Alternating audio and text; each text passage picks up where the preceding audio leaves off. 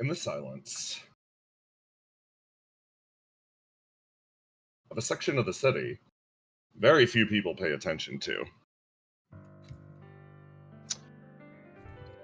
One person continues her work on a large art installation in front of her.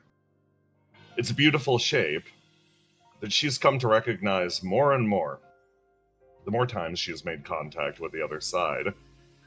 A beautiful, arcing, almost funnel-like structure. To the untrained eye, it looks like a bizarre tree, extending outwards, different branches carrying itself to different points. But to her, she knows it holds a deeper significance, not only to herself, but the people of this world, and the one who contacts her on the other side. She feels a pinch in the back of her head, almost like a beep, being signaled something. Be far more convenient if she could just be sent a text message, but this is the only realm of communication that she has available. She sort of reaches up. Ow, hey, what's the matter? Usually don't really contact you for moments like these. No, it's... Look, can I ask a favor? Favor? Huh. I thought that this was a business contract. It is normally. So, I was hoping for a favor, because I'm going to be breaching it slightly. She looks up at the large sculpture in front of her. Something happened? Yeah. Busy day. You okay to let me tag in over there? I don't want to really be here right now. Sure. Okay. No big deal. I can get back to this whenever. Shadow closes her eyes. And the Watcher from the other side takes over her body. She shakes it out a few times, looks around, looks at the sculpture in front of her, turns, starts to walk into the city. Feeling her blood sugar equalize, feeling the sensation of being in a body that isn't locked up within that city, always brings a certain clarity of mind. What was it that was bothering her? Was it all the changes that happened in the city? Was it the sense of impending work, the loss of the angels, or was it just... She sighs. She always gets like this when it rains. She puts one hand on the door and slowly presses it open.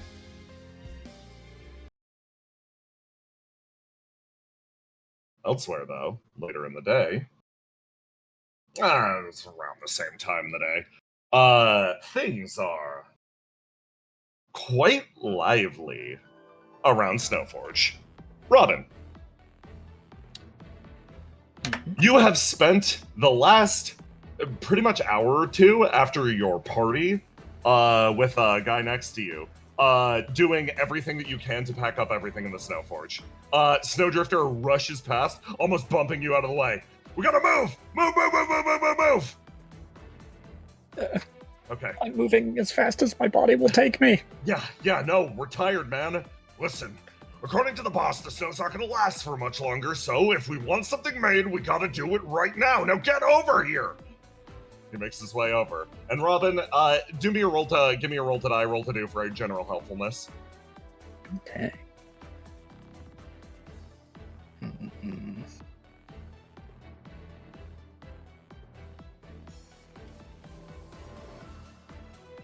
18. Your participation is, you beat the normal out of 15. Your participation is notable. Good job. You contributed and don't even feel bad about it. This is big for you. Yeah, that's a major achievement. Snowdrifter actually turns over and looks at you. Next 10 minutes, you're in charge. Pats you on the shoulder. Guy looks over at you. Okay, boss. Tell me what to do. I, continue as instructed. Okay. He feigns a salute and gets back to work, kind of laughing to himself. You watch a blur rush past us. I got somebody who's really gonna help out with the heavy stuff. He slams Willow down in front of you. Grillo, they haven't noticed yet. What's the situation?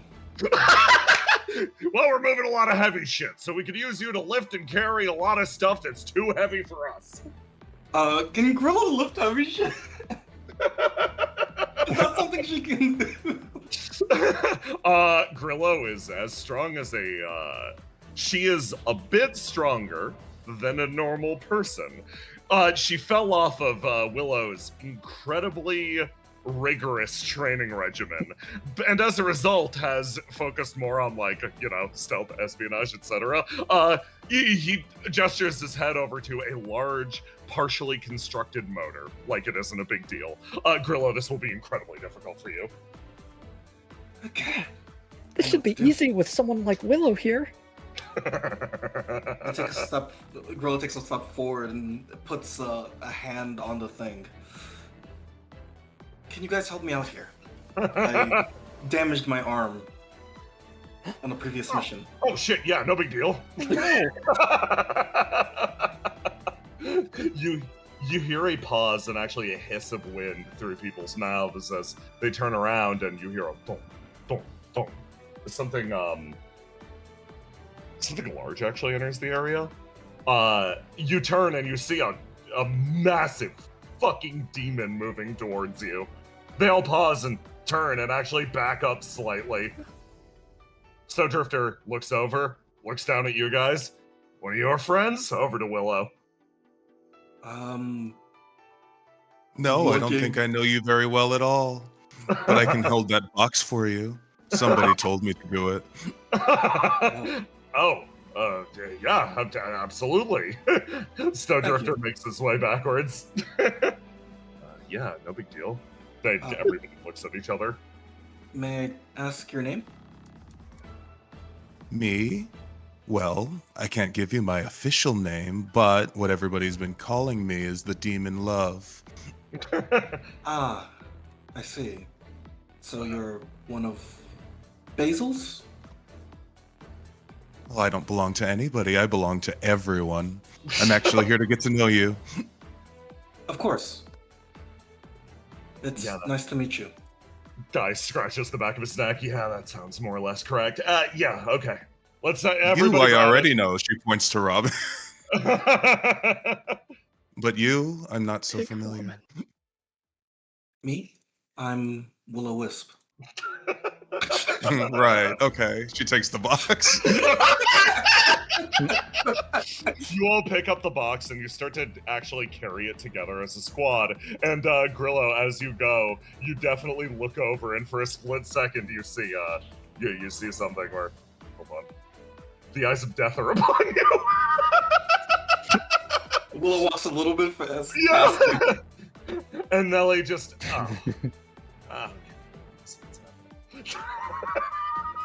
literally 5 seconds in. Your squad winds up moving the box over, and you head into the depths of the Snow Forge. Over in the Snow Forge, Ace. Yeah.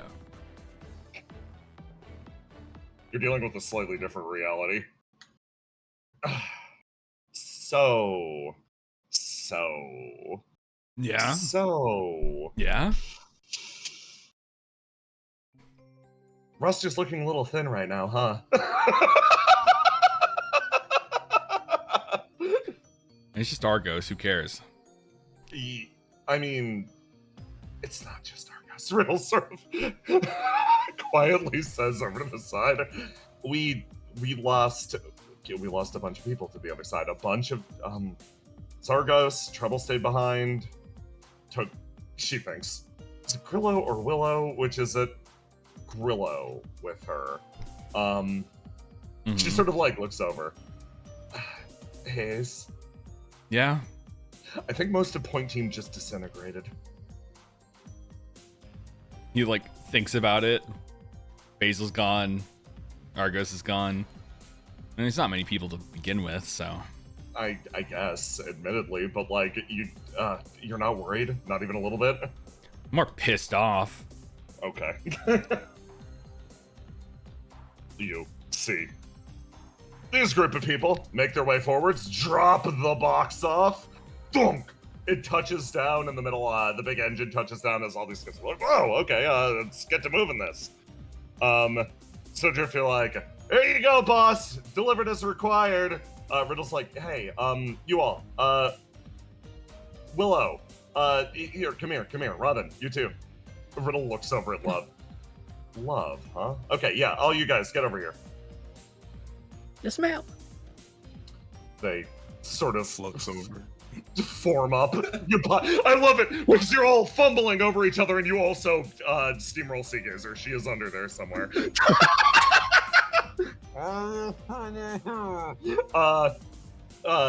Riddle sort of smiles and looks at each of you like, "Hey guys, so we were just going to talk about team strategy a little bit. Are you down to listen? You can take 10 minutes off from moving boxes. Sound good?" Sure. Oh, Of course. team strategy already. You guys move quickly. Yeah, I think we kind of have to. She sort of inhales. It's so. First of all, for everybody that doesn't know, this is Love. This is a demon that Basil and I summoned together. She sort of like looks over at you.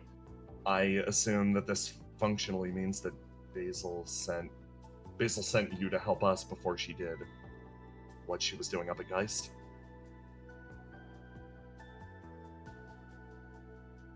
You're muted. Brian! Oh, sorry. I wasn't paying attention. I She, was lost in Riddle's eyes. Okay. She Riddle pausing slightly. No, the fact that you're here means that you were probably sent over. You were sent over by Basil before she enacted whatever plan she's doing up at Geist, right? Oh, yes, it's quite the plan. I can't tell you anything about it, but she did send me to take her place, and I see. trust me, you're in good hands. She wiggles all 20 fingers. I see. Okay. Riddle sort of like pinches the bridge of her nose, thinking, looks over at Robin, looks over at Willow, sits back in her chair, extends both of her legs. So, the situation that we're more or less in at this point is we need to decide what we're doing over the next 2 weeks.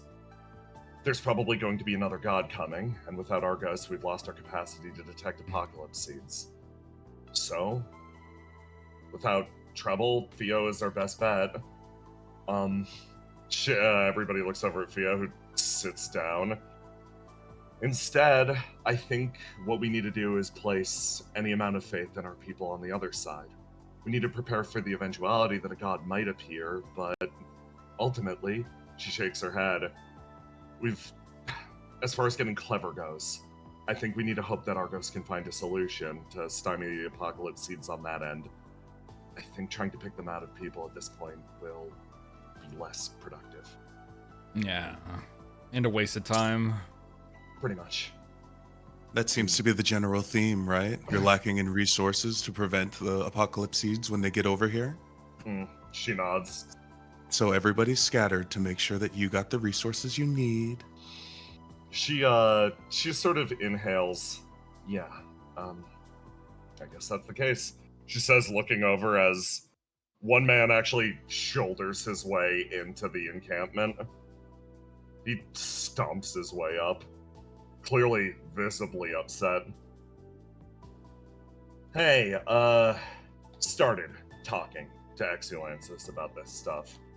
They're gonna be busy or otherwise occupied, for a little bit, but at the very least, I'm here for now. She's going to be coming over later, and Twice is around somewhere.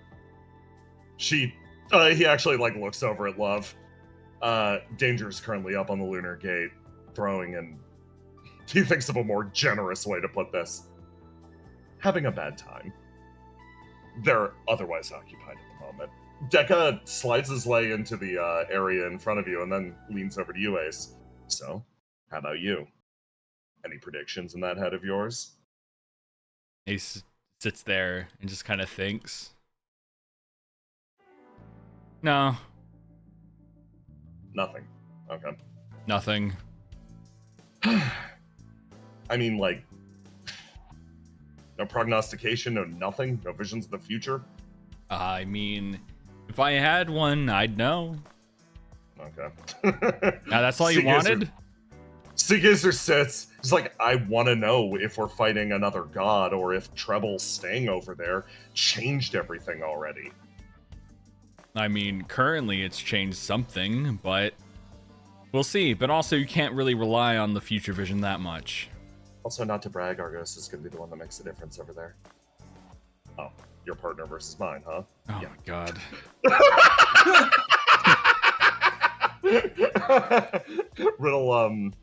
Riddle sort of pauses. Seagazer puts her hand up and she's like, I mean, I'm getting future visions.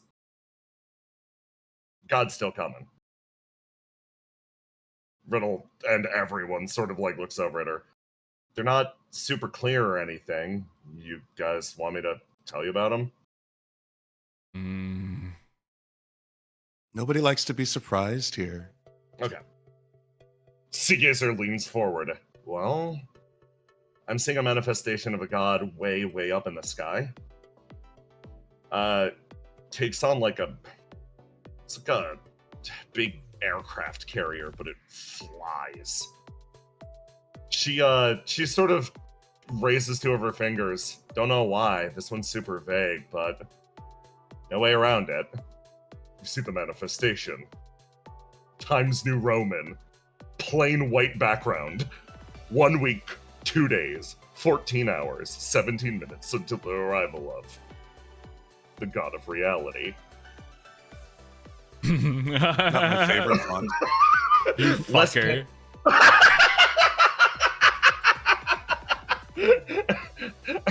Yeah, I don't know how to put this one. The energy's different, so we kind of gotta pick where we're focusing and why.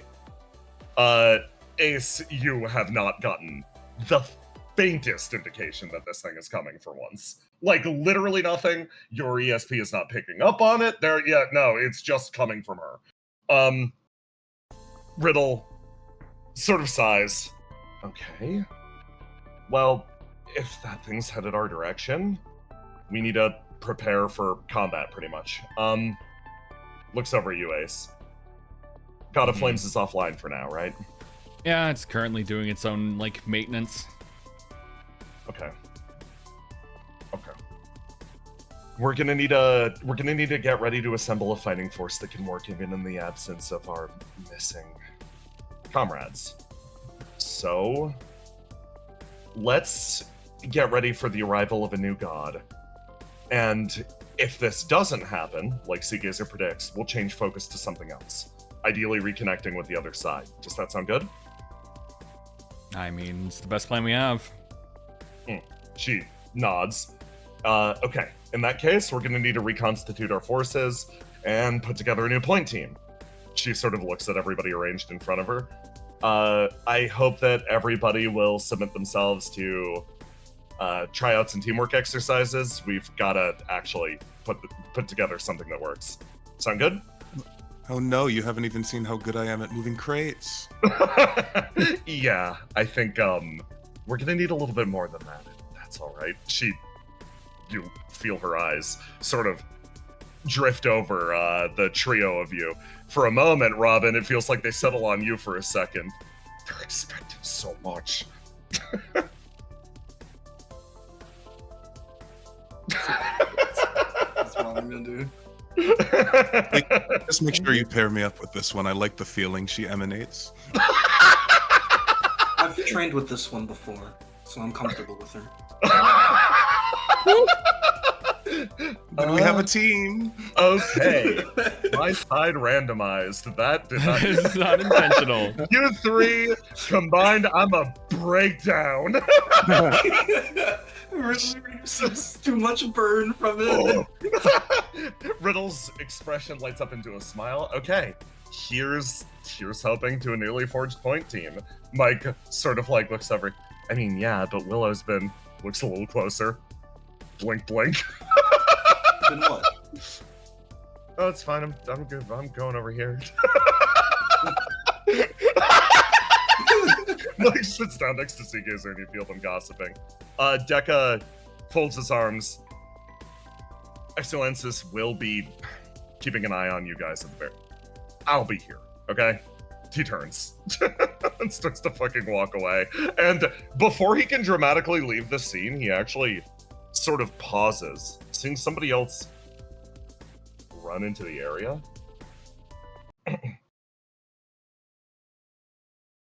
Rapid footfalls close in on you as a man runs his way around the table and actually slides into the middle of the area. No. He- Please.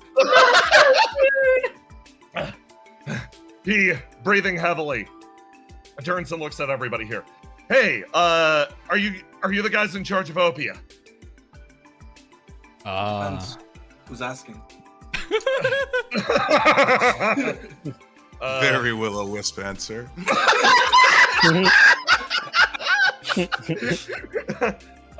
Hey, I'm Joker. I'm functionally the I guess I'm sort of like he thinks about the relative position of people within, and he decides to claim it for himself. You can basically think of me as the leader of Guy's squad. We with the presence of the new god coming up, our boss actually said we should help you guys out. Oh, really? Yeah, Basil sends her regards. That's Resources. What did you say, Tiny? Basil's your new boss? Kind of. Yeah, she's sort of head of the whole operation now. Understood then. It'll be nice working with you. Will holds out a hand. Holds out one to you and shakes it. Riddle actually pauses and looks over at Ace like, huh. Let's see how long this lasts, basically. Joker like turns, looks over. Yeah, so if that god business kicks off, don't worry, we'll handle everything. Uh-huh. And how exactly will you handle it? We've got a lot of strong guys on our team. Uh-huh. Well, that's a relief. Yeah, happy to be working with you, Joker. Is Visionary gonna participate? He, well, he said if it comes down to it, we should, but running in here was probably a bad idea. But I did it anyway, because I wanted to be upfront with you guys. Okay. Riddle looks over at Ace.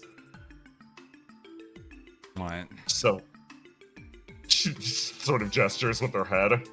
You think something's up? Yeah, maybe like a little bit. I just think we should plan for every eventuality on our end. Because, she, like, looks at a lot of the people that are assembling. If Farkas doesn't handle this, we are going to be leading a lot of people who might get pulverized in the face of the next one. Her expression sort of getting a little... You watch her eyebrows sort of tent lightly. She actually sort of pauses. Thinks. Hey, Ace, could I talk to you for a bit? Yeah, sure, I guess. Okay.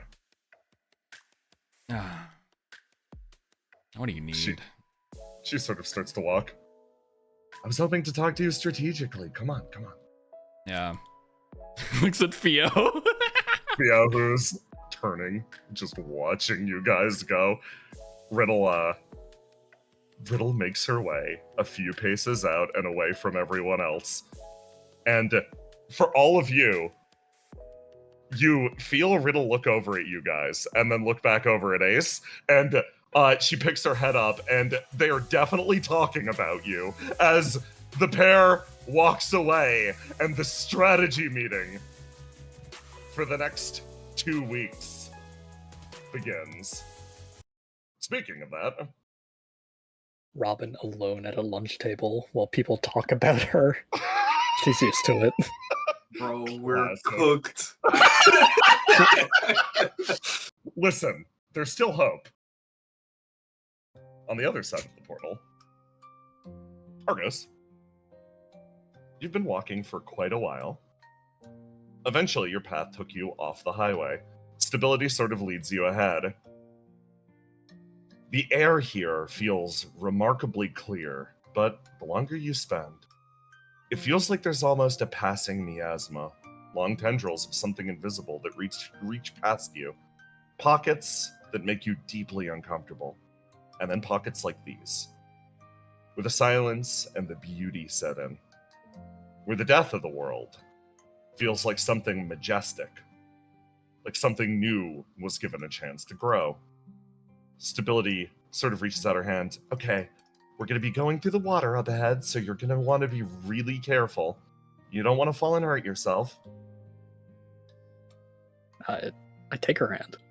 She takes your hand and leads you through the water. You slosh through, and you feel you feel like, honestly, a light current moving through this area. Again, you've moved through the Coda before, and you felt how dead the water was there. We're going to take a break here for a little bit, if that's okay. I don't really feel super confident traveling much further into the night, so we're going to use one of my little way stations. Oh, you have little campsites all planned out? She actually smiles. I spend a lot of my time out here, mostly moving between the different quarantine zones. So, yeah, I mostly set them up for myself. She smiles and actually opens the door on this little, like, trailer area. She's like, okay, come in, come in. Wow. I'm really glad I didn't try to do this alone. It would be really hard to navigate, I think. I'm used to the area. It's mostly temperate, but, like, I think sometimes there are dangers. Feel free to take a seat. I'll make some coffee. Oh, thank you. She moves her way around and jumbles with various, like, bottles over here. Moves over to the grounds and back and forth, and you could tell, in a safe house like this, normally somebody would keep rations, something to carry you on. But in an Angel's safe house, coffee is the only supply that she's been granted. It's the only one she grants herself. And she walks over, sits down, puts coffee down on the table. I forgot to ask, actually. Is night traveling hard for you? Is this difficult on your eyes? Actually, no. Something happened to me a while back, and there was some feedback from my reflection, and it altered my body pretty significantly. Oh, I see. It has some benefits, like better night vision, so it comes in handy sometimes. She smiles. It's a bit different for me. Seeing in the dark is really hard. I can write something in my book, like, and then the sun came back out again, but it usually has really inconsistent effects. Like, it'll only last for a moment, creating a sunspot, and then the entire world around me will get weird for a little bit, so I don't really like to do it. This place moves at its own pace, almost. Going against it in any regard sort of throws things off. She looks back down at her book and sort of like puts it up on the table. You can tell she's been writing functionally blind in the darkness for a while. So the rest, if anything, is for her, more for her sake than anything else. You should have said something. I thought you were going so confidently. I thought you had super angel night vision. Well, a lot of angels do. Mostly those that were built in the second generation. She thinks. She looks over at you. Closes her mouth. Thinks about the level of clearance that you have. Sort of holds the side of her head for a moment. Stares straight ahead. Back down at the piece of paper. Most of the angels back in the city are created from the second generation. And, as a result, their functionality is severely limited to meet the needs of the people living there. We're all machines, after all. And which generation are you? I'm... She holds her head again. Please don't inform anyone else of this. I'm a first-generation angel. I'm somewhat autonomous in that regard. I won't tell anybody, but can I ask why it's a secret? She looks down. Sighs. A long time ago, the angels were created as an answer to humanity destroying their world. This world. You look out the window. You see all of the tipped over buildings in the distance. You see the growth. You see the decay. The first generation angels were an apology to the universe. So that someday, when somebody found the desiccated husk of our world, we would have built something better than what they left behind. But Sounds like a lot of pressure.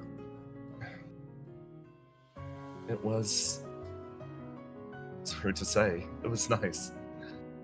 We were trusted with a very important task and built so that all of this would have meant something. But pretty late into her runtime, before the world was set to end, humanity discovered the flame.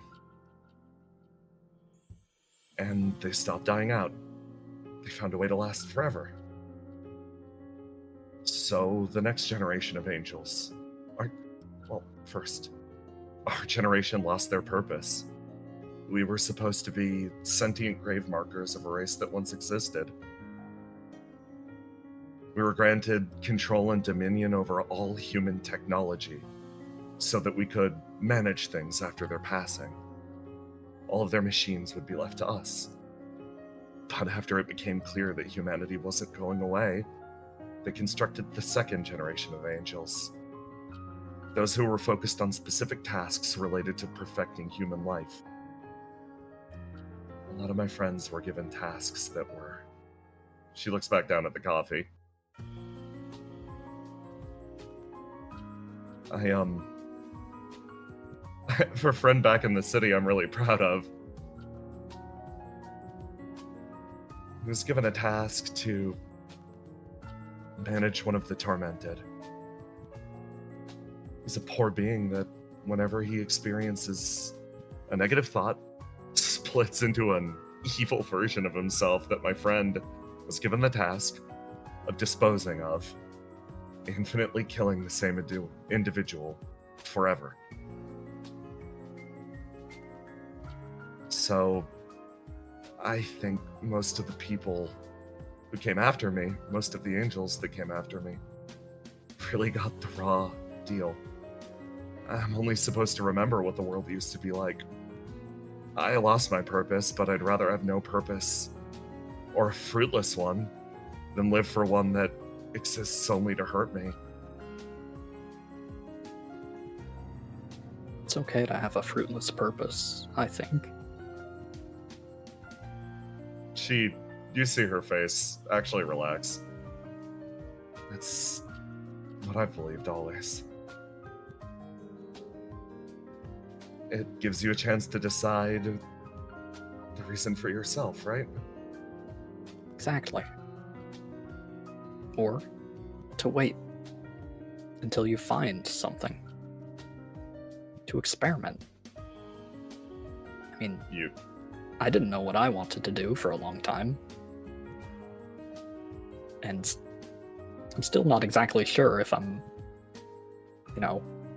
carrying out whatever grand purpose I have. But I'm having a reasonably good time doing it. Yeah, I hope I found mine. I really do.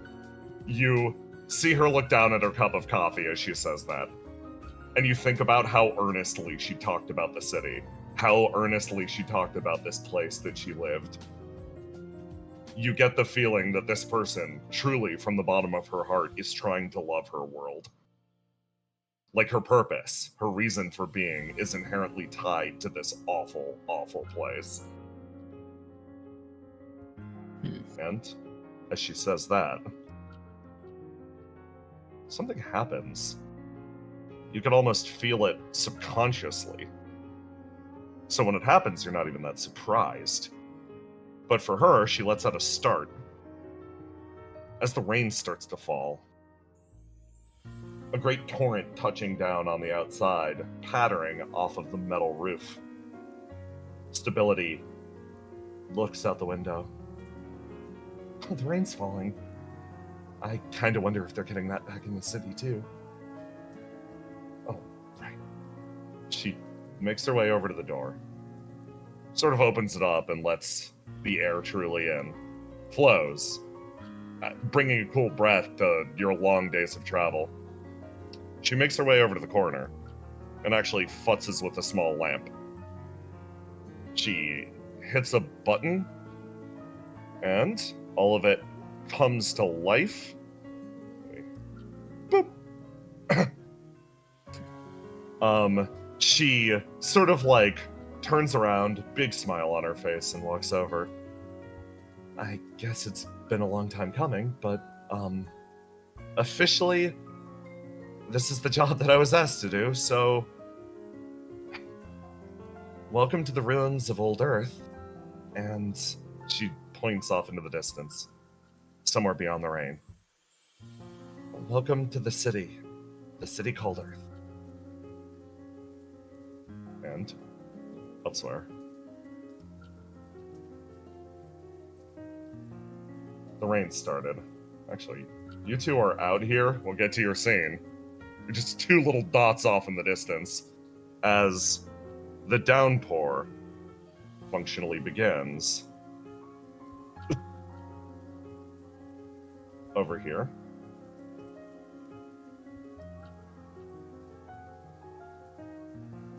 Gardner.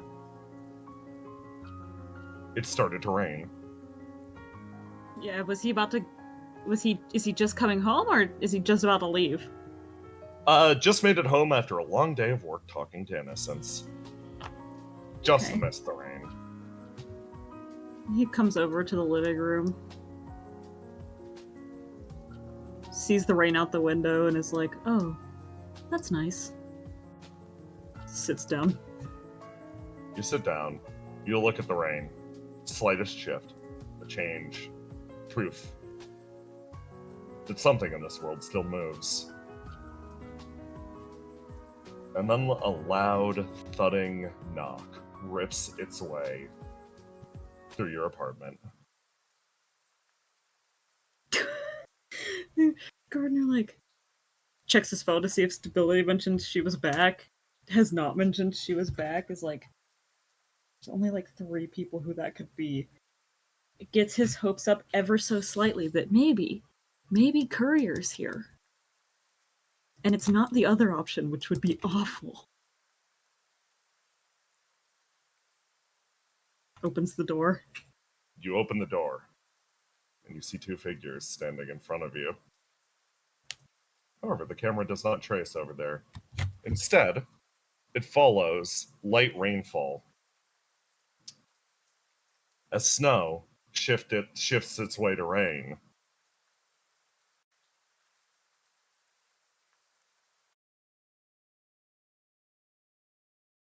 In the early morning, while the mission was still in full swing, somebody managed to sneak her way away from the battlefield. She had something important to do. Something that only she could do. Basil.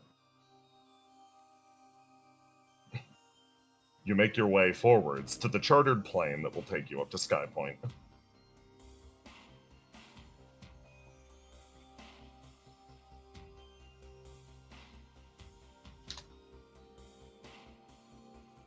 You walk forwards as Ozan turns over. Oh, there you are. Okay, Basil. Looks around. Give me a sec. We're getting the plane refueled. We'll get you to Skypoint in no time. Okay, thank you for your help. She moves over, sort of salutes. Lucian, her brother, walks over. She shudders. Yeah. makes eye contact with you. Clocks you as a member of OPIA. Sort of tilts his head. Leans in. Thanks. Skypoint, huh? Very peculiar time of day to be going up there. Yeah, there's some business that I have to attend to. Of course. I would assume that you wouldn't be going up there without business, but he almost pauses, leaving your personal space for a moment as somebody else interjects themselves into the situation. Oh. He looks over at Cam. Back over at Basil. This person walks over, almost a little confused to see you here. Excuse me. Well, Oh, hi, Basil. What are you doing here? hi. I know this looks really bad. It looks like I'm kind of abandoning the mission, but I kind of spent all of my payload immediately, and I've got someplace I gotta go. You're going up to Skypoint? Yeah. There's something that only I can do up there, and I think Oh. it's really important. I actually just came back down from Skypoint. Oh, Jean he looks literally just around. took off to Yeah, get the car. Yeah, he looks around like, oh, you just missed Gene. He was just here. He's going to get the truck if you. I mean, he looks over at Lucy and he's like, "How do you know how long it will take for you all to refuel?" He like looks between the two of you. Take about 10 minutes. I don't know if he'll be back by then. Oh, that's too bad. I don't know when I'm going to be back. Are you? Would you be willing to tell me why you're going up there?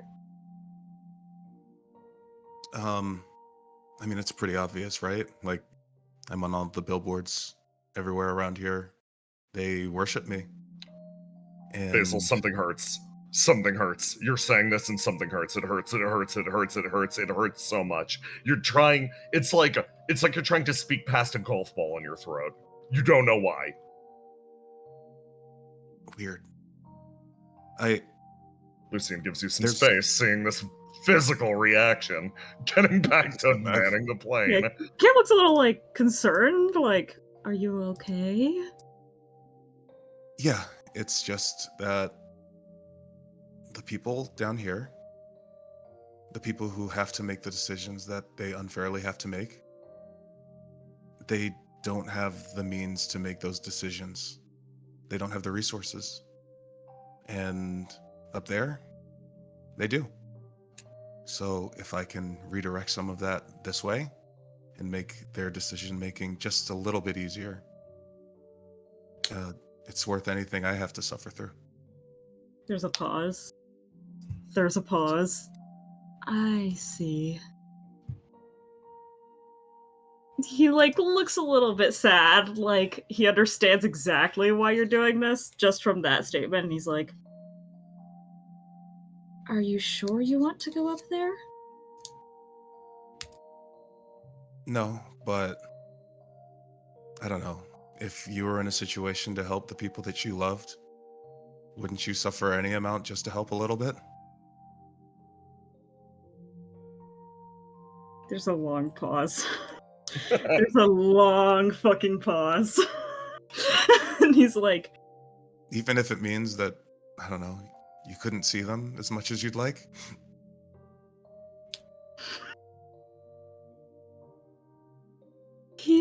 he looks at you with the most soft expression you've ever seen. I understand the feeling.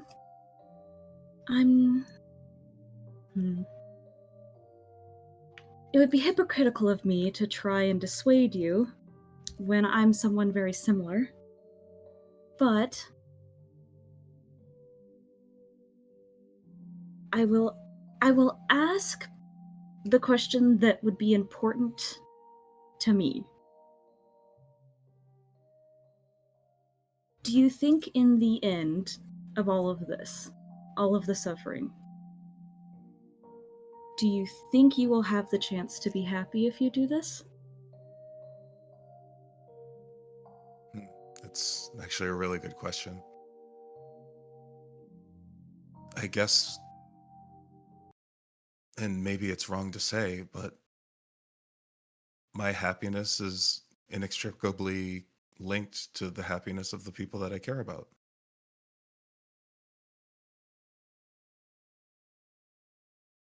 So,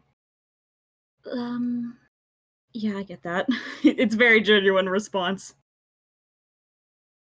I guess I'm asking, is your goal in the end of everything to be able to hopefully one day get to be happy with those people again? Even if you don't think you might, like, it's not a guaranteed chance, but is that what you want to happen at the end of all of this in the best case scenario for you? Oh, absolutely. In the best case scenario, I go up there, send everything that has down here, and we solve the problem and get to live full and happy lives together. But it's not realistic to ask for that much, right? I think it's fine to hope for that much. It just will hurt a lot if you choose to do that. But I think you should anyway. I'm not above hurting. So I think I can do that. There's You a look at pause. this person. You look at this person in front of you, and Basil, it's like on the tip of your tongue. You're saying all these things, and it feels like you're repeating a dance that you've already performed. It's so weird. It's like you're wandering through the house from your childhood that you can remember, that you can still feel in your dreams, but for some reason, this doesn't feel real. It doesn't feel present. There is something disconnecting you from the moment. It is a large blank. Cracks of light around a doorway. Who is this person? He looks at you and he's like, again, I would be a hypocrite, and it would be completely uncalled for me of all people to try and stop you. But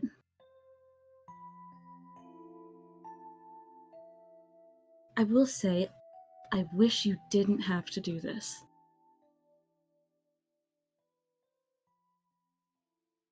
I understand that.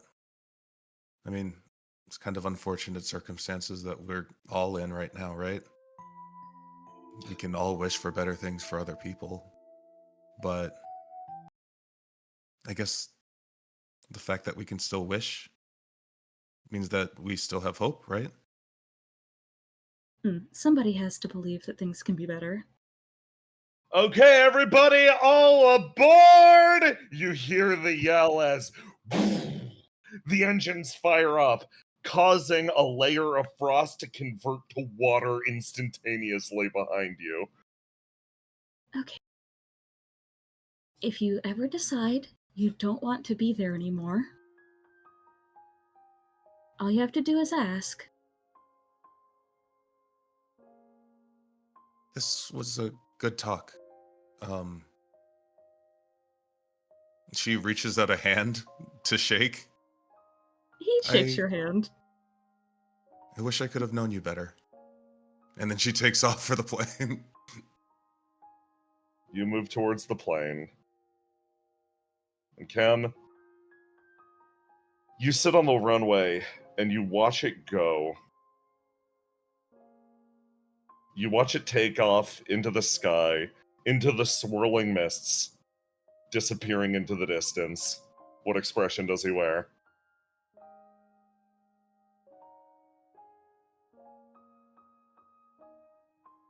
He waves lightly at the airship as it takes off. Basil, you puncture the clouds, moving in somewhat silence, flying upwards. Normally, this is the point where you would become lost in your own thoughts or throw yourself forwards towards the future.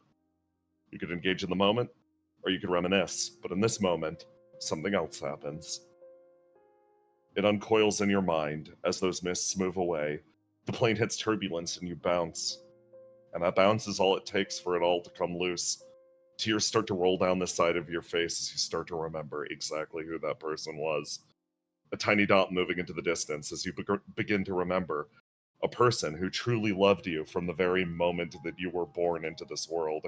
You remember the face and the voice of your brother.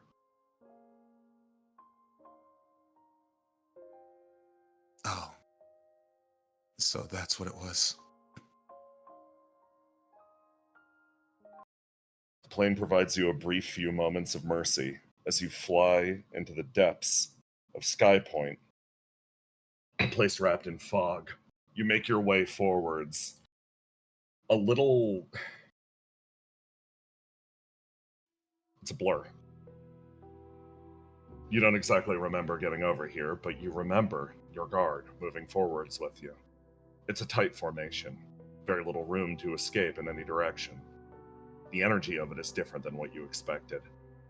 What you expected was a palatial guard moving your way forwards, bearing you into a palace that would one day become yours. No, it's something else. It matches less with your hopes, and more with your fears. Sky Point stands with soldiers on every corner. This place is ready for war. You stumble your way forwards, the guards escorting you. Words barely said. Words barely understood as they're said. And you meet up with another small patrol that walks alongside of you.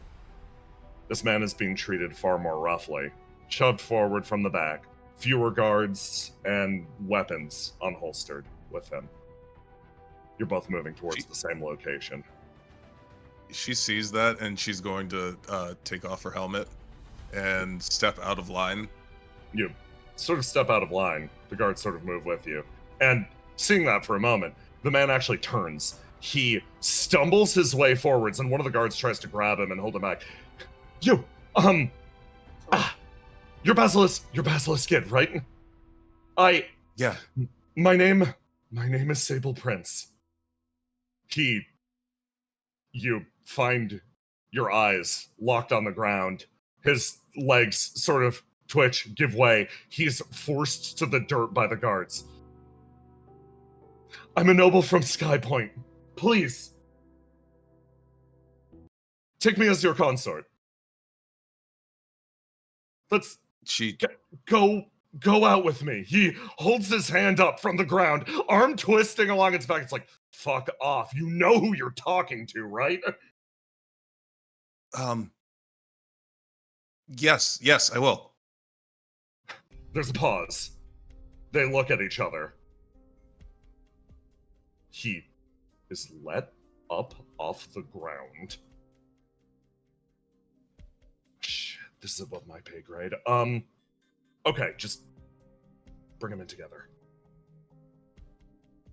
A rapid order given, and then you're shoved forwards again. Now, you're moved together into one large cluster. An area and a tight band of guards that pick up more as you travel. The man next to you sort of nods, looks over lightly, and mouths a thank you. As the pair of you... At the ground and doesn't really say anything else, kind of shocked by what she just did. The pair of you breaches the front of Geist HQ. And while you are able to communicate with the people therein, there's another reality. The reality from this day forwards, Basilisk Kid has been confined to her room and has not seen the sun anymore. In the city, wrapped by rain, two people stare out over the yawning expanse. Brennan, that was fire. Roman, that was fire! Holy shit!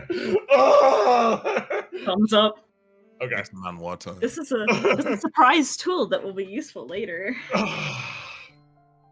Okay. No. I got different themes for the city. Sorry. Let's go to this one. Where's zero gravity? There it is. Okay. Willow. Actual Willow this time. And Treble. You've managed to pretty much slip all pursuit. And now the time has come to decide what the very next step even is. You had plans. But now that you're here, the reality of the situation's setting in. So the question is, what are you two doing? Well, giving them the slip was easier than I thought. Yeah, turns out when you jail most of the angels, they don't have much people to go around looking for you. And the judges are all too busy dealing with the massive flame breach. So we're actually pretty free.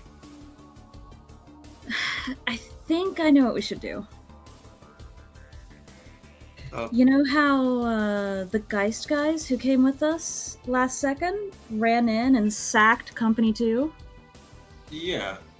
We were already planning to delete some of the records from there, right? Why don't we go in and sack them now while they're already down?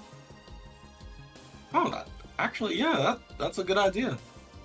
I think the others are still figuring out with the angel you guys grabbed good base locations, so if we grab that, we'll be even more secure. We just need somewhere that is out of the damnable rain. I thought there wasn't supposed to be weather over here. Well, it seems like there is at least rain. Yeah, I should have brought an umbrella.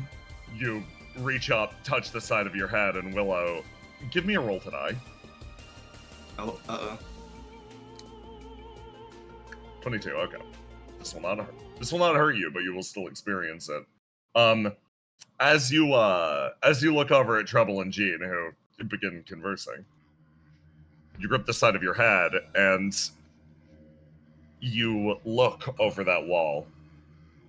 In a direction, off in the distance, somehow, you know that two people are sitting in a nearby trailer, spending the night chatting with one another while they're waiting for the rain to die down. That's not it. Your eyes peer past them, deeper into this destroyed area of the world. They look further and further, until your consciousness starts to blur from the sheer speed of it. Imagine in a video game when you move at such a pace that the world simply cannot render around you. You face a similar experience as you're thrown into the void, and then the synapses in your brain start to misfire, incomprehensibly rendering the data as a mass that feels familiar yet alien. A headache bears down hard on the sides of your head as you feel yourself being called, compelled somewhere deep inside the chaos. You're being beckoned to someplace far, far away. And then, with your high roll to die, you snap yourself out of it.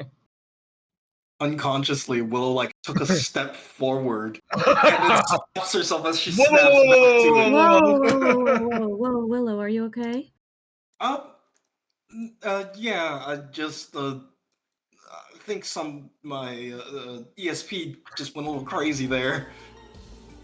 There's a pause from Trouble, and she's like, I sensed something kind of flaring. Has your ESP been giving you trouble recently? Not usually. I usually just get to see flashes, and I saw something asking me to come over. Willow points over the horizon. Oh, like outside the city. Like in the incomprehensible mass of chaos that the architect told us to avoid. Yeah, something that was asking me to come. That's Did it bad. seem like it was interested in you specifically? Maybe. I couldn't really understand the intent. I couldn't even really understand what I was seeing. There's a long pause from Trouble.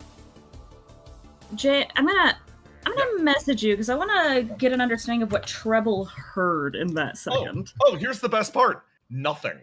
Nothing. Okay, so she didn't. Literally, she only felt Willow start freaking out. You felt Willow's reaction. None of what the other end something was. Okay. You only saw Willow's reaction. Yeah, she's like, I could feel Willow start to freak out. That was it. Okay. Well, I guess we're going to have to figure out what that's about, too. Yeah, it's... From the feeling that I got, Jay, was it like a beckon, like, you must come here, or is it a help, like, oh, I need help, you have to come here type beckon? Worse than either of those. It felt more akin to the monsters that you have hunted in the swamp, where the intelligence level is literally... It is either bestial or alien. You do not... Normally with something like this, it's like, oh, the queen's calling me. I know what an insidious, evil-ass phone call feels like. This feels like it has needs that are not comprehensible to your brain. Okay, so this is like some fucked up anglerfish. That is a great way to put it.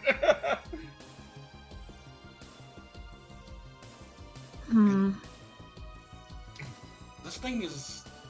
It's not even a person. It's like some kind of... Can you tell if it's a machine or if it's like something else?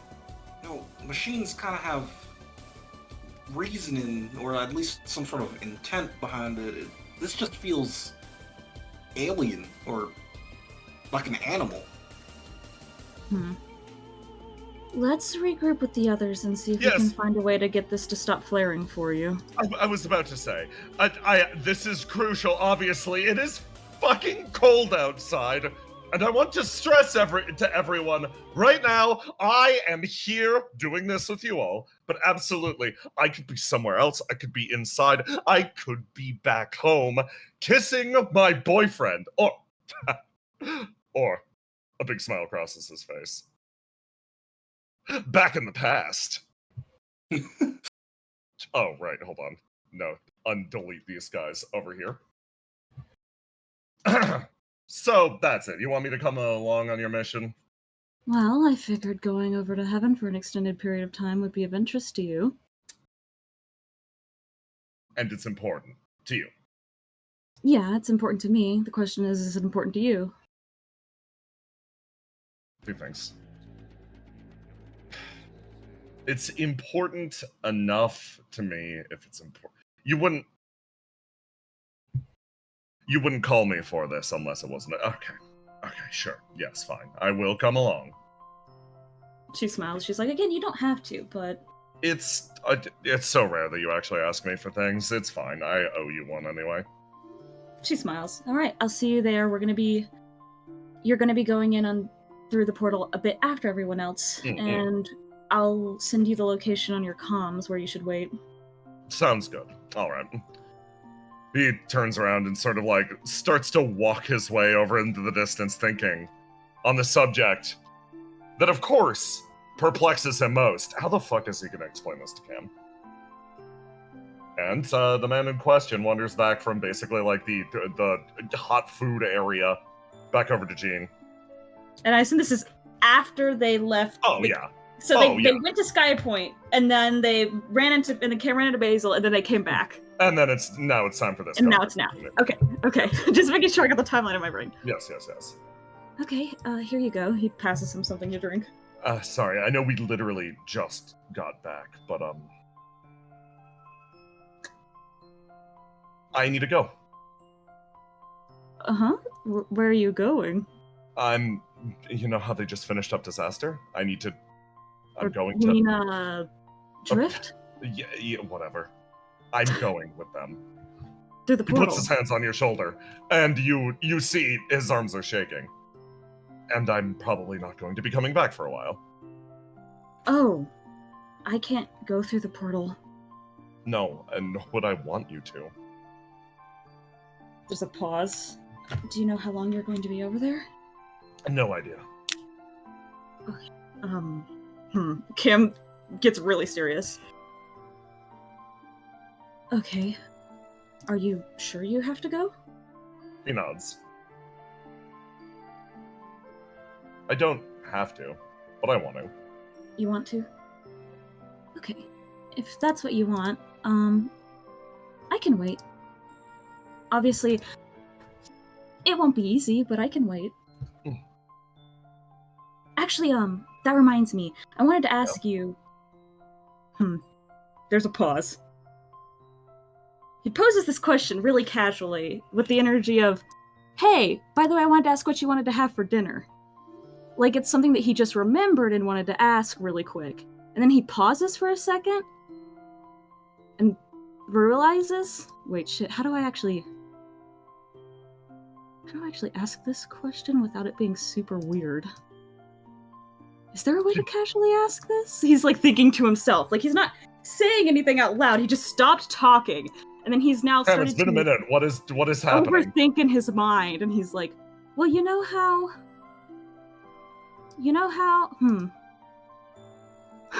He's paused.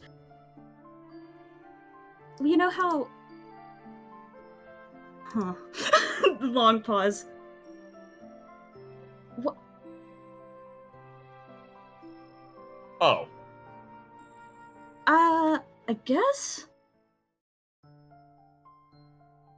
Do you want to get married? He pauses, thinks, grunts the bridge of his nose. Yes, you big dumb idiot, yes. He puts his hands on his shoulders again. Yes, happily, extremely happily. Man who figured it out a full minute ago. Okay. Cameron went, alright, I should ask him that before he leaves since there's a chance I'll have to be gone. Wait a minute. Please. Wait a minute, this is kind of a big deal, isn't it? His face splits into a big smile. I'd be more than happy to. Annoyance is dying down, and he throws his arms around you, kisses you, and back in the present.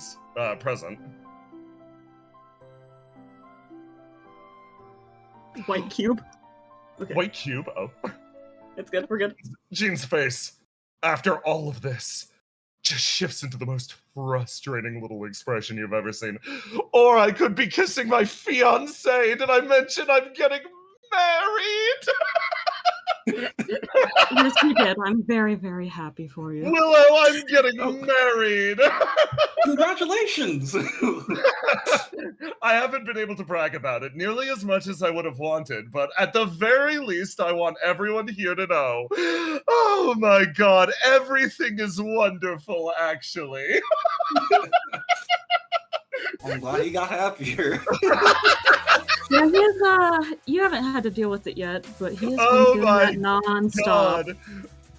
Think about it, me, a husband! Loudly into the distance. Oh, and when we get a base set up, you now see a side of Jean. The side of Jean that everyone around the office has to deal with constantly. Wife guy. The guy who doesn't shut the fuck up about interpersonal relationships and has never had an excuse to turn and talk to you and ask you about this shit, but is a relentless gossip. He pauses, looking over at you, Willow. By the way, how are things with you and Melly going? Oh. Yeah, Well, you won't believe what he did to me and Riddle earlier. Hold on. I've got him out set up. You two, sitting, holding hands, staring out over at the portal. You look at Riddle. Riddle looks at you. You see that look in her eyes that screams something actually pretty profound. You're going to be leaving her for a while. She's worried about something. She's worried that the person that you come home to, due to the situation, due to time, will not be the same person that you fell in love with. She's worried about compromising her ideals, her ego. She's worried about changing in a way that will make her fundamentally different. The idea of spending a moment apart, the idea of spending time apart, is agony to her. She's afraid. She wishes she could cast aside markings of OPIA, Exulansis, and simply be with you. She holds your hand and doesn't want to let you go, but knows, now, more than ever, she has to. And it is in that moment of comprehension, where you stare deep into her eyes, that you hear God's most annoying soldier rolling up behind you. Out of my way, lesbians! It's Gay Boy Wednesday! Hi, Jean. elsewhere.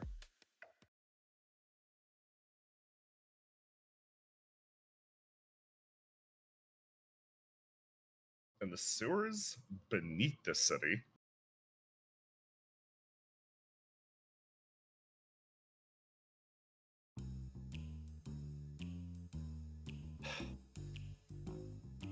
Damn it. There's so much trash down here. And like, it's not just the flame. It's the fact that all this garbage got mixed into it during the big fight. I guess I agree.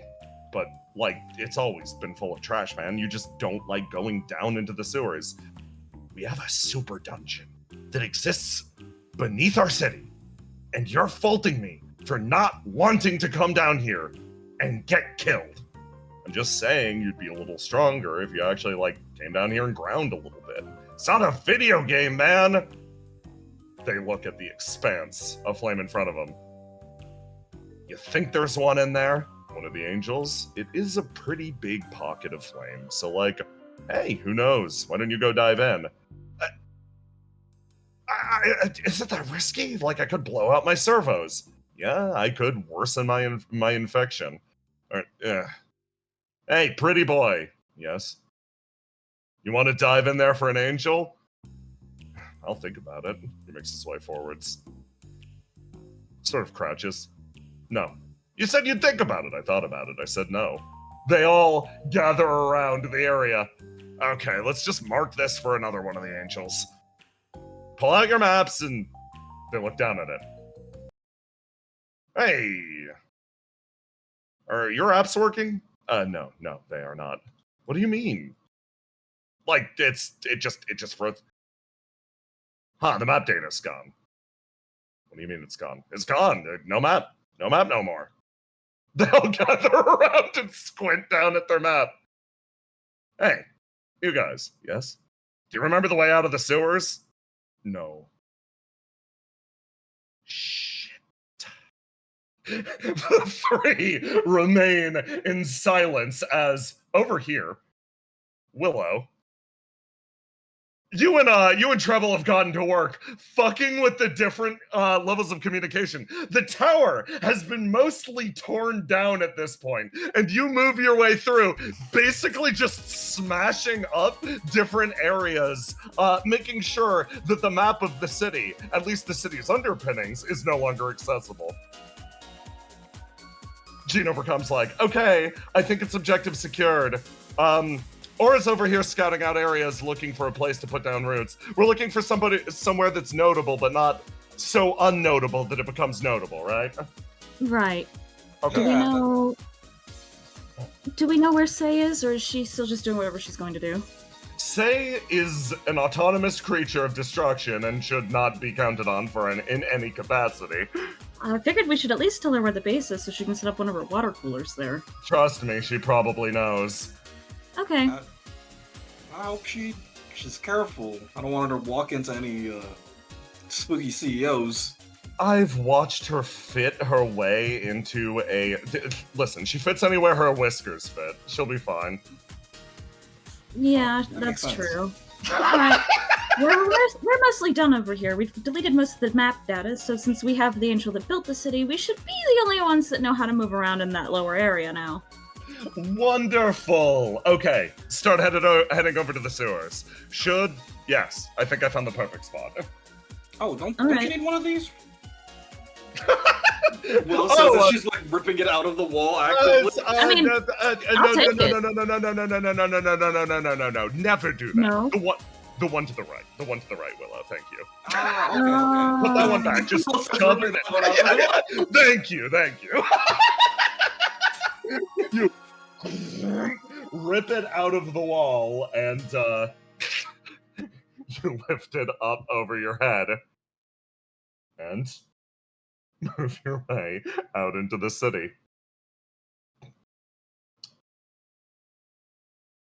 As the rain continues to fall. Over here. Gardner. Door opens. And on the other side, you see two individuals. Hey, man. What's up?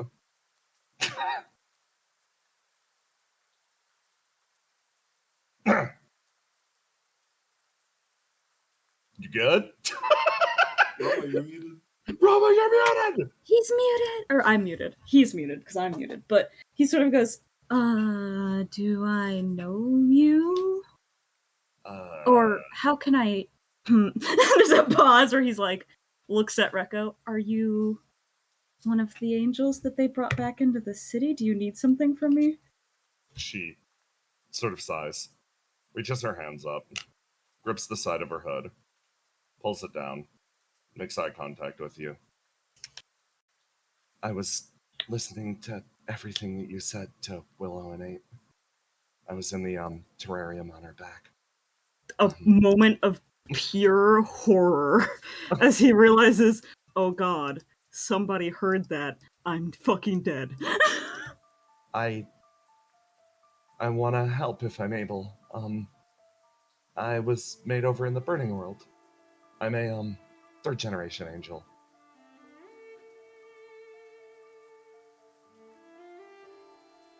I'm sorry, what?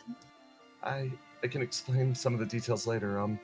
Would it be okay if we came inside? I'm just looking for a place to crash. He looks flabbergasted. Like, he's staring at her like, is this a trap? Is this a trick? Are you going to report me to Paragon? Like, staring like, I'm sorry, could you explain to me, what do you mean by a third generation angel? I was made in a Geist lab. And What is I know, Geist?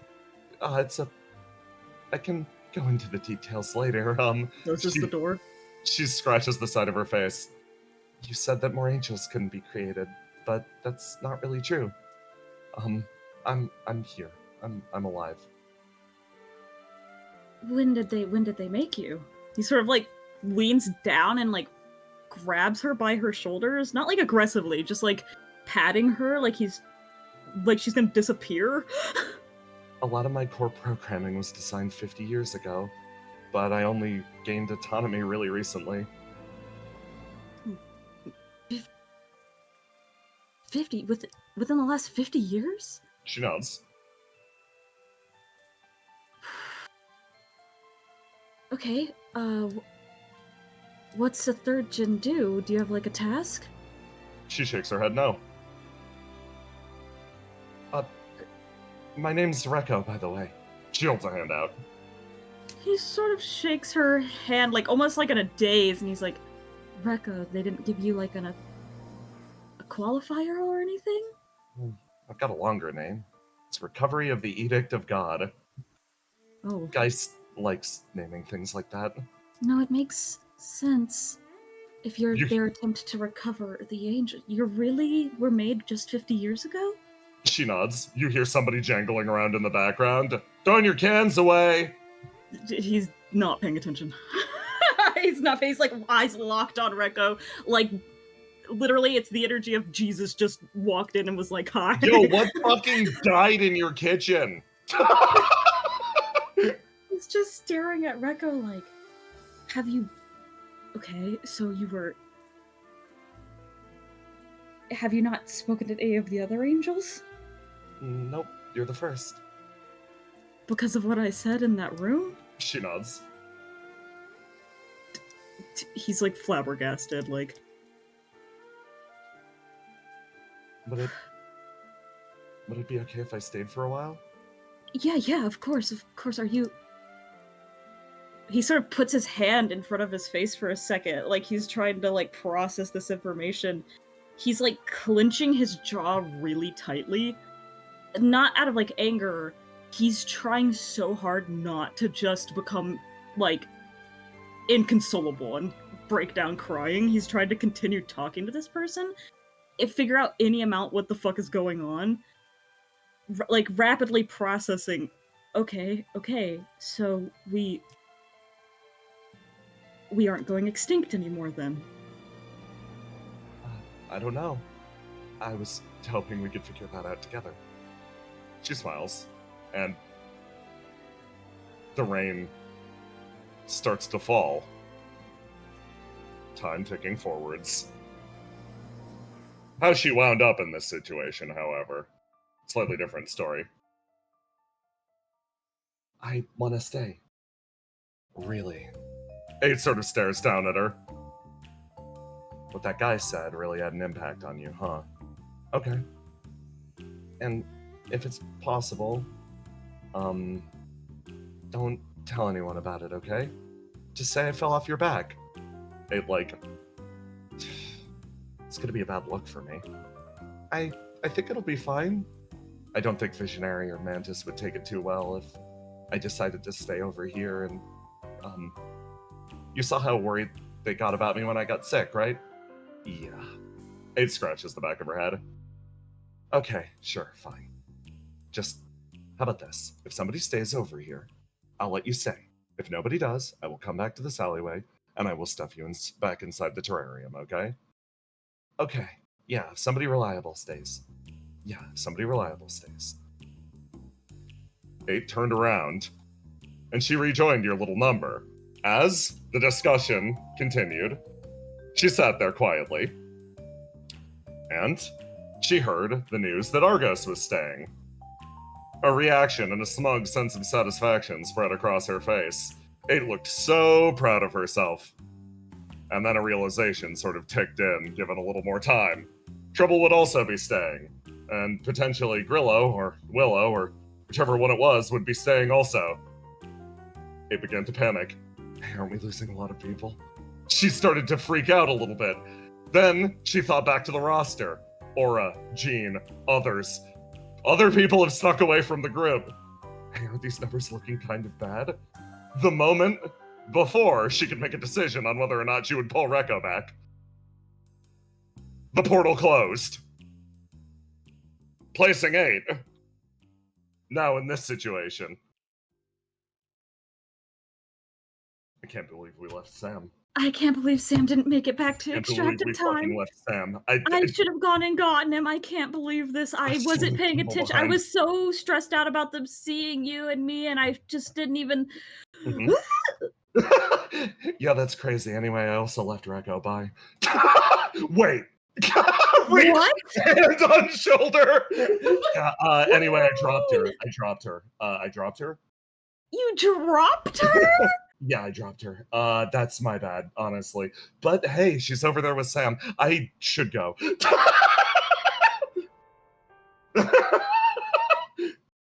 I can't fucking believe this. It's all She- going wrong. She's stuck over there. Sam's also fuck, man. Yeah. Also, You don't know, give me, at least they're together, right? At least they're not yeah, like at least alone. they're together. Also, don't give me that look. You guys lost Sam. What do you mean? She just deflates. All I'm saying is it'll be fine, probably. Rekko, I trust Rekko. Rekko will be fine. I got cut in half. Yeah. Okay. Okay, cool. I'm not freaking out. I'm not panicking. Shit. I'm panicking. Okay. I'm panicking. Okay. I'm How are going we gonna to. get them back? Well, OPIA is our only real way back, so I'm gonna go help them out and hope that they have a plan. Will you keep us up to date so we can at least know if what's going Yeah. on? And if I need your help at any point, I'll definitely come and ask for it. Yeah. Yeah, Hey, Mantis, Yeah. I'm gonna go buy like 20 burgers, and I'm not gonna eat them. We can give them as peace offerings to the rest of the squad when we tell them that Sam and Rekko are gone. I can't fucking believe this. This is literally the worst case scenario. I cannot imagine this literally going worse. The pair of them wander away while 8 breaks into a cold fucking sweat.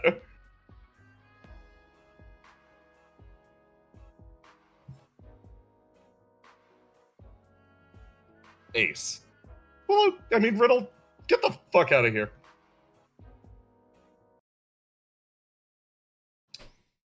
You look up at the God of Flames in front of you. Nectar slithers her way back and forth. Normal maintenance. The God of Flames looks over at you. Integration is progressing smoothly. I believe I should be able to make this part of my... They pause, they think. Suite of abilities, shortly. I have been mostly neglecting the segments that would link it to my psyche. I am still thoroughly the God of Flames. And you're happy about that? I am. Okay. Also, another question. You wouldn't happen to have like a max capacity? Like if I eventually keep doing this, you're gonna get filled up or not? If I have one, it is not one that I am aware of. What is your concern? Want to know when something is too much, I guess, is the big thing. I wouldn't want to, like, I don't know, take it a step too far and have you explode or something. I do somewhat have a fear that if I continue to ingest other gods, I will cease to be myself. But I am not at that point yet. I am still me. I hope I will remain that way for the foreseeable future. The thought that you are concerned about that to begin with is comforting. I mean, you can accept that as good grace, but it's also without you, we're a little dead in the water. I guess I can find a replacement. There's a couple kicking around, but after investing so much in you, it'd feel like a waste. And now that you have tested my abilities versus theirs, I'm certain you noticed that I am the superior god. He's getting cocky, huh? I mean, he should be. That's partially because of you, right, Nectar? Nah. Partially because of me, mostly because of you. She, like, leans her way over, and, it has to do, at least partially, with my pilot's abilities, certainly. But the maintenance that I've received has been, I must admit, exceptionally wonderful. You must convey my good wishes to the creators for me. His large head sort of points towards you. He's becoming more animate, given time. Yeah. Just kind of thinks about that. Oh, God. Hey. They make their way past. They immediately volunteered themselves for this. The second they found out that Argos wasn't coming back, almost like they're trying to keep themselves busy. Mm-hmm. You good? They walk over here and they're like, I'm fine. Everything's fine. I'm completely good. I'm completely okay. Yeah. Hector, I don't think she's fine. Yeah, I don't think they're okay.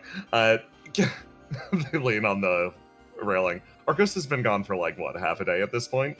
I can't be losing it yet. I made fun of Riddle for like weeks for immediately becoming inconsolable after being kissless for a short period of time. I'm not losing it. Yeah, that sucks. You know, yeah, I noticed you were really eager to get to work on the armor plating. Are you sure you're not channeling this somewhere? No, not even a little bit. I mean, at least you're picking up the slack, though. Yep. I mean, after all, so many people left over to the other side and are stuck over there. Right? Isn't that so funny? Yeah, it's so funny. Yeah. It's great. It's great. I love it. That's crazy. I just keep wandering around OPIA, and I'm like, wow, maybe I'll go see my good friend Aura today, and he's fucking gone. Wait, Aura's gone? Aura's gone? Really? This is how we find out? Yeah, and this won't be the only time, I'm sure, that this little exchange happens. I'm sure we're gonna be finding people missing for, like, days after this. I'm really looking forward to the future. Now, can I get back to the fucking armor, please? Yeah, go for it. Jeez. Thank you. Your, energy is appreciated. The God of Flame says, a little off-put as, somebody else sort of walks in. She makes her way forwards, looks up at the God of Flames, waves over to you, Ace. Hey. Hey. So, I'm gonna be helping out for the foreseeable future, considering how many people are currently missing. I know, right? From the pit behind. So, yeah, I'm here to help in whatever capacity, since you seem to be the one that's doing things right now. Okay. What is an accurate assessment of your skills? An accurate. She actually sort of smiles. I'm pretty much good at. I'm good at random menial tasks, but in terms of physical capability, I'm definitely best used as a scout or assassin. In terms of mechanical expertise, I have extensive work with engine repair. Engine repair. Is that useful, Nectar? We could put her to work. Yeah, okay. There's the internals. I mean, you could probably be good for the burners. Yeah, actually, here, come with me. Sort of grabs Eight, like, looks back over to you, Ace. Ace, it's setting in. With Willow gone, and with Argos gone, everyone is coming to you.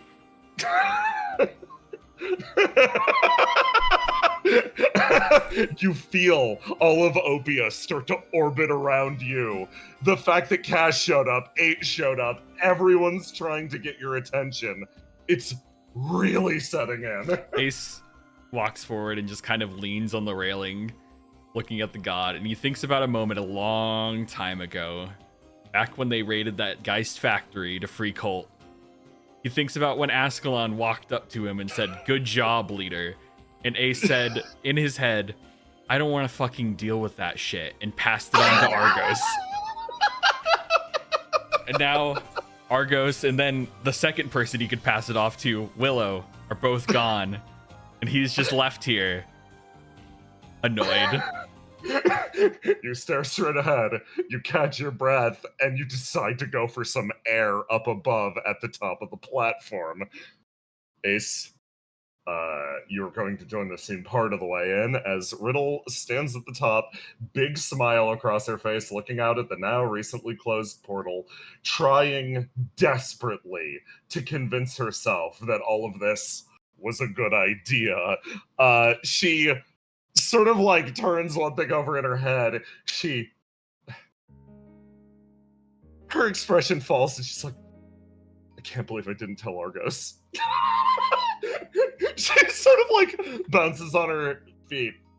The discussion she had with Treble was definitely productive in terms of who should or shouldn't be warned.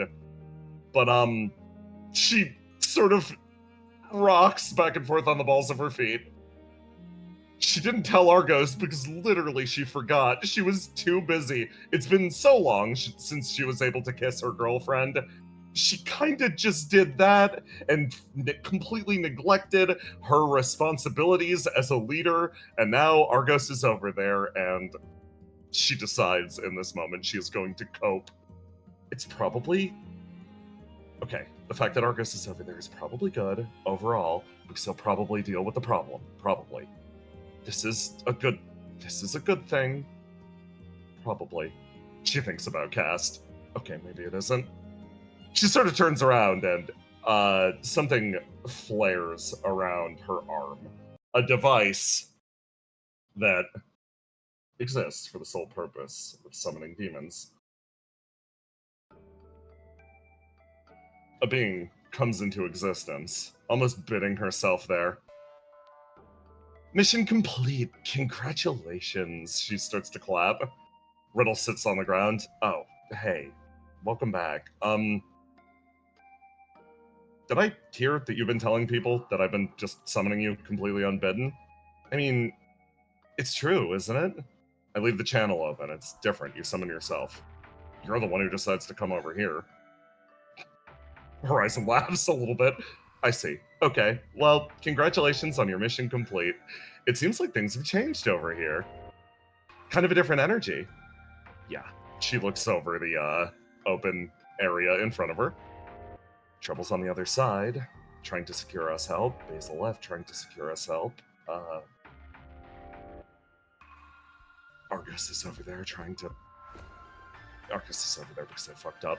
Listen, everything's going great, Riddle says, looking over at Horizon. Physical look of frustration crossing her face. Oh. Yeah, everything's going great. Her entire demeanor shifts. She starts poking at Riddle. Are you sure you're trying not to just convince yourself of that? Look, I didn't call you here. You called yourself. I don't need this right now. Ace, you walk into the area, and you see a flare of flame whirling its way around Riddle. And you see a moment as a great, your brain overreacts looking at the demon for a split second before the of flame causes the specter to almost melt away into nothingness. Riddle turns, looks over at you, Ace, and's like, hey. Hey, what was that? That was an unfortunately nosy demon that can summon herself. How are things going for you? Annoying. Yeah, I could probably tell. A lot of people are taking advantage of the chiefings. You know, originally we said anybody can come and go from the God's Hangar because we assumed nobody would take us up on that offer. Kind of regretting that open door right now. It's fine. I'm sure whatever they're doing is important. It just makes it harder for me, personally, which pisses me off more than anything else. Yeah, makes sense. I mean, with, Willow and Argos. We don't have to go through the list again. Even Basil. And Aura.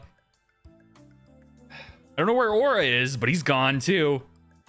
Oh, really? Yeah, Cass informed me of that one, and that's probably not all. Okay, that's cool. Okay, that's great.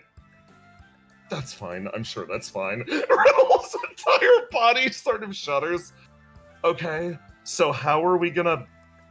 She looks over at you. A lot of people are looking at you right now, expecting something from you. How are you going to deal with that? Okay.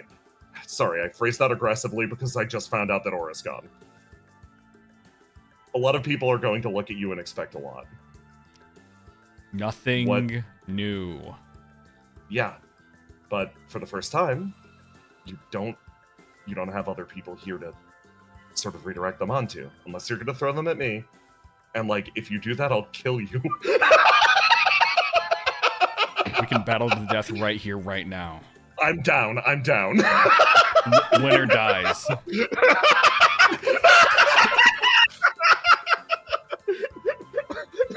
Actually, you see her face actually open up and do a big smile, and she starts laughing. For what it's worth, I'm actually happy that you're still over here. I know that, it's obvious, but, thank you for staying. Thank you. Good work on the last mission. I feel like we skipped that part. If I stayed over there, I would have to keep causing mayhem in order not to die from burn. Mm-hmm. And to do that, I would have to mow down everything up there, which would Yeah. counteract all the hard work that Willow and Argos are trying to put in. Yeah. I'm a considerate man, and modest at You that.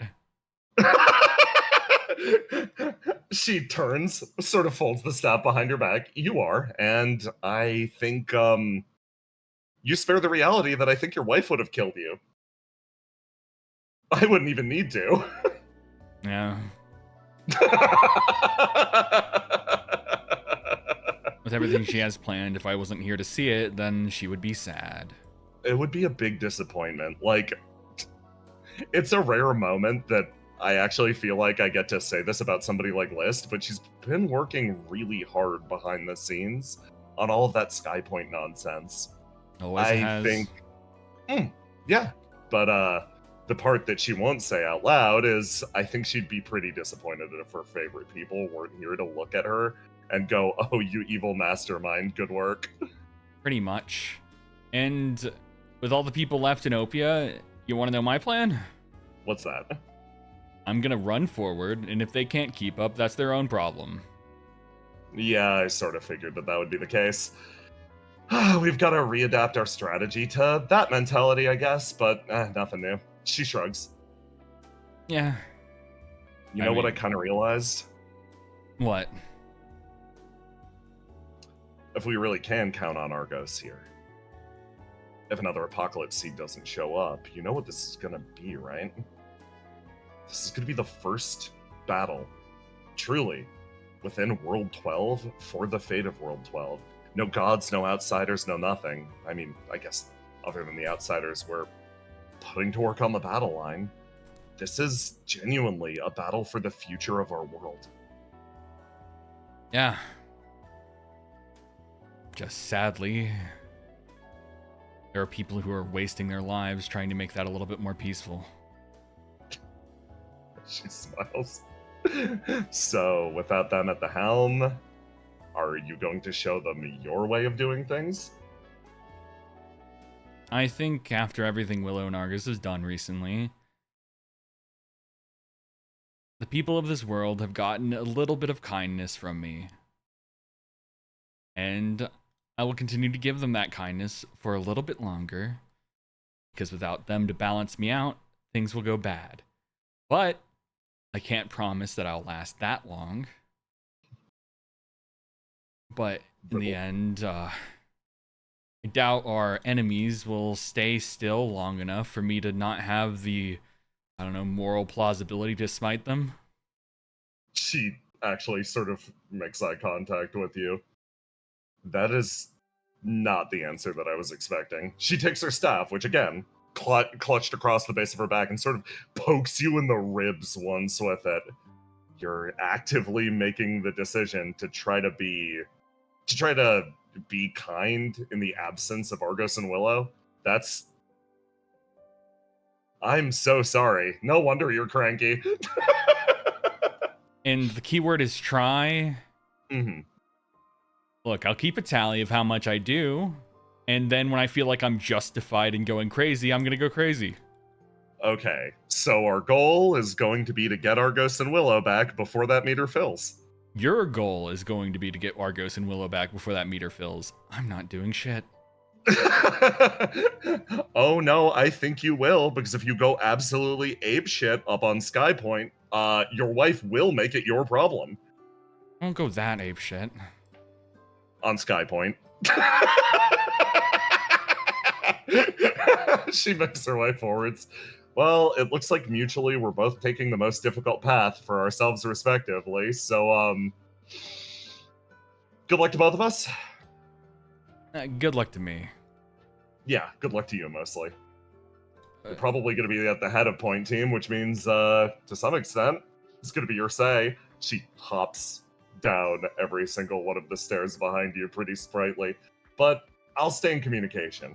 If you're going insane trying to be a good guy for a little bit, you can call me up and we can try to find something evil for you to do. She laughs. It's fine, I don't need you. Really? Look, part of the fun of doing the evil stuff is finding my own evil stuff to do. Oh my god, I've become an authority figure, so you need to do it to spite me. Yeah, exactly. Not liking how the end of the world changes us, Ace. Not liking it one bit. I mean, ever since Verona stepped down, you've kind of been a stick in the mud. I'm still cool. Yeah, you didn't even go into the portal. You just had to sit there and leave it open yourself and just watch as we all just went crazy. Listen, I physically can. I'm holding the other side of the portal. If I did that, I'd be abandoning you all on the other side, which apparently is what everybody's doing anyway. So, you know what? Maybe you have a point. She sighs and sort of like looks ahead. Here's hoping Argos is capable of handling things on his end. Not really a question for me, but if he does, then it'll be up to us. I mean, he will. Yeah. Because if he goes over there and accomplishes nothing, I get to make fun of him. And I think he knows that.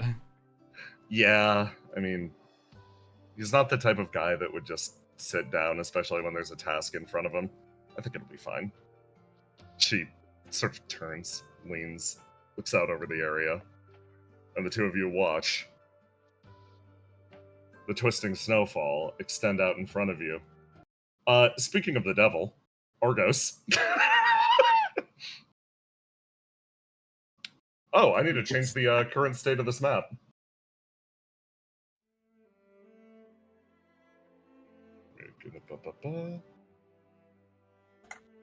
Time has passed.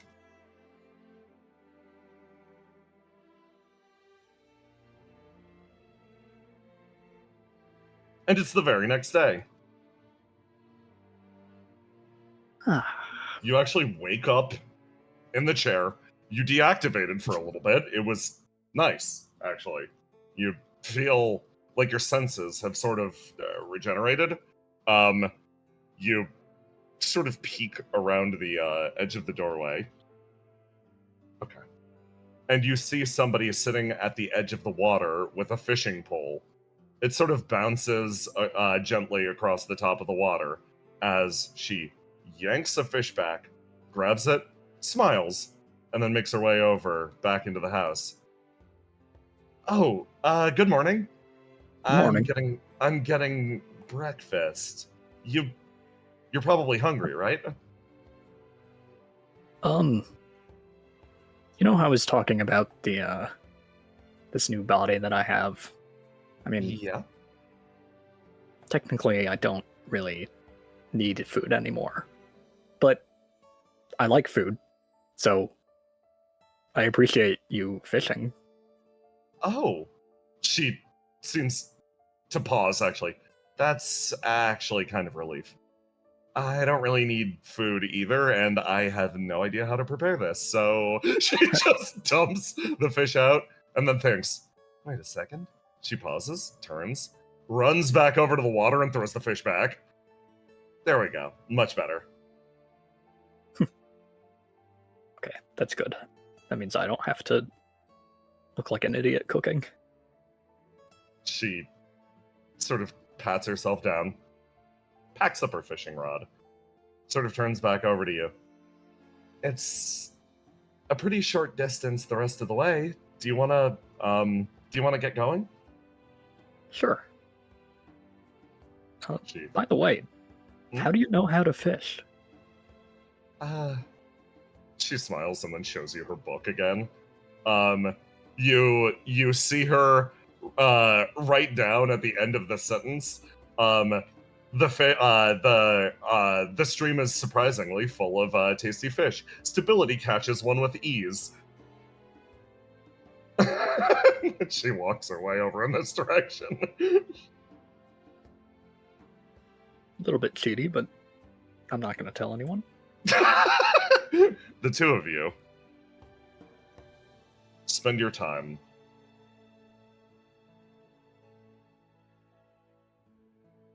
picking up where you left off. You move your way down the highway.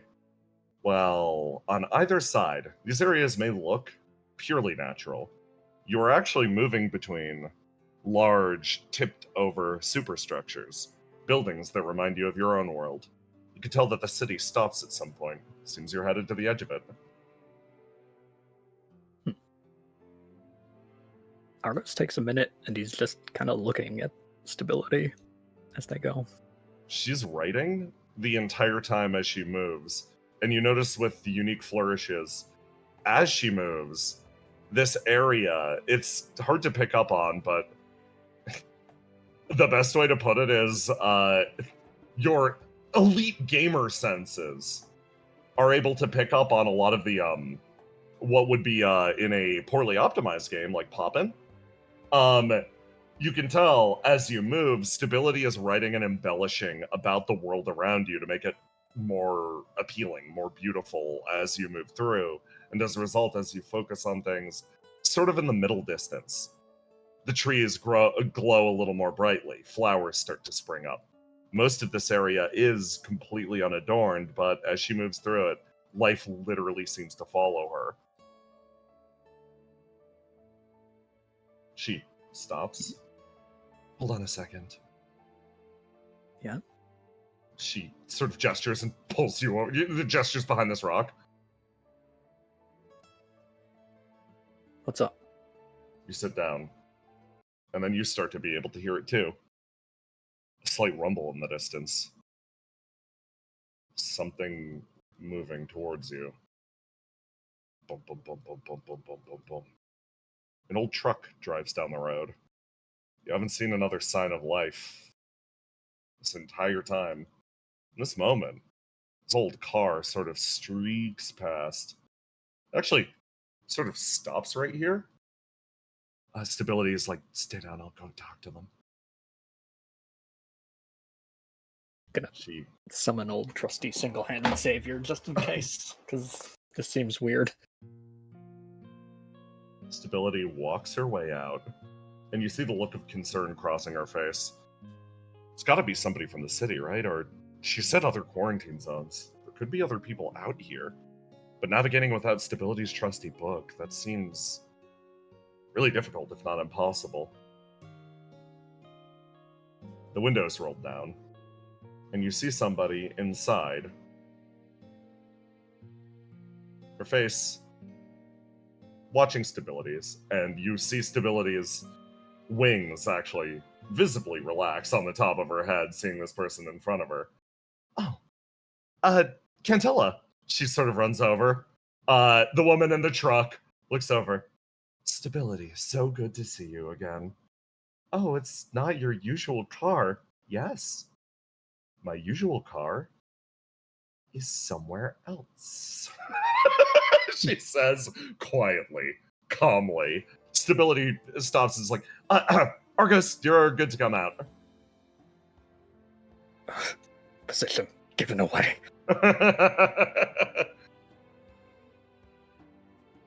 Cautiously step forward. Oh, she looks over at Argus. I'm sorry, I probably shouldn't interrupt. You're with one of the people from the Burning World, huh? I'm the only one that could give him an effective tour of the area ahead. The only thing in that direction is, well, two things. It's the, nerve tower, so, oh, I see. Okay. She sort of, like, looks over at you, Argus. Pauses. Well, it's a pleasure to meet you. My name's Cantella the Enforcer. Hello, Cantella. What exactly do you enforce? She, closes her eyes. In a technical sense, I'm supposed to enforce the will of the greater will. I'm an executor of the greater will. It's a pleasure to meet you. Sorry. I'm a little off my game this morning. I had a rather bad day yesterday. Yesterday was a bad day for a lot of us. Oh, yes, I clearly can tell. She sort of mutters off to the side. If you're from the Burning World, I am curious, do you know, red-haired man, unhinged look in his eyes? Both eyes different colors, wears a fur cape. What did he do to you? Oh, okay, yeah, that's the appropriate reaction. Okay, you're fine. You watch her actually relax. I assume you've been nothing but polite with Stability. Yeah, she like looks over at you and nods once. All right, then I worried for no reason. You see her lowering a rifle from behind the window. Again, if he's rude to you at all, dear, you can let me know. Oh, he's been nothing but polite. She like looks back over at you and nods. It's still quite a long trip to the rest of the nerve tower. Do you guys want to ride? She looks over at you, Argus. Is that okay for you to offer? I mean, you must have some inkling of why I'm here. I'm an executor of the greater will. This means I exist in parallel to the city. The city exists at the behest of the operator. Those are functionally, that's his situation, those are his subordinates. I, myself, am roughly equivalent to the operator in terms of status. But I have no city, I have no country. I used to have a car.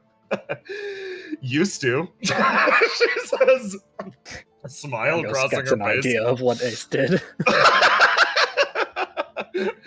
So, it shouldn't be an issue if I give you a little ride, and plus, I mean, if you get into trouble, who's to say that I directly participated in it or not? If the operator wants to take it up with me, he can take it up with me.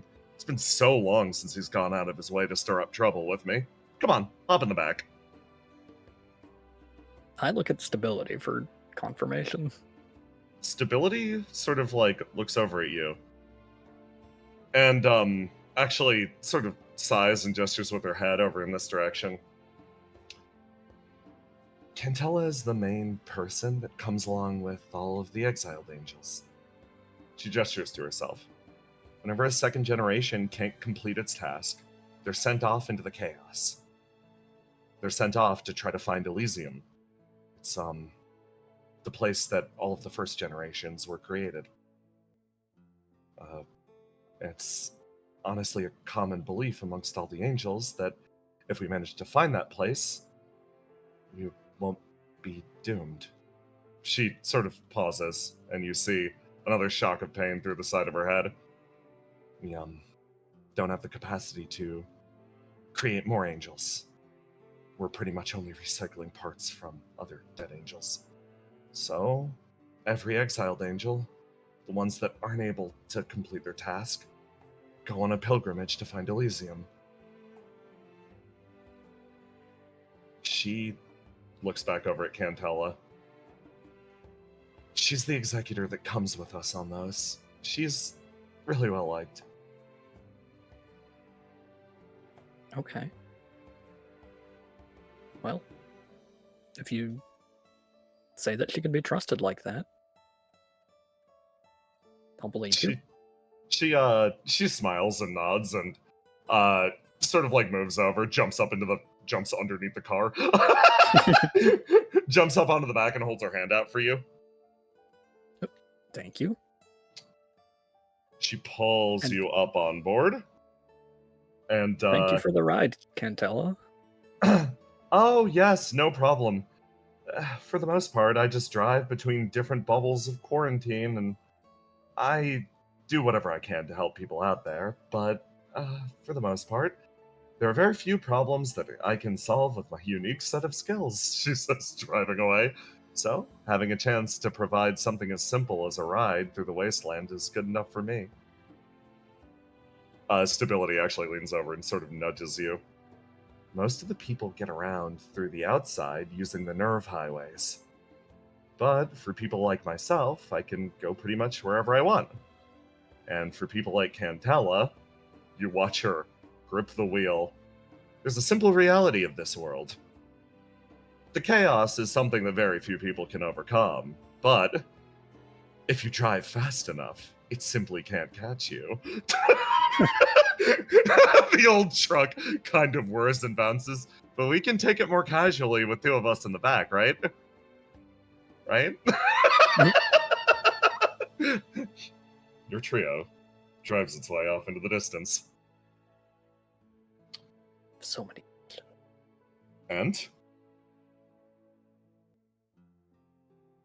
back in the world. After this scene, we will take a break. And then we'll finish up with Argos.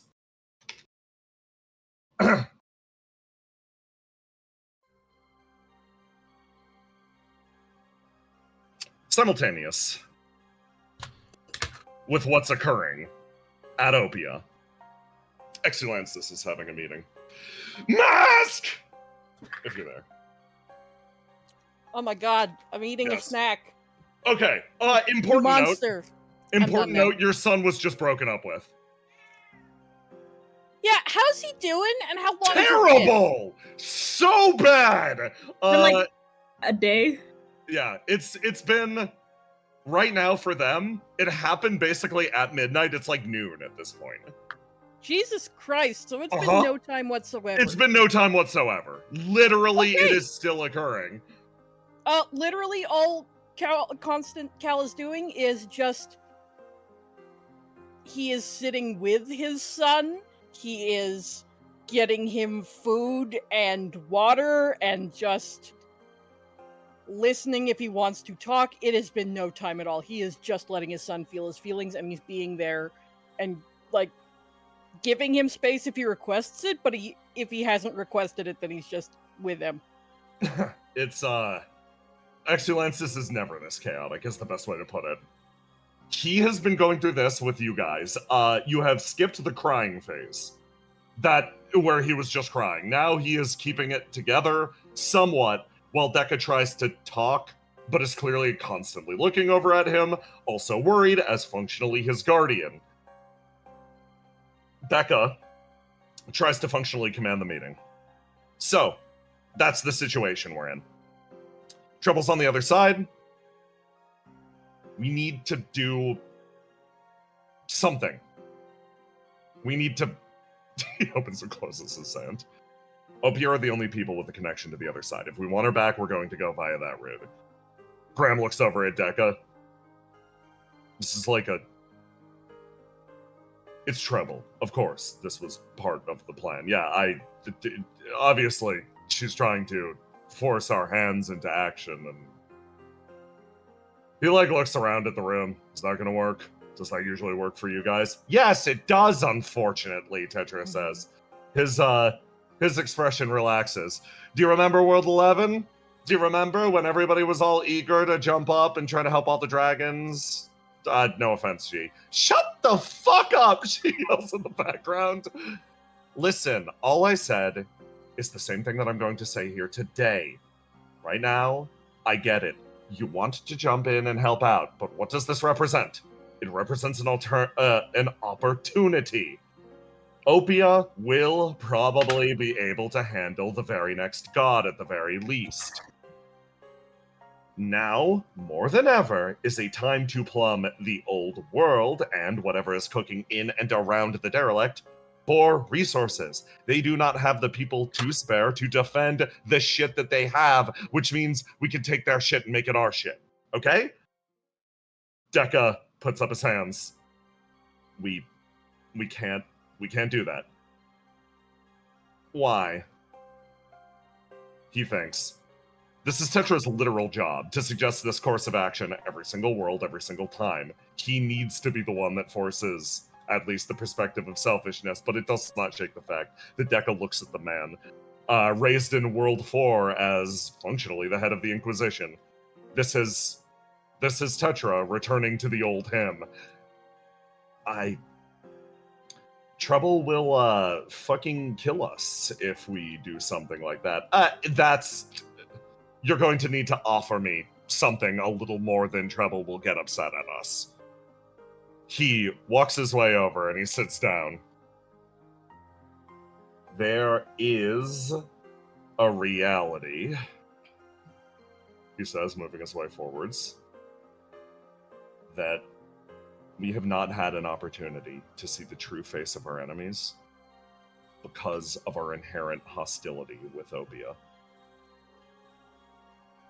The fact that we are doing shit like the second an opportunity is provided, stabbing them in the back, closes us off to the reality that they have opened the gate to the other side.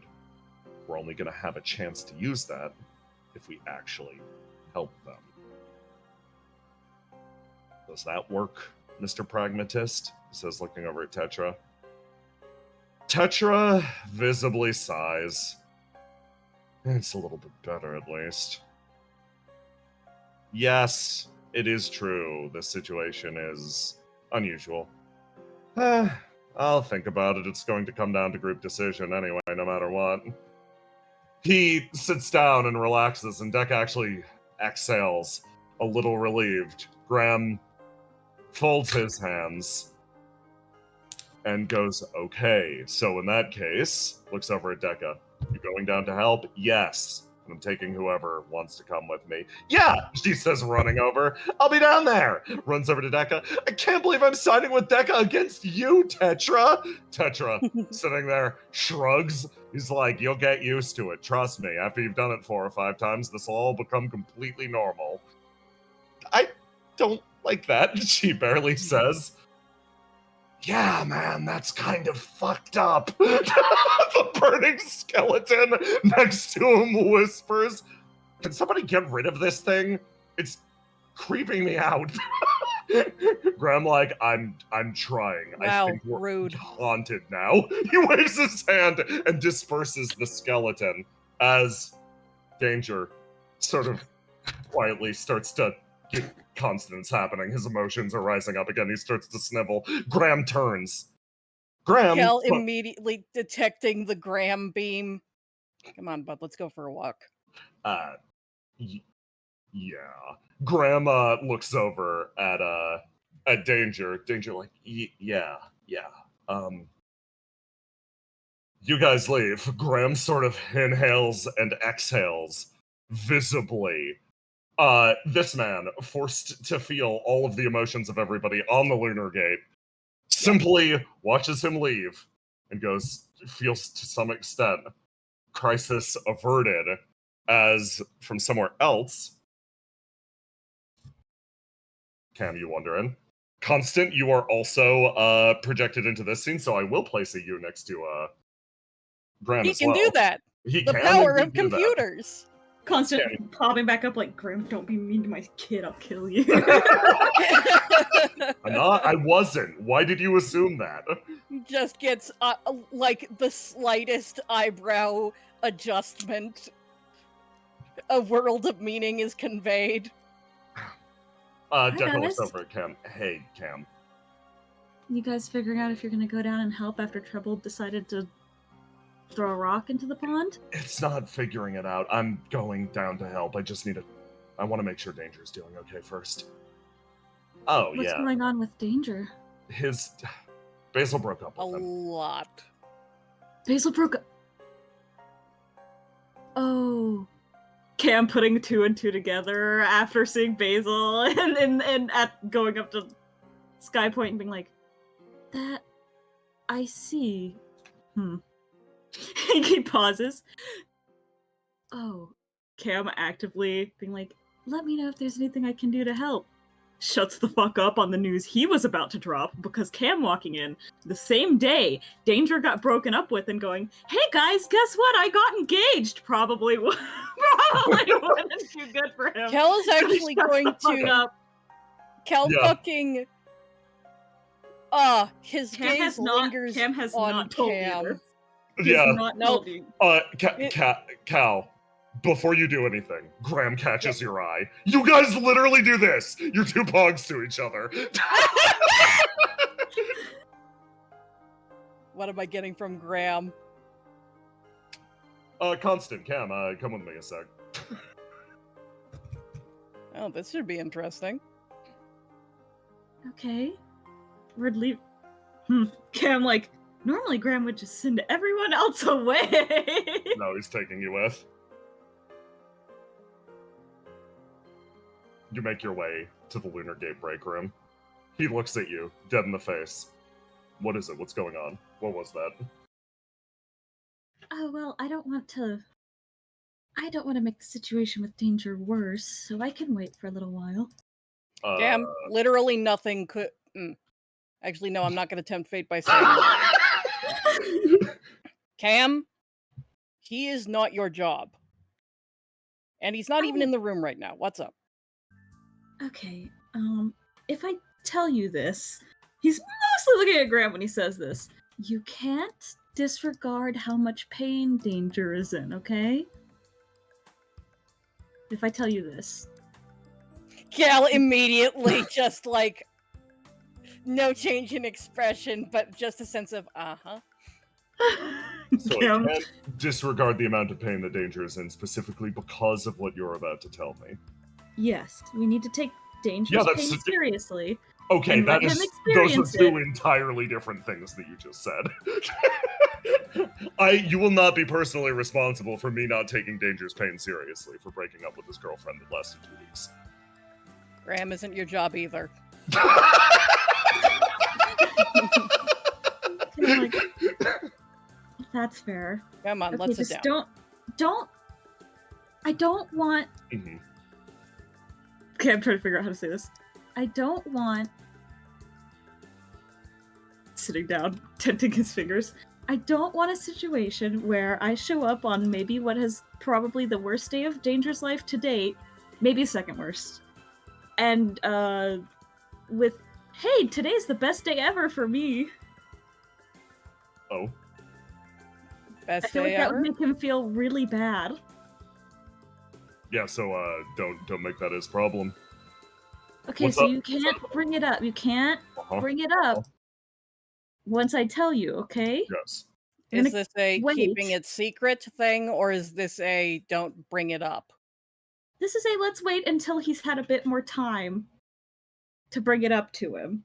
Okay, I will go. I'm just gonna say something now before you say whatever it is, because frankly, will explode if I don't hear whatever it is. Dear God, do I need some good news in my life? But listen, time is at a premium right now. None of us have any falsehoods in mind about that. So just danger situation was always going to end painfully. It was if it didn't happen now, it was going to happen later. You can't take responsibility for his unhappiness. Just let yourself have the happiness you've got. That was like I'm- watching a slow incoming train. So I don't think there's anything that could happen to me right now that would kill my vibe. I'm more worried about making his vibe worse. Does that make sense? Well, sure. 'Cause- We don't have to make things. Obviously, we don't have to be insensitive about what he's going through. But that doesn't mean that you're not allowed to be happy or talk about whatever this is, Cal says. And Cam, you detect this with your AI sensitivity. Cal's hologram there is extra energy in it. This is like he is barely containing himself. He is clearly fucking dying to hear what you're going to say. He is on Wow, something good the edge of happened. his seat. Yes. Everyone like, wow, something good happened? And it's like, you can tell it's really good because you literally, A, brought up Basil, B, explained that Basil and Danger broke up and he is still doing just fine. That's how you know it's like, whatever the fuck happened is doing great. You know? And it's like, And honestly, Cal is just like, my God, Cam is talking to me. I will not allow anything to change. I need this. fair enough. Graham is getting I'm like- that. Cam probably isn't. I'm like, well, okay. As long as you both promise not to bring it up for a little bit. Mm-hmm. Because it's not something I plan on keeping hidden. I can't really. But just like not right now. I feel like right now would be a particularly bad time for him. Nodding. But Timing permitting. so you know how Trouble went on her big mission? Mm. Well, she Uh-huh. took Jean with her. And before they left, me and Jean got engaged. Oh. Oh, okay. Yeah. Oh, That congratulations. I'll be right back.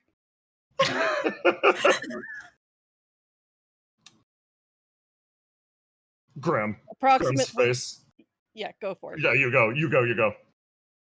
Let's follow concept. You see Constant leave the room in a human speed and walk out like at a human speed. You hear his footsteps descending into the distance, and then after stepping a distance away that is still relatively within earshot, you just hear distantly, "Let's fucking go!" Yes. I see. Congratulations. Thank you. I'm very, very happy for you. Comes back in holding a cake. Where did you get that cake from so quickly? I'll be honest, I have an emergency cake on hand in the rare instance that something good and unexpected happened. At last, I am validated. And I'm not allowed to betray any joy in this. And okay, cool, You'll understood. notice that's why it just says the word happy without any follow-up. I think I can Yes. manage this. I just Cam? feel like telling Danger I got engaged the day he got broken up with would be a bad idea. Oh yeah, no, we can wait on that. I guess. I Graham- said we can wait on that. Graham walks away, and there's just a shadow over his face as he walks, as he moves. If he doesn't win, I'm gonna fucking kill him.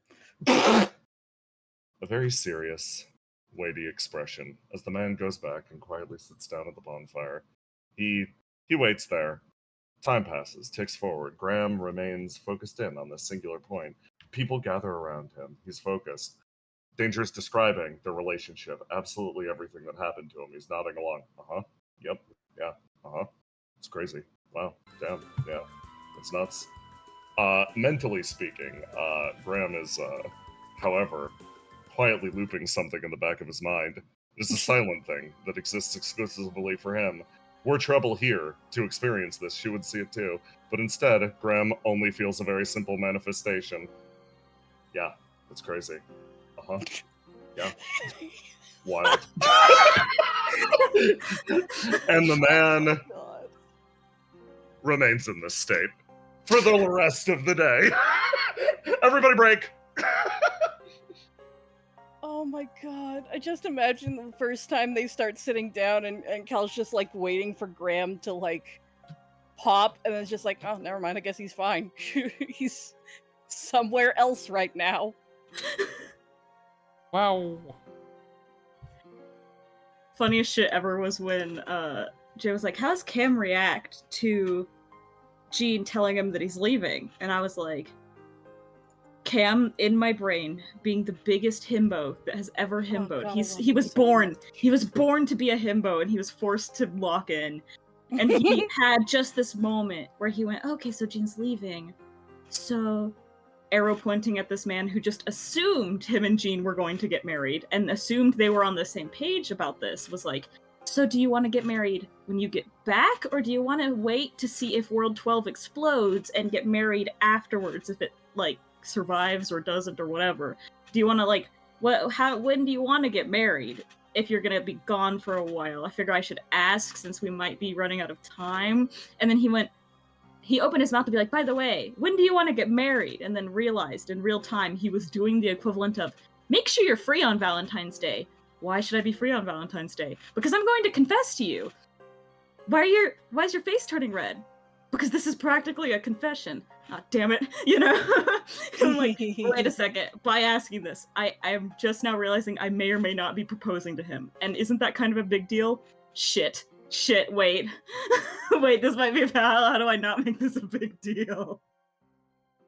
God, I love him so much. I love the fucking Graham gif. Oh my god. Oh dear lord, I'm so happy that we got to see that. His grandson's getting married. His grandson's getting married! I love that Cam brought this attention to the two dudes who were like, oh yeah, that's great to hear. Internally. Brennan.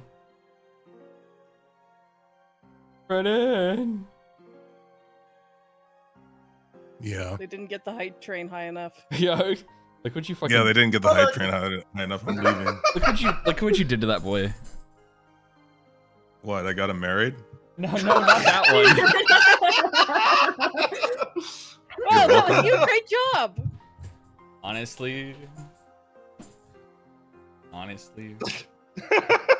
Cam is going to be joining Geist Stark because he realized, oh shit, I need to help them destroy Geist, or else my sister won't be able to come to my wedding. The greatest motivator. We gotta get Basil back. I forgot that was this session. Wait, which part? You remember that man. You remember the face and voice of your brother. Oh, so that's what I was missing.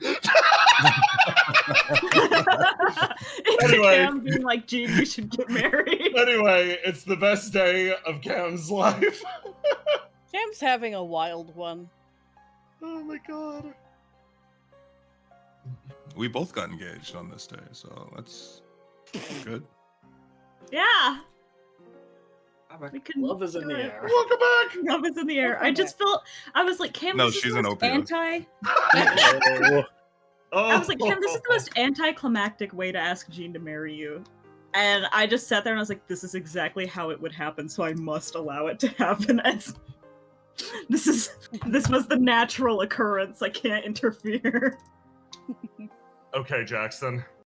You ready to continue your road trip? Yeah. You kind of need to clutch up and stop the next god from arriving because Opia's currently, But I'm having such a lovely time. You are! Continue to have such a lovely time. Okay. Okay. Down here? No, not this one. This one.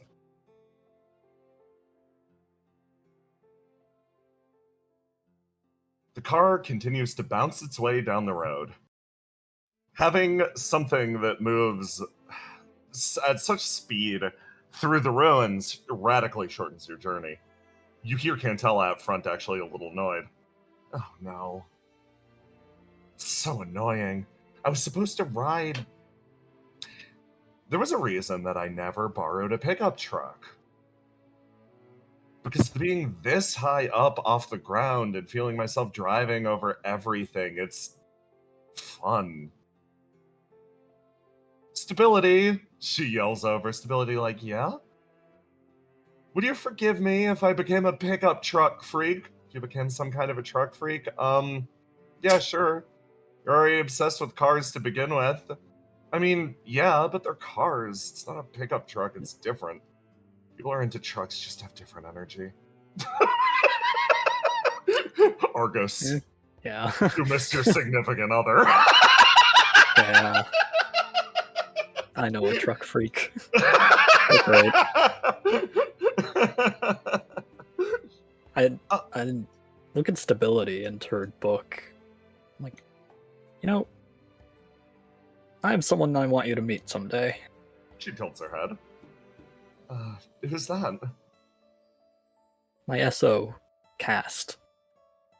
They what you're doing with, writing things to describe and then shape the world around us reminds me of what they like to do with VR. I think you'd get along. Advanced VR simulations have been banned across the city, so I can't say I really know what it's like. That's insane. VR's the best. Oh, she actually stops right here. Give me a sec. Let's pick up this conversation in a moment. I need to stop by. Just let me out. Cantilla like, oh, yeah, sure, fine. She runs up, runs over, disappears into this building. Cantilla actually turns around, opens the window in the back, sort of like peeks out. VR still exists in the city. Stability is just, she wouldn't forgive me for saying this. She's a little bit of a cop and wouldn't do anything that's necessarily illegal, but if you're looking for it, you can still find it. Oh, maybe she wouldn't get along with Cast then.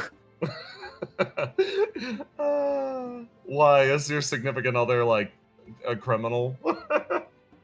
No, just has some adorably chaotic tendencies.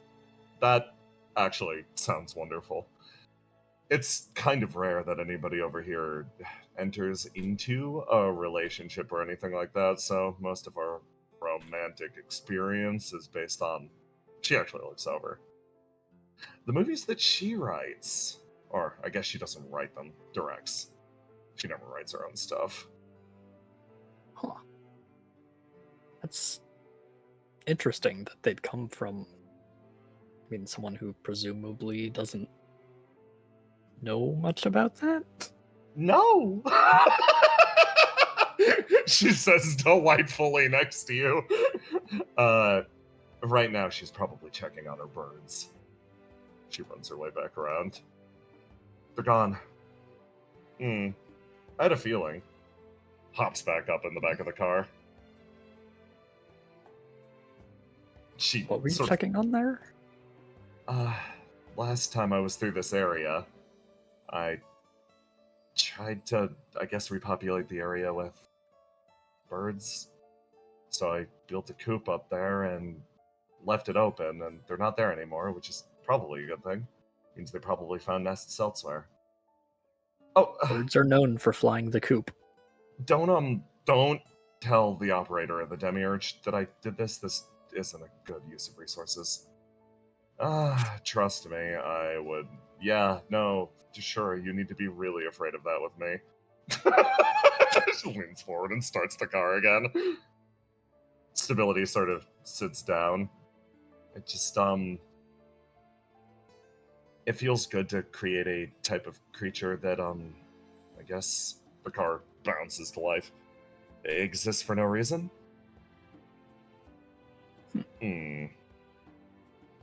I guess, yeah.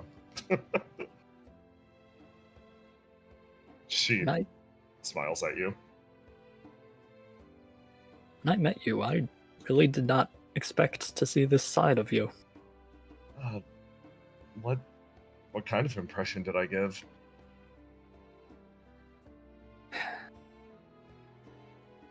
Very invested and afraid. I hope that's not offensive to say to you, but... Wow, you really do cut right to the chase, Candela says, driving from the front. Yeah, I've been told that. Sorry. She thinks. Yesterday was... She sort of thinks, she fidgets with the top of her book. Things usually aren't like that. You say that, and you actually catch Candela's face in the rearview mirror when she says that. And, she goes, I'm sure you think that way. And then goes back to driving. And...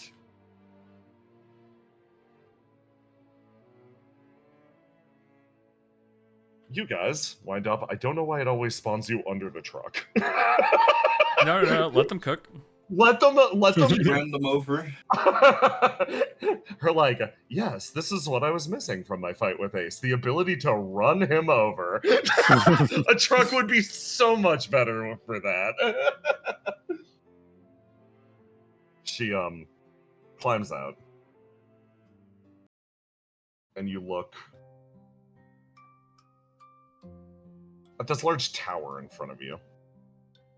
It's at the edge of the city, where officially everything shifts away into wilderness. Well, we're here, Cantella sort of gestures around herself.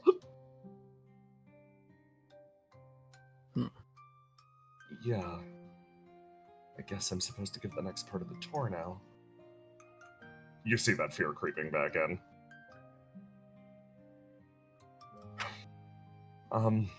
She swallows and puts on customer service face again. Welcome to the nerve tower at the edge of town. These different constructions are connected back to our city, allowing the centralized AI of the city to not only supply power to, but manipulate things at a distance. Areas like these are unaffected by the chaos on the outside, because instead, the Demiurge's will is substituted over the greater will that creates the chaos. You look at the machine in front of you, and, almost on cue, something jumps to life. On the screen. Welcome to Nerve Tower 32. The little figure bobbles in front of you. You expressed a strong interest in different areas that were related to the administration of the god, as well as apocalypse seeds. This area, first and foremost, should be related to to your area of interest. You look around. It's a simple radio tower in the middle of the woods. All you see are these strange monoliths rising out of the ground, and a supply of flame energy back behind.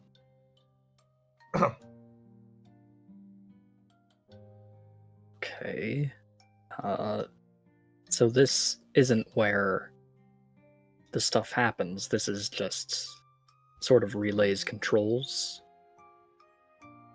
You look out over the area. This is a naturally occurring structure that allows the greater will to be focused in on certain individuals.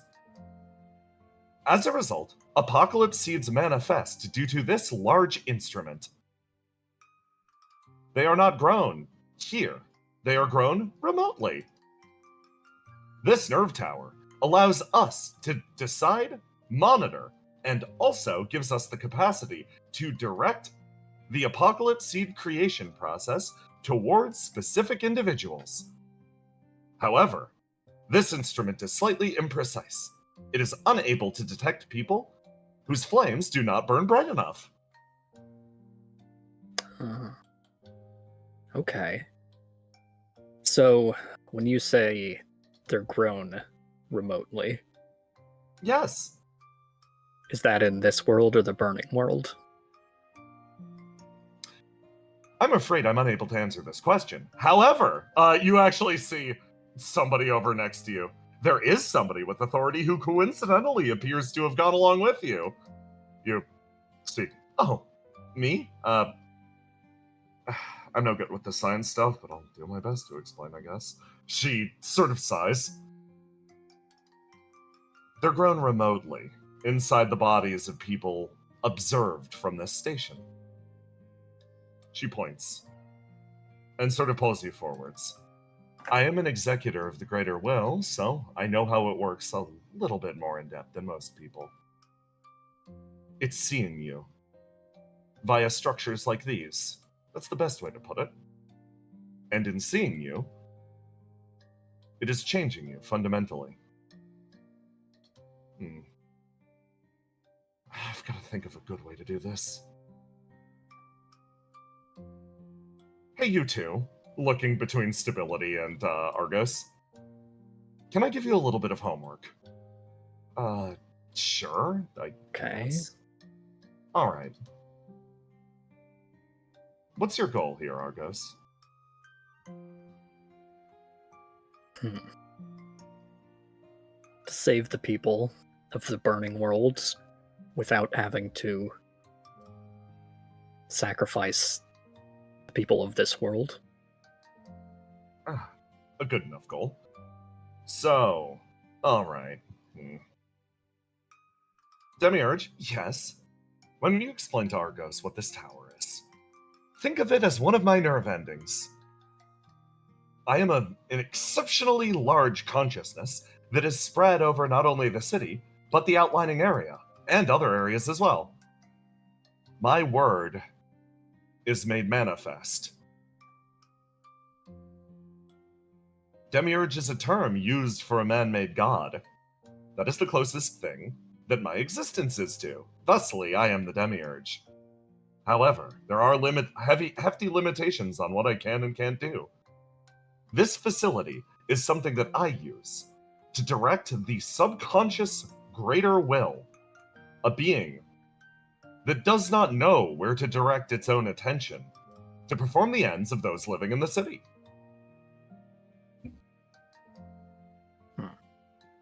Okay.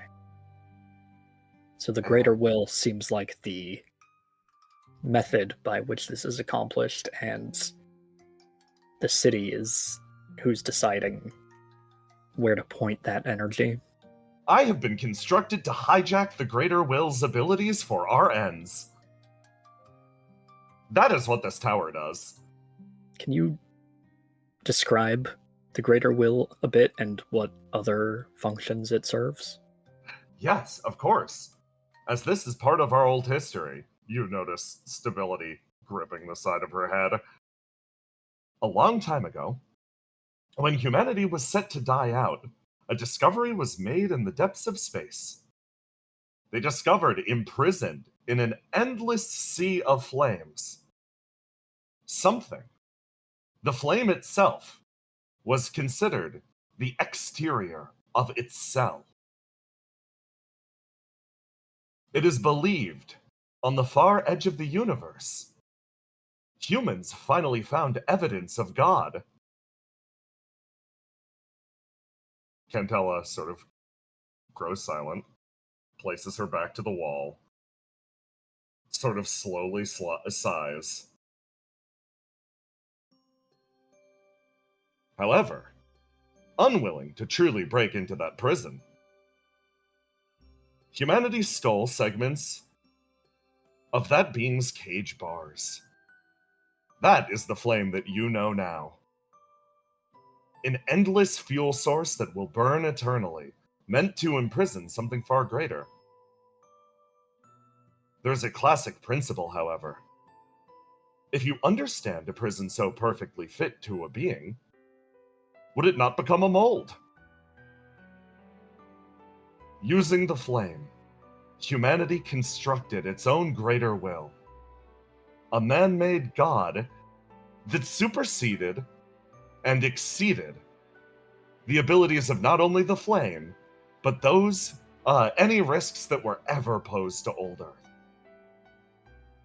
Right now, you exist in a space controlled by the greater will. You exist in a prison made of flame, meant to imprison mankind's own homemade god. I am not this being, the demiurge says, shifting her head slightly. I am a useful interface for controlling it.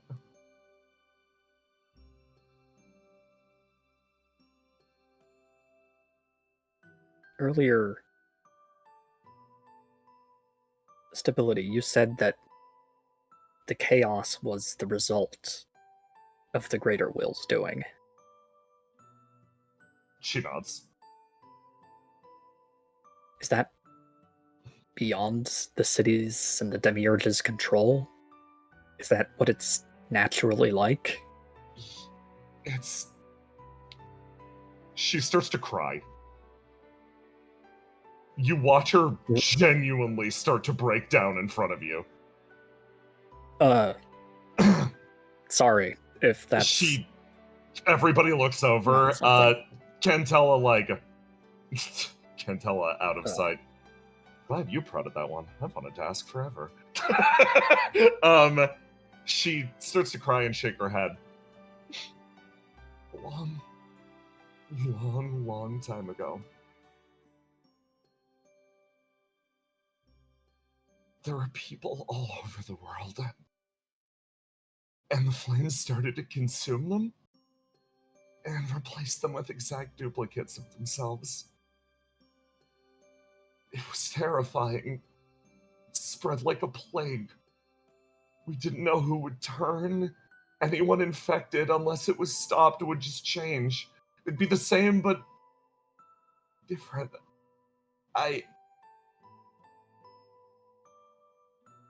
The Tormented led an army of those touched by the flame against the remnants of humanity. And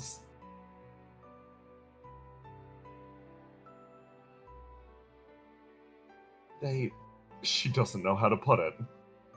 They asked Stability to do something that she didn't really like very much. The greater will always listens when I write.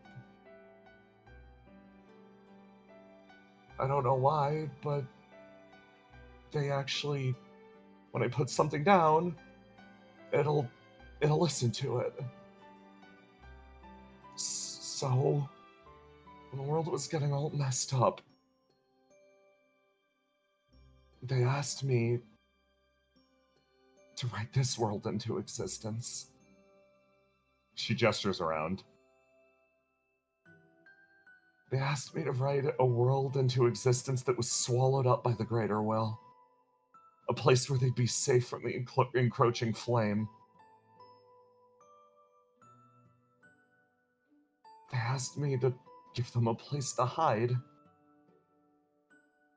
But doing so functionally fed most of the surface of the Earth to this being. Functionally, it was all chewed up and destroyed. The greater will is an unconscious being. It lacks the ability to distinguish between people, objects. It is a rather young deity, so to speak. Everything became mashed up in its giant maw. Functionally, I likely shouldn't say the next part. Stability's expression falls. You look at this person who talked so much about how much she loved this world, how much she loved the city, how much she loved everyone here. And you can tell this is the person that held the detonator switch that functionally destroyed the world.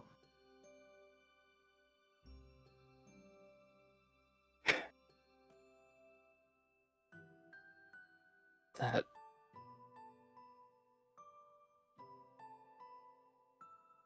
I'm sorry you had to do that, and that you were asked to do that. The city's all we have left. It's all we have left.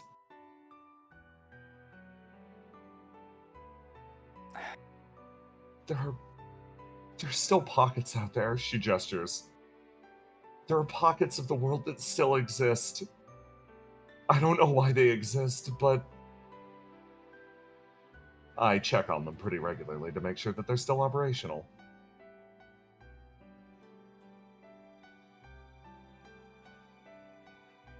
It's not really my place to say this as an outsider, but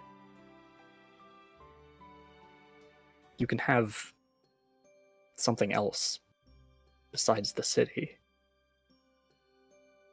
It sounds like you've lost hope, and I don't blame you for it. Obviously, what you've gone through is awful, and it's really taken its toll on you. But the proof that there are pockets out there that still exist despite everything, and that you still care so much about this world and can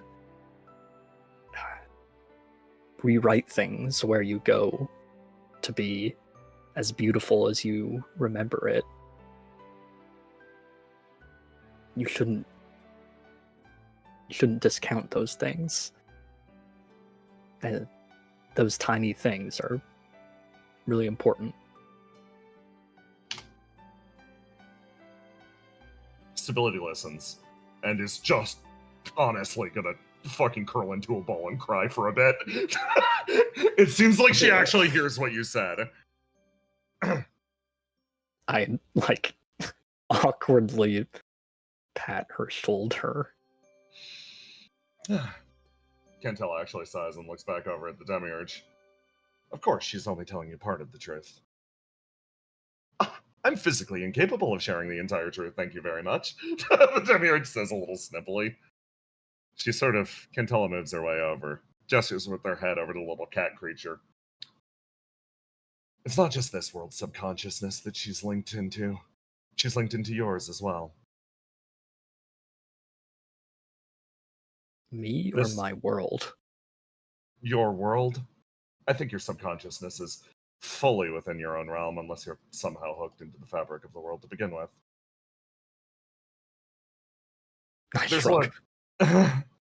a large creature that exists under the depths of your world, one of the tormented. She's also in control of that. Demiurge bounces quietly. What? Aren't the tormented your enemies? How are you in control of one? She has entered into a deep sleep. Just like the Greater Will, I have been hooked in to control her, subconsciously.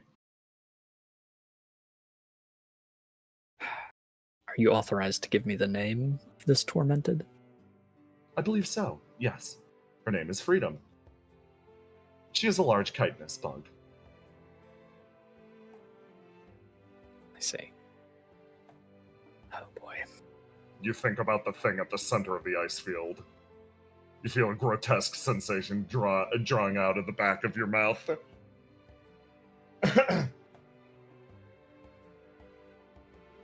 And what are your plans for this tormented?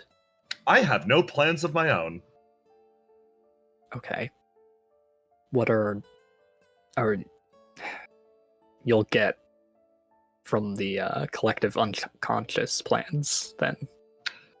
Additionally, None of these greater beings have plans of their own. She moves in closely. It is the officials of the city that are currently deciding exactly what our agendas are. Each company represents a different political party. Each political party holds a vote. But every vote has ended unanimously up to this point. Your world can and should be destroyed. I see. Yeah. Kind of I- sucks that we of the world don't get a say in it. But I kind of expected that. We're just sort of almost like a simulation to the Most people of the over here.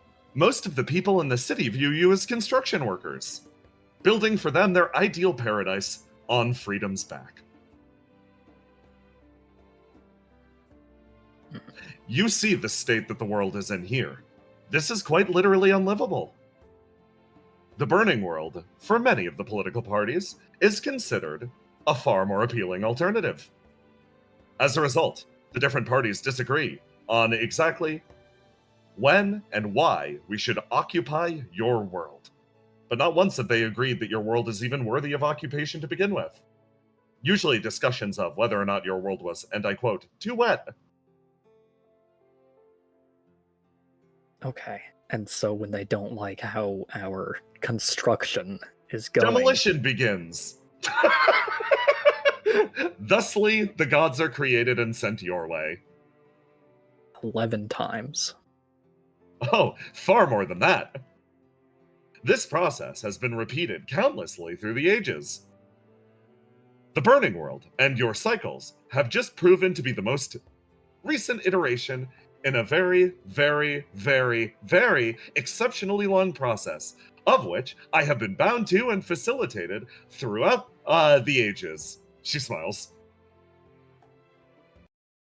So everyone gave up on fixing their own world and just decided, hey, we'll make one, fill it with people, just to steal it. We will send over our construction machines to build a world for us that then we can occupy when it has met our standards. The people of the city are very patient, you see. They are waiting for an ideal world to come into existence. They hold the power to just destroy it. Just like that. Argos thinks back to his message that he sent out to the people, and it's happened so many times that they must know that the people over there are indeed people, and they just don't care. Let me put it this way. Did you know that there were people over here until you arrived?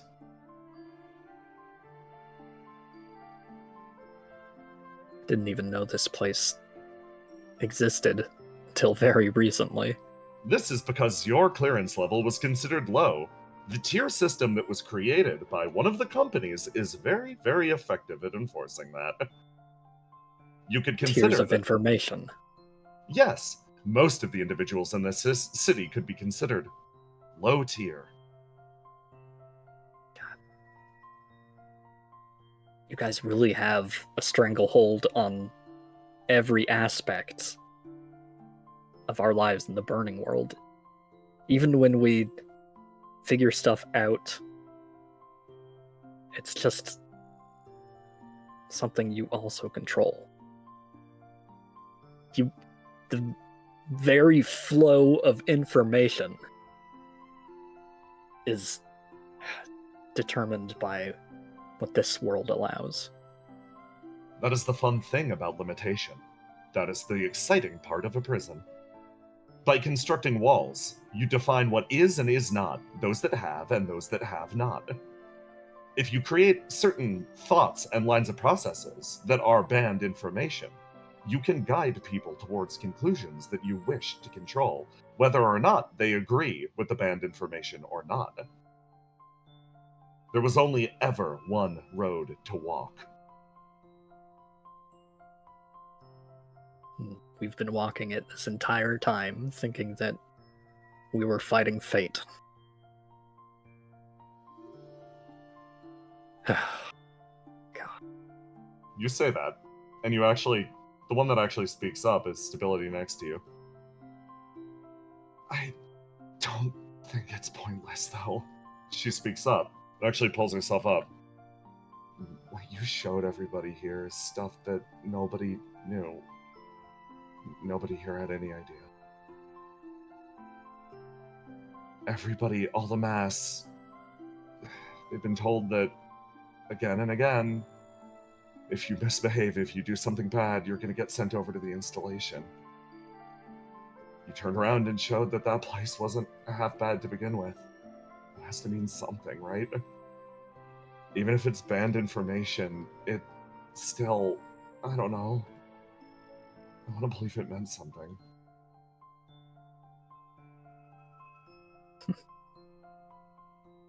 Because I can't deny that after I just lectured you on the same thing, can I? And even within the bounds of information, resistance is still possible. Finding its unique manifestation and meaning to you, I believe it. That probably goes against my protocols. My apologies. She shifts back to bouncing. Now that you've completed your tour, are you satisfied with your experiences at the Nerve Tower? Well, you'll probably get in trouble if I don't give you 5 stars, so... Yeah, good job. You punch in 5 stars for the Demiurge. Thank you very much. This will moderately improve my quality of life. I'm allowed to feel more happiness thanks to your approval. Ugh.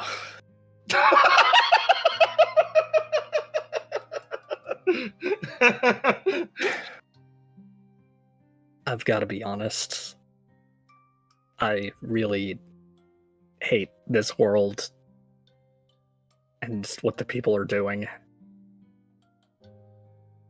And it's hard to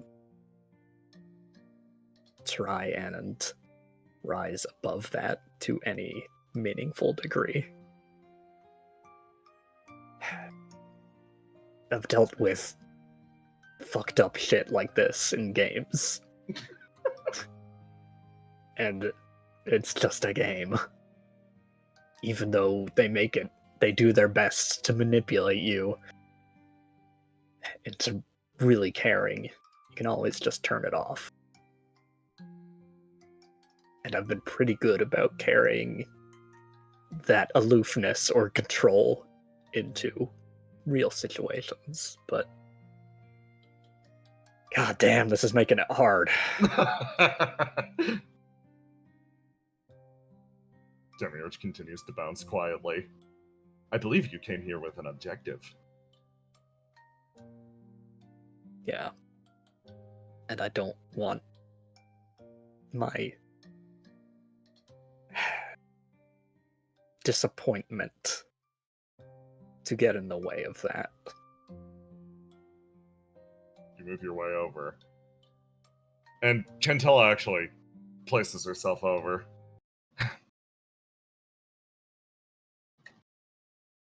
Your, trailer was down by the river.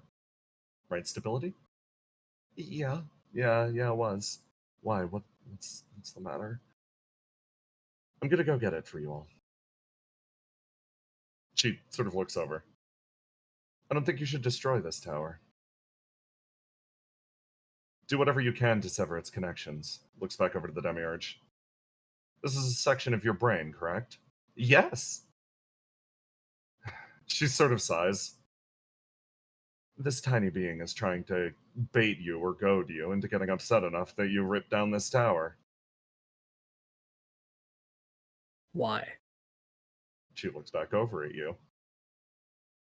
I'm afraid I'm not able to answer that segment of the question.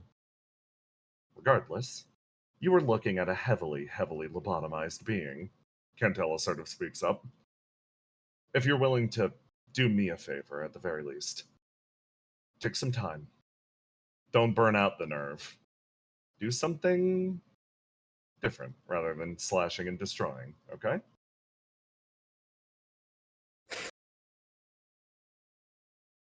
All right. She sort of moves her way away. Stability waits over by you and sort of mouths. It's something quiet. It's an "I'm sorry."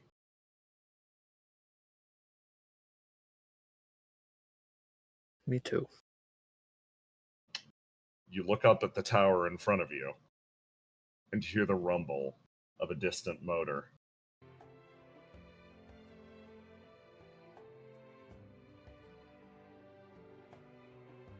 Over here. Hold on.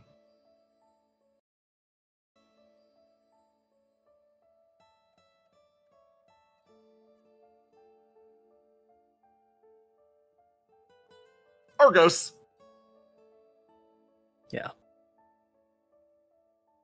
2 fucking weeks later, you hear a knock at the door.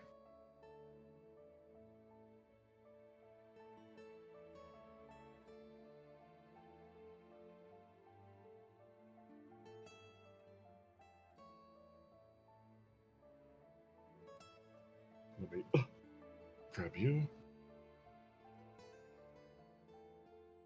You wake up in the same trailer as knock, knock, knock, knock, knock. Somebody sort of opens the door. Good morning. Good morning. Ready for another exciting day? I've been working on my fishing. All right. Let's see it. Okay. I don't even need to use the book this time. She sits down and very proudly casts her line out, and I roll d20.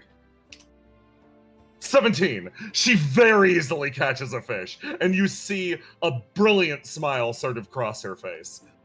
See? Easily done. Also, the fact that neither of us need to eat doesn't mean I ever need to figure out how to gut this thing, which I think would have been the hard part of this. Yeah. Let's be thankful for that. Okay. She sort of like reaches down and throws it back, big smile across her face. You have spent the last 2 weeks working extensively with Stability, trying to find some alternative with the nerve tower. A way to hijack its efforts. A way to cut it off, to stop it from spreading apocalypse seeds, without just directly lobotomizing the demiurge. As a result, you've spent your time in and out, actually having what could only be called as a somewhat normal experience with Stability. The first few days were rough, in and out. You spent most of your time at that distant computer terminal. But over time, you've shifted into a tone of, I won't call it relaxation, but life has become still. The calmness spreads, and everything that you talked about before, even this city, none of it seems real. Not anymore. Okay. Ready to get to work again? All right.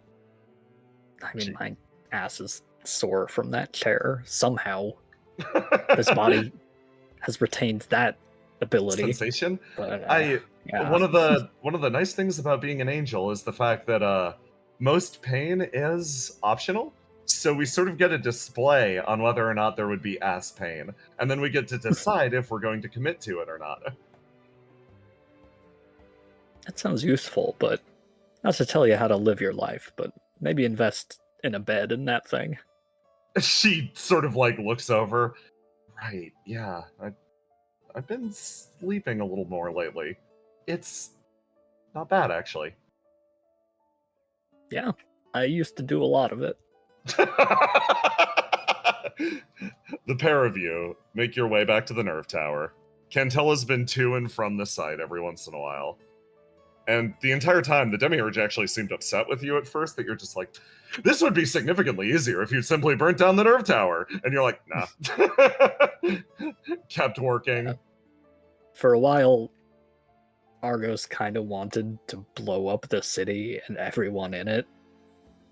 But those early days, I think in the evenings, he'd just ask Stability to describe what she loves about the world and what people are important to her. And that really helped to Mellow him. mellow him.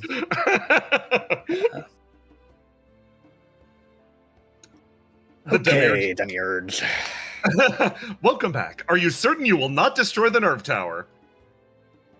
It's, every time with these pop-ups, they don't even let you say no. It's just Are you remind me certain? later. I will remind you in 2 hours. Stability works her way around the outside. It's the way that Cantella looked over at her and the way that you look up at the Demiurge. The idea of progressing down a long hallway, the result of which there could only be one thing.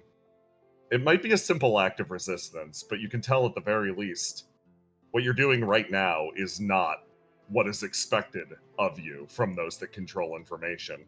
You, again, reach into the panel and get to work. Single-handed savior chiming up in the back of your mind and guiding your hand.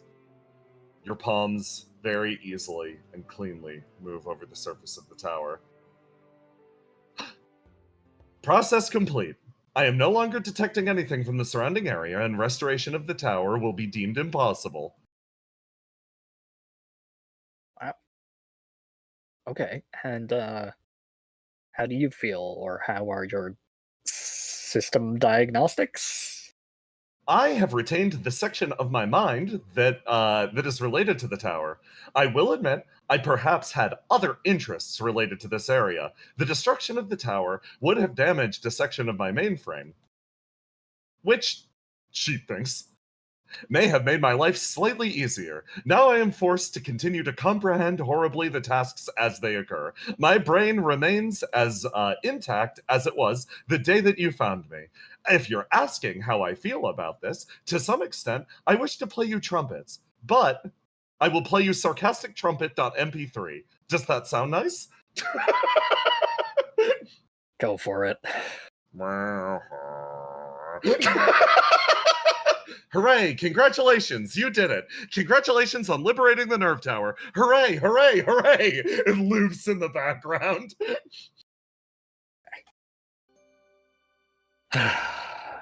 Well, it feels good to succeed at that, even with the trumpets.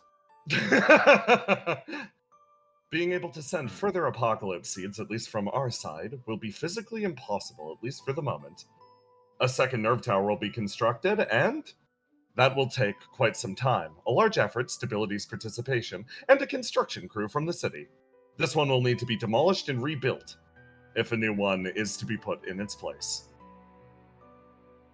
The sensory organs that are wedged in the ground remain intact, but unless a new nerve tower is constructed, they will be unusable.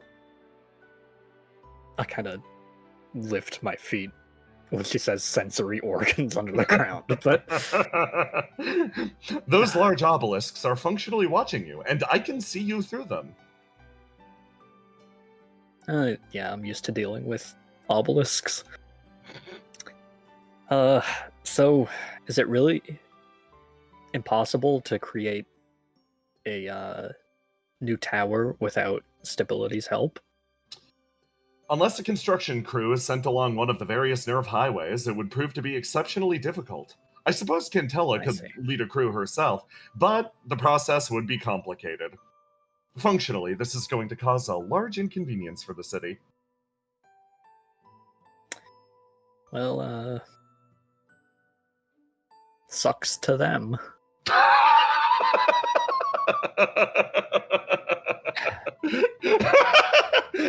I was hoping to find a more permanent solution, but that may have been too optimistic.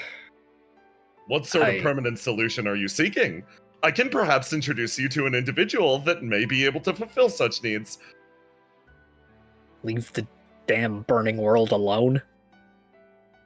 That was not your original stated goal.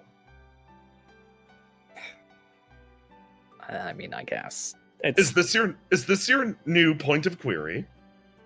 Yeah. How to cut off entirely the burning world from this one. She stares at you. Permanently. You say that, and You sort of see her head crane lightly around. She looks over at Stability. I will need to consider this. You wish to stop all forms of interference from the city as a whole? Yeah. I want us to be able to live on our own, not have someone pulling the strings. I see. Answering this question will prove to be extremely difficult for me, as I am the string puller. Yeah, but you've been moderately helpful so far. I think you can swing Please it, correct right? your statement to highly helpful. I don't know, you're kind of trending towards 4 stars. This feedback is crucial to my happiness. Well, you better get thinking then. She goes silent and sort of shuts down. Stability actually looks over at you. Based on what you told me, your way in was via an apocalypse seed, right? Yeah. Doesn't that mean you're stuck here now? Well, until my friends come and rescue me. Which they will. She sort of thinks. She genuinely... doesn't that mean that you believe that they're capable still of getting in touch with this world? Right now we've cut off one method of us here being able to get in contact with you, but do you still have faith that it would be easy enough to reestablish contact? Couldn't a new road just cause new problems? That's true. There's not really an easy solution, or rather, there is an easy solution, but I don't want to take that path. You look back at the nerve tower, that shit was so destroyable. Yeah, he could have really wreaked some havoc, but that really doesn't feel right now. She smiles. Well, in that case, while she's thinking, let's, I guess we have free time. Yeah. What Big should we smile do? crosses her face. No idea. She sort of like fidgets. She's like, oh, you know what? I actually haven't had a chance to show you any of my movies. I think we have some, I think I can actually scare a few of them up if you want to see. Oh yeah, please. She, I've been dying to know. Argos, you walk behind this woman as she leads ahead and sort of like, truck's gone. Truck does not exist. She just chats lightly with you the entire time, and for a split second you're like, oh yeah, we could do anything at this point. 2 weeks of hard programming work. And then the two of you looked around at all of the great nature outside and had the same reaction of, what the fuck do you do outside? It's just like, let's watch movies, and you're like, oh, thank fucking Christ.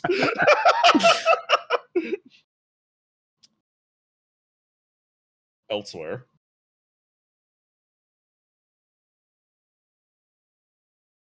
Ace. 2 weeks have passed. 2 weeks of hard training. You stand atop the mobile platform. And you stare out, exhausted, as a pressure that you slowly felt build actually falls away. You could feel it. The god isn't coming anymore. Huh. Guess he's good for something.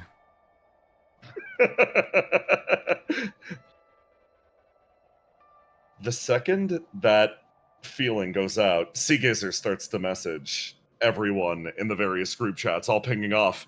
God's not coming anymore. They did it. They did something.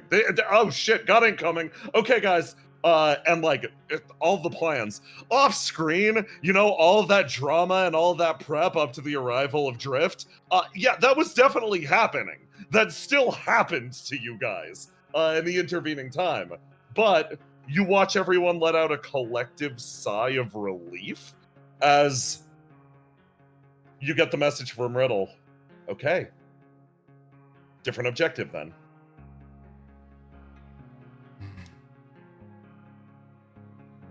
Yeah. And of course, you know who the one who would message you in exactly this moment would be.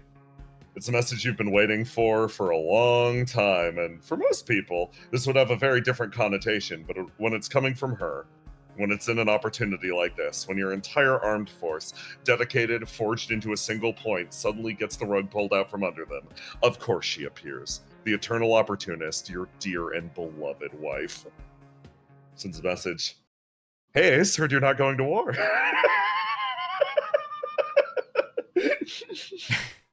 He replies, we're still going to war. Darn straight you are. Be over in 5.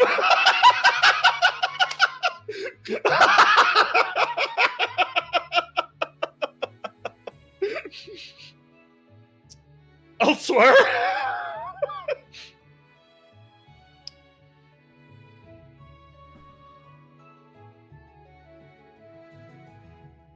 At the Snowforge.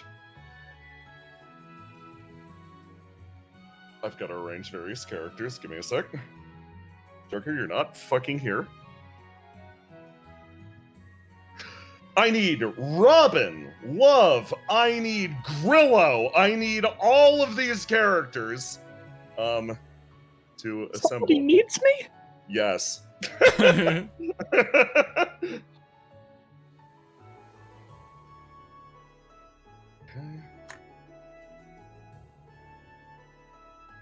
List be over in 5 might be slightly exaggerated, though it might take her a bit longer. Oh my god, I couldn't find Robin, but she was sitting at a lunch table on her own. Okay. It's better than in the bathroom. Oh boy. Okay. He's growing. Grab you, grab you, grab you. With the restructuring of orders, with the fear of the god fading away slightly, the air around the Snowforge actually, like, I don't know how to put it. It's a feeling of anticipation and confusion, like a, oh shit, what next? And as a result, you all immediately get a message to muster around the canteen, because it's time to figure out what you all are doing next. Okay, I'm gonna move over here. Okay, everyone. So, with the god officially out of the equation for now, right, Seagazer? Yeah. She looks over at Ace. You too? Yeah, it's pretty clear. Okay. Good. Glad it's not just me. Glad it's not just my abilities on the fritz. Riddle puts her hands together. She's like, yeah, so in this situation, we need to change focus. And as a result, we are going to be breaking OPIA once again into new elite squads, because our objectives are shifting slightly. So, as promised before, I know I kind of put a delay on things, because, you know, the god is something that we're all going to get thrown at. We have put together a new point team. Functionally, these are the people who are going to be spearheading our next operation. Based on, looks over at Ace, an inkling that we know we're going to be heading through a highly populated environment, and as a result, we need only the best of the best, and those people who are capable of applying their own self-control while bringing a balance of power, ESP, and also their own unique flavor. So, she looks at all of the people assembled in front of her. Her new point team. She turns and she looks. She goes, officially, as the head of point team, Ace Saleas. Yay, congratulations. She does a little clap. And then everybody else. She pauses for a second. Riddle sees this exact moment as she stares over the wonderful beaming faces of all of her assembled friends. She remembers, as she walked over to this location, whispered something in Ace's ear and asked, "Hey man, what do you think about those guys? They just pulled themselves together? Like, I don't know, they seem to really got a lot of spunk. How about them being your point team?" She said with a big smile on her face. Ace turned and uttered a single word.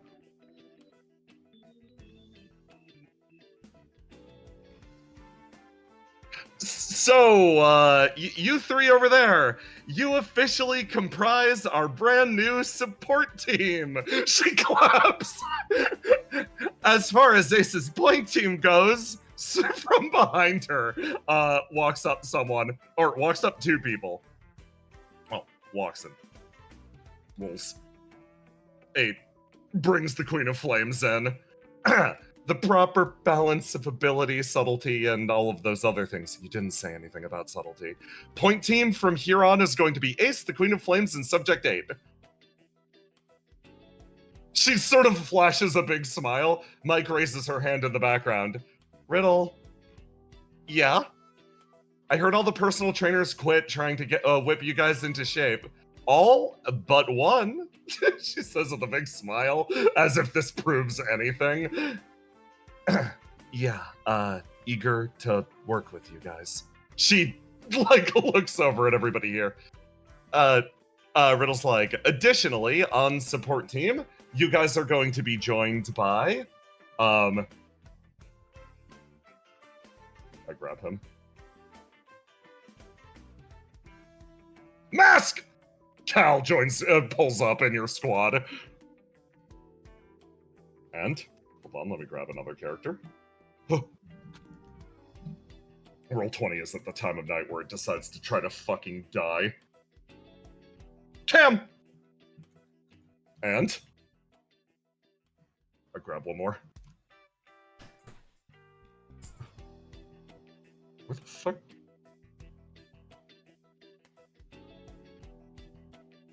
Another man wanders his way in. Motherfucker. Oh, hi, Paul. You're also joining support team? Yeah, doing whatever I can to help the cause. Yay, okay, that would make this really fun. And then I believe there was... Oh, God. Oh, right! Seagazer actually sort of stands up.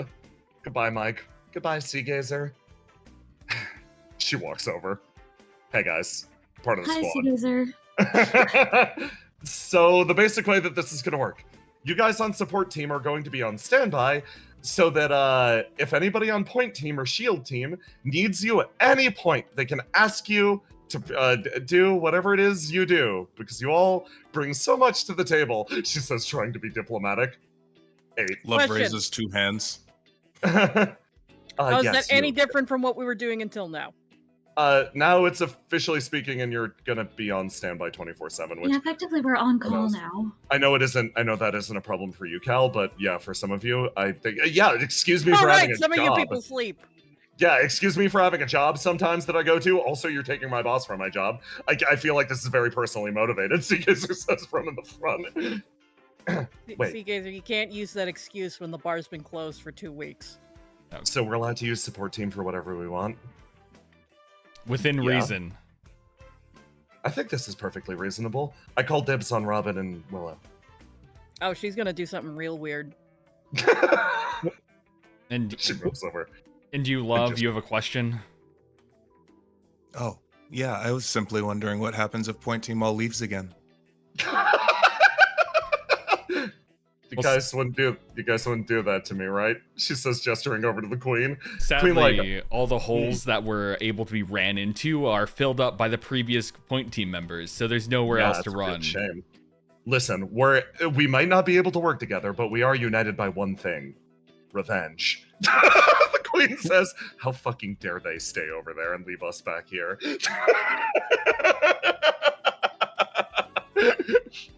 8 slowly moves over, walks over, up and past 8. Looking forward to working with you in Sky Point.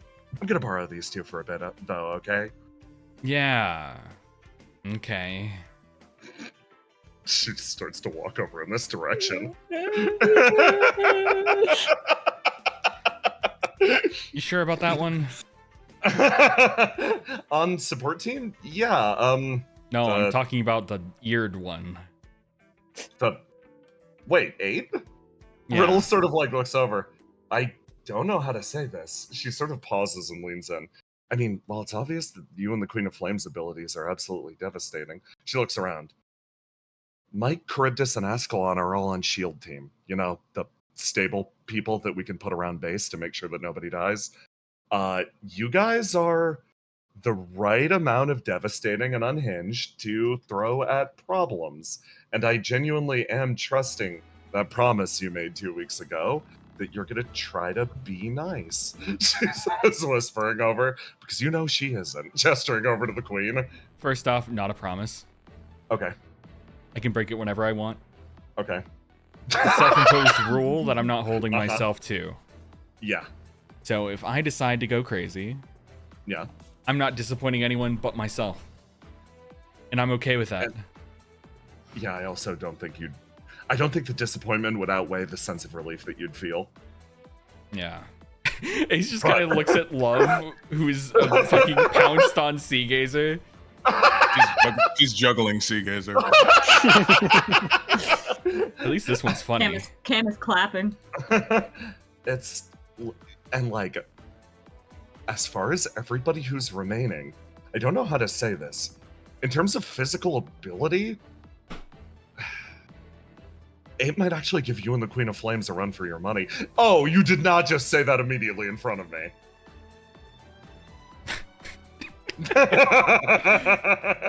That's fine. Plus, you could use a stealth and espionage expert because you two are maybe the least sneaky people I know. So, yeah, there's your point team. You, Queen of Flames, Subject 8. Okay. Okay. And we've got gestures over in that direction. Some members of Exulansis did actually turn up to help us. Twice would be on your team if she wasn't over there cavorting. Okay, she's waving. Twice runs over. Saw your point. Hi, guys. She makes her way over and throws her arms around Ace and Riddle. Yeah. Congratulations on not moving up in the world. It's like not getting a promotion. Congratulations on just doing your normal job. Employee of the month. She fucking squinches your head. Wow, thanks. It's really nice. I miss rimming with you, man. Yeah, that's cool. Anyway, you need backup from us. Call us before support team. Oh, God. Ace's... meters dropping. Ace is like backing up. Because so much is going on right now. The point team, support team, the call us if you need help, do all this other thing. Ace is like, I don't want to do anything. I don't want to call support team. I don't want to call backup. I just want to do anything else. And it's just like Willow and Argos, gone. Basil, gone. All these people who could have called support besides him, gone. And he is just sitting here frustrated. Yeah, the guy who normally calls backup, gone. The person who would usually coordinate with like Exulances, also gone. So, congratulations, employee of the month. She claps you on the shoulder. Mr. Ace, you look like you could use some support. Back off, demon. Sal leans over down to Cole. You get the feeling they forgot we're here. Oh, we definitely did, but that's probably for the best. That's fine. Cole sort of shrugs. No, I'm just thinking. He's looking at Ace. Well, I'm gonna clear the blast radius. I got logistics to do. Ace. Suki's are like, listen, he has a meter now. Just obey the meter. Meter? That's interesting. Hey, How do you fill part-timer, the where are meter? you going? Crap. Mixed away over there. You bought the employee card. Now you get to live with it. Come on. Ah! Come on, we gotta do inventory for at least this side of the camp. And... Oh my god. Yeah, guess who's been running all the admin? Come on. You start to get dragged over and away. Then camera pans over to Robin and Robin 8 and Willow. 8 looks over at Robin. Have you improved in the remaining in the 2 weeks that we've been apart? Well, I figured out a lot of new techniques for lifting boxes more efficiently. Okay, wonderful. That's useless. Anything else? Oh. Sorry, what did you just say? Wonderful. That's useless. Anything else? Well, I did my best training for combat and, battlefield awareness, and I took the OPIA combat multiple choice test again. Okay. I improved by 6 points there. That's good. 6 points is probably good. That sounds substantial. I could use the help of somebody who's handy with a firearm. So, I'm going to be calling on you in the future if I ever need sniper support. Okay. Yeah. I can help. Cool. I've got a list of a few buildings. You start immediately. What? You start immediately. Goodbye. She shoves you forward. That will be useful later. She turns. Willow's leaning on this box. Yeah, she grabs you, Willow, and then does the 8, slams you against the wall, and then whispers surreptitiously. This is supposedly how she's sneaky. Willow, I'm gonna need you to do something incredibly difficult for me. Yes, okay. I need support. I'm going to be doing my best to provide a route in for, I guess, OPIA and everybody else. As a result, I'm going to need you to do something really difficult. I know subtlety isn't your advantage, but Willow, I'm going to need you to pretend to be Grillo. Bruh. I know this is going to be hard for you. I know you haven't had the same training that we have, but I think you're up to the task. I really think you are. Let me roll the die real quick.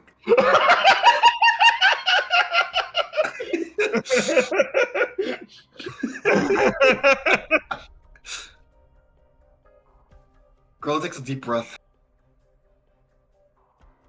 I think I can get into the vibe immediately. Okay. In that case, we're going to be headed towards Guy's squad. You're going to infiltrate it from the inside. And remember, for now, you're not Willow. You're Grillo. God. Grillo tries so hard. I think out of everyone in the base, I think maybe only 8 still thinks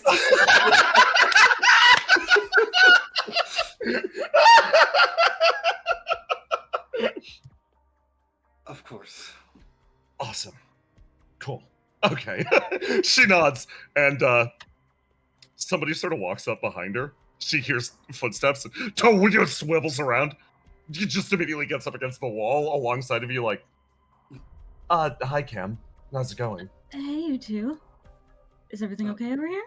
Yeah. No, we were just discussing strategy. There's nothing out of the ordinary. I wanted to say thanks for not calling me out in front of everyone. If you need my help with anything over there, you can just ask. Oh, yeah, of course. Yeah. Yes, they told me you were a very trustworthy person. Your impression's really good. Cam looks a little confused, like,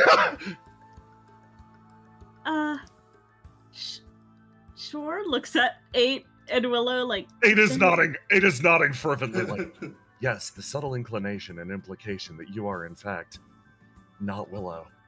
Very well played. Yes, of course. Oh. I'm going to be doing... Oh, okay. Yeah, that's really good. She smiles. We're going to be headed up to Sky Point immediately. I wish you the best of luck working with the rest of support team. Yeah, I'll probably be doing my own thing a lot of the time, I imagine, but I figured I would let you know that the offer's still on the table if you need anything. Of course. She sort of smiles. You are exceptionally durable, so if we ever need anybody to be shot. Yeah, I mean, I'm pretty good at that. Do you not feel pain? No, I do.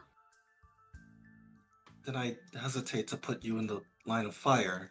She's so good at this. Yeah, you're doing a really good job. Grilla closes their eyes. But again, you don't really need to worry about it. It won't be I don't imagine it'll be too different from the last time I ran into the Geist building. I see. I feel like I would be upset if you were hurt in any meaningful way.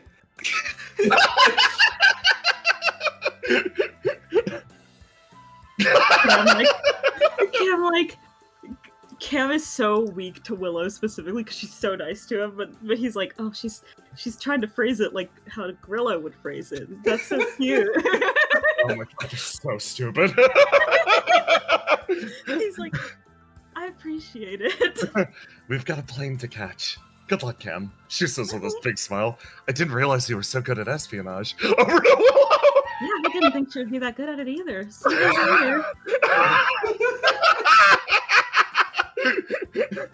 Dragged off to Geist Squad. Over here. The appointed time arrives.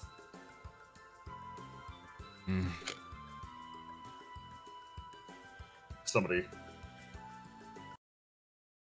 makes their way in. Well, everyone, considering the fact that your little appointment with the god was cancelled, I was hoping I could prevail upon you for your services. Everybody turns and stares over at List. Wait, where'd Eight go? Did she take off already? She's stealing my thunder? I'm back. Visually. I detected shenanigans. She's a little annoyed. Yeah, you took a little too long. Excuse me for having a real job, mister. I get to be in charge. I wasn't talking to Kel you. makes direct eye contact with me. No, he is allowed to dive in front of the bullet for me. Oh, this is wonderful. I love this. List sort of positions herself there. Well, I think now is about the time that I bother you with what I've been getting up to, seeing as how your schedules are so free. Yeah. Yes, none of us were doing anything. Sea Gazer is carrying boxes. She is. She List sort of makes her way over to the over to a nearby table, drags everybody's attention her way, actually puts one leg up on the seat, and is like, okay, everyone, listen up. Right now, unless we do anything, the world will end before or shortly after year's end. A statement that immediately draws everybody's attention to her. Hi, by the way. For those that don't know, I'm List Slayus. I used to be a member of OPIA, and currently I remain in contact with them because I have friends here. She says, looking over at Riddle and Ace. More than that. She smiles at you, Love. I love it because she literally was not briefed on Love, made this expression for half a second seeing her and is like, it's OPIA, I'm rolling with it. So, simply put, over the last month or two, Geist has firmly hardened its stranglehold over Sky Point. After a long period of infiltration, they now operate out in the open. Sky Point has become a flying fortress of theirs. They have a relatively simple goal. She reaches into her coat and actually pulls something out. It's long, appears to be a stake, and she throws it on the ground. This long, almost pole sticks there. You recognize it. Smaller version of the same probes that you encountered way, way back in Act 1. They intend to abandon the surface and do something to it.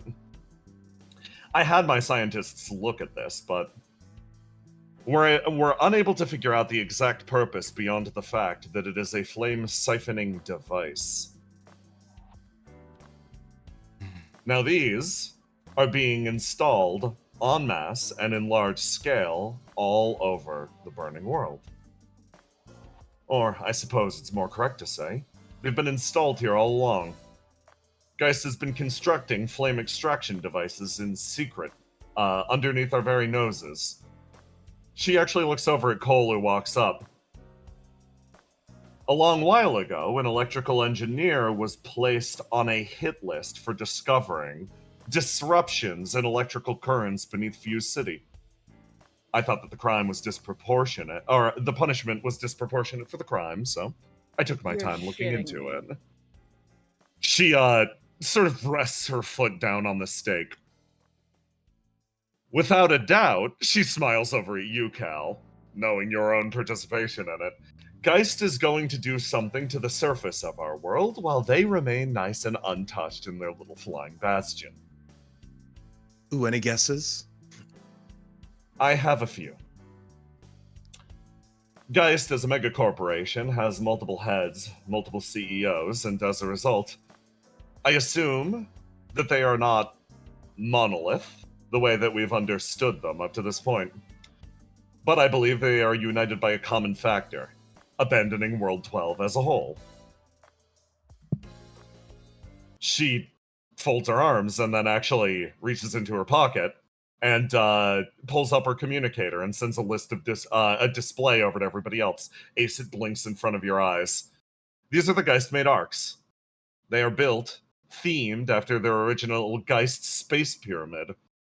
I do not know where they are, but I know they exist, and they are hidden somewhere. These things require a large amount of flame to operate to begin with. This world is going to be bled dry of its resources to power those machines, at the very least. And that, I think, summarizes what the more pragmatic Geist CEOs are after. There are still others that have fallen entirely under the sway of a cult. Those who believe in their new goddess of love and humanity, and wish for a union and dissension of all those contained within World 12. She grinds her heel into the device on the ground. They need to collect all of our flame, regardless of what direction they decide to head. Whether they throw themselves into arcs, or they fuse us into one large unthinking mass. Regardless, Geist intends to orchestrate our doom on a level that the gods would blush at. So, officially speaking, Ace, she hasn't looked at you once during this. Her eyes don't settle on you again, but they come kind of close. I would like to request OPIA's aid in this matter. I can provide a clean landing point on Skypoint. I can provide whatever resources I have access to. I can provide soldiers, the assistance of the Resistance, and I can give you every last little bit of intel that exists within that superstructure up there. But I do have one condition. If our world is made to survive this, I want my homeland to survive as well. The Silt Islands burned in exchange for the death of Frost. I won't accept such a sloppy effort with the place that I'm from. Silence reigns for a moment. Riddle feels a shock of pain. Her friends that lost their home that day. Sloppy effort is... She sort of sighs. She's right. She looks over to you, Ace. Ace, hearing all this information, has just been silently fuming. trying to keep any sort of composure. As he just says, "How fast can you get me up there?" Immediately. Let's go. She turns, smiles, and you see a big beaming grin across her face. So you guys are like, I didn't hear a promise. List like, I don't need one from him. I'm not talking to him. I'm talking to all of you. Seagazer's expression, that's annoying. Yeah, you marry someone, and just for that, they get special treatment. Yeah, it's fucking disgusting. God.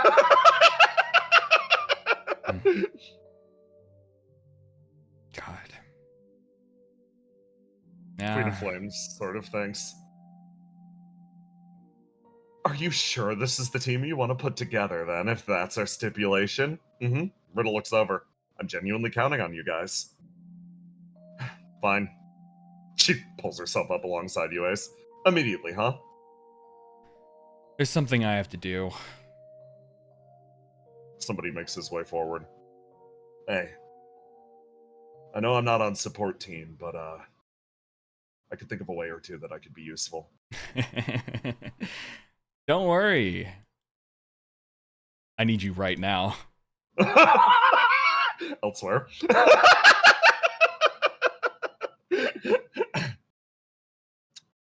In another part of the world.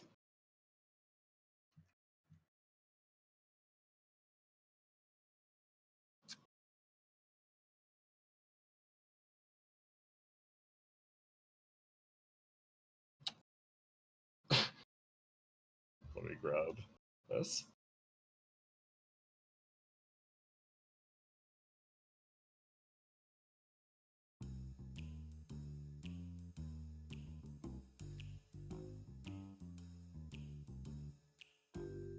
Oh, right. I should probably do this a little more correctly. Tiny. Yes. Let me put you. You should have control of her.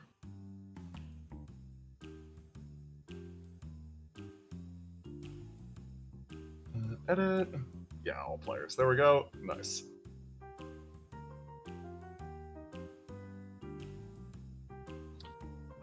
Looks good on you. Thanks. So, this place is, pretty much our secret headquarters. I'll teach you the passcodes to get in, and the way to get down the slide. Don't worry, I think Grillo told me what some of the passcodes were. Ah, I see. That's very useful. One of the tricks is, when you're going down the slide, you're going to need to not show how much you enjoy it, because they're all, like, tough guys in there, and they'll think less of you if you, like, go wee when you go down the slide. Is that what happened to you? I don't want to talk about it. You make your way in through the door. You look over at the bartender of, oh, hey, so good to see you again, and a new friend. Yes, this is somebody who was always meant to join our squad, but fate tragically pulled us apart. Okay. Glad you're still you. Nice to meet you. What's your name? Grillo. I see. Is what they call me. Well, nice to meet you, Grillo. Oh, the hesitation there. So natural.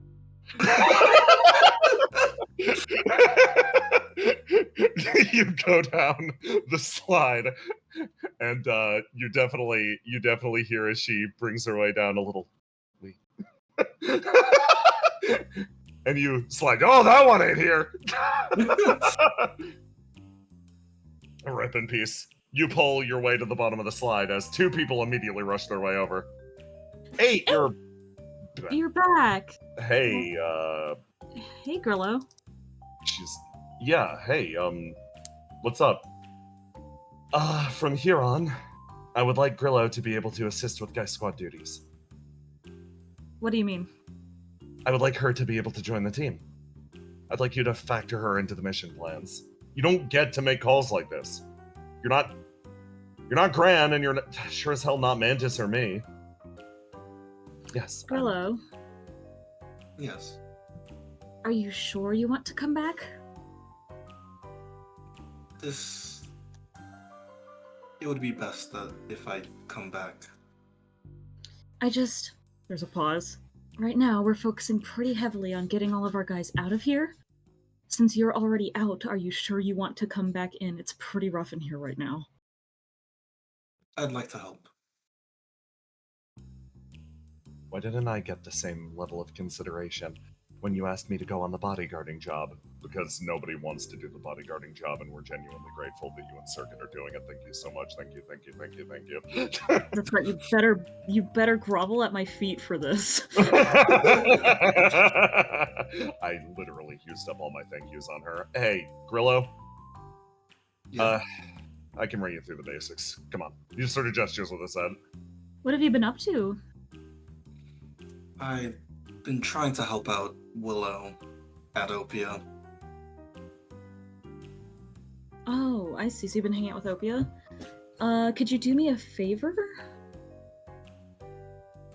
And, not tell them that I'm here. Sure, I'm good at keeping secrets. That would be greatly appreciated. Her acting is so good. It makes her way over and she's like, do you want me to catch you up on what's happened over the last 2 weeks? Sure. The two start to gossip as Visionary's like, nope, cut it out. You two. What? You got a job.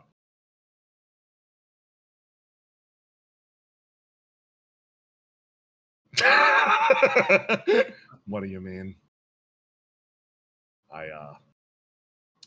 You know, that duty that you were so eager to bring up a few minutes ago. Anyway, I'm gonna help the new recruit with you know, acclimating her to the stuff. This is the water cooler. These are the mines. You guys have fun with your new job. Good luck at work. I love how he's just shoving us out of the room so he doesn't have to deal with the fact that he's sending us off to do this. On the job that nobody wanted to do. On the job that nobody wanted to do. Cool. And they would only let us do it because Geist is weird. Yeah, because we're women? Yeah, that's weird, right? Yep, that's really fucking weird.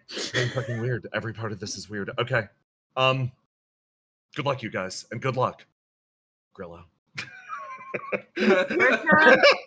Bertram, we're heading out. So soon? Oh, Yeah. yes, I've got to head out as well.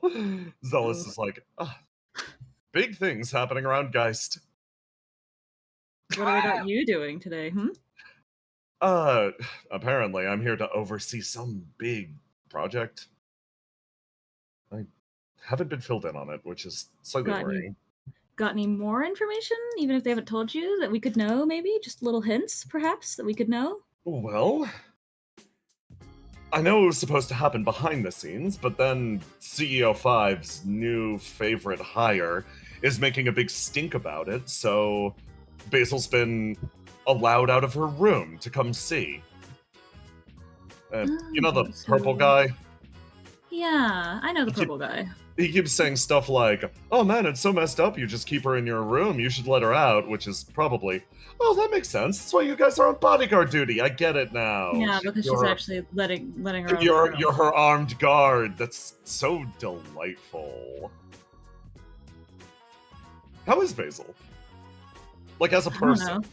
Okay. Oh, as a person? Yeah. Well, it depends how much she's changed since the last time I saw her. You guys... Which seemed to be something she did a lot of. You guys walk your way into Geist HQ. You move past so many different layers of security doors. One after the other, they open up, and you wind up going to the highest fucking security penthouse in the very back. This area is known to very few and is visited by even fewer. You sort of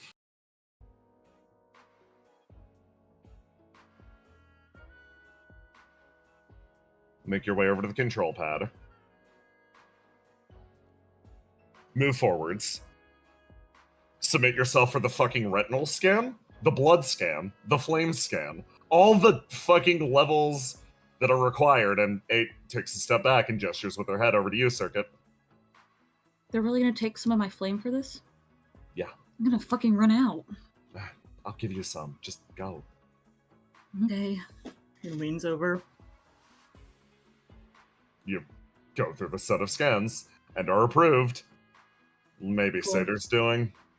Yeah, The I door imagine. slides open, and you enter a luxury penthouse. It's beautiful. This entire area is beautiful, but it hangs with a certain sense of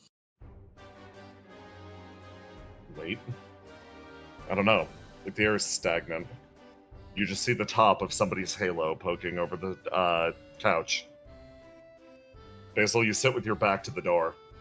It's only open, particularly lately, when people have brought you food. Or, well, when you need to make a public appearance. Oh As my a gosh, result- people! She stumbles with her. Hi. Hey, Basil. It's good to see you, Basil. It actually leans forward and sort of grabs your arm as you jump over the back of the couch and then actually stumble and sort of fall into her. Sorry, I'm not quite used to it yet. I see. She sort of looks down. How have you been holding up? Yeah, I heard they had you trapped in here. Well, they've had me trapped in here, and I haven't had anybody to talk to, really, unless they were bringing me food. And if I tried to talk to the people who were bringing me food, they'd be like, oh, my goddess, we can't speak, and then they'd run away. But, it's good to see you guys. It's really good to see you, too. Well, okay. Starting today and from here on, I'm officially your bodyguard, and so is she. Yep, we're your bodyguards. Have we met before? Oh, yeah, I'm Circuit. Oh. I know some people that would be really happy to know that you're not dead. Yeah, unfortunately, they can't know that I'm not dead. I see. Well, Secrets. Technically, Well? I did die, but she does like a hand-waving gesture. If it makes you feel any better. I haven't been able to speak to anybody for 2 weeks, so your secret's safe in here. That's good to know, she says. I'm not sure how to respond to that sentence. Oh, 8. You could probably tell me. Yeah? The God of Drift fight? How did it go? I mean, I assume the world didn't end, so good? Yeah. No, here, come here. She actually, lends you an arm and sort of sits you down and sits next to you. I'll catch you up on everything that's been happening out there in the world. The door sort of slides open as somebody else actually walks into the room. A man moves his way in, and Basil, over the last 2 weeks, those doors have remained mostly locked. You haven't been able to talk to this man, and even when you have, you've been walking arm in arm with him. You really haven't looked at him at all over the last 2 weeks. There's one thing that these interactions have driven home time and time again. This man has only survived and is only next to you because of what is functionally your political marriage. I ask you a question. Do you look at him now, or do you just let him be? What's his vibe? He sort of moves into the room and he sees 2 new people and is like, oh, perked up. Vibe positive? Okay, sure, look at it. Oh my god, you look at this guy for the first time in 2 weeks, and you look over at a man who, in a moment, you're sort of surprised at the person you see next to you. You saw the guy's finery and just were not like, okay, not gonna look at the face, not gonna look at the face. You look at the face. There is no way to describe it other than this is maybe the most beautiful person you've ever seen in your life. He sits down at across the way from you and actually makes oh, it's so nice to meet new people. I've been going insane. Oh, you're the new boyfriend? ? He looks over at you, Basil. Are these friends of yours? based on the tone of speech, I managed to pick up that maybe you have some passing familiarity. I'm sorry if that was okay. They're cool. You can be open. Technically speaking, yes. I'm the new boyfriend. Yeah, my brother was her last boyfriend. I see. He actually sort of looks over at you. I'm sorry if I'm complicating your love life at all. I should make one thing clear. We forged our mutual relationship out of a sense of necessity. She quite literally spared me from being locked in a jail cell. Now I'm locked in a significantly fancier jail cell. I sort of saw guards pointing guns at him, and I couldn't help myself. That seemed to be the best way. I have to admit, it is an improvement over what was planned for me. Most of the Skypoint nobility has been, more or less, either thrown in prison or executed by Geist. As a result, I'm one of the very few who's been able to hang on, thanks to my rather privileged position, says looking over at you. Functioning as Basil's arm candy over the last few weeks has been pretty much par for the course. Okay, Well. Sergey seems to chill. Sergey was like, yeah, so you're the guy that replaced my brother, huh? And he's like, yeah, it's because I was gonna die. And she's like, yeah, fair enough, actually. He's like,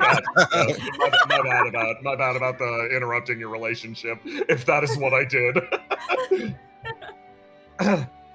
Well, if you already have a pre-existing boyfriend, I completely understand. Like, don't worry, I don't have any presumptions about what is happening between us. He sort of says, folding his hands. Actually, she steeples her hands. We broke up like 2 hours before we got betrothed, so. I'm going. But it's not like I'm in a rush to get into anything. Not to. Cross as a homewrecker. Yeah, no, you're. That's fine. That's the vibe that you just approached me with. Oh well. I suppose I've been called worse. Yeah, definitely it could be worse. Yeah. Let's look on the bright side. That's like a mundane problem. Right. Rather than the very practical problem of us being functionally imprisoned here. Imprisoned, yeah. It's a nice prison. Do you guys have bomb collars or nah? No. Nice. I don't think they would do that to me. Not to you. He moves over and just grabs your hand, Basil, and double checks your wrist and notices that they took your fucking demon summoning device. They took your equipment, though. What equipment did you use? My ability to summon demons with my ESP. So I'm effectively just a girl in a cage. And they took your shoes. I mean, they gave you shoes. They took your feet.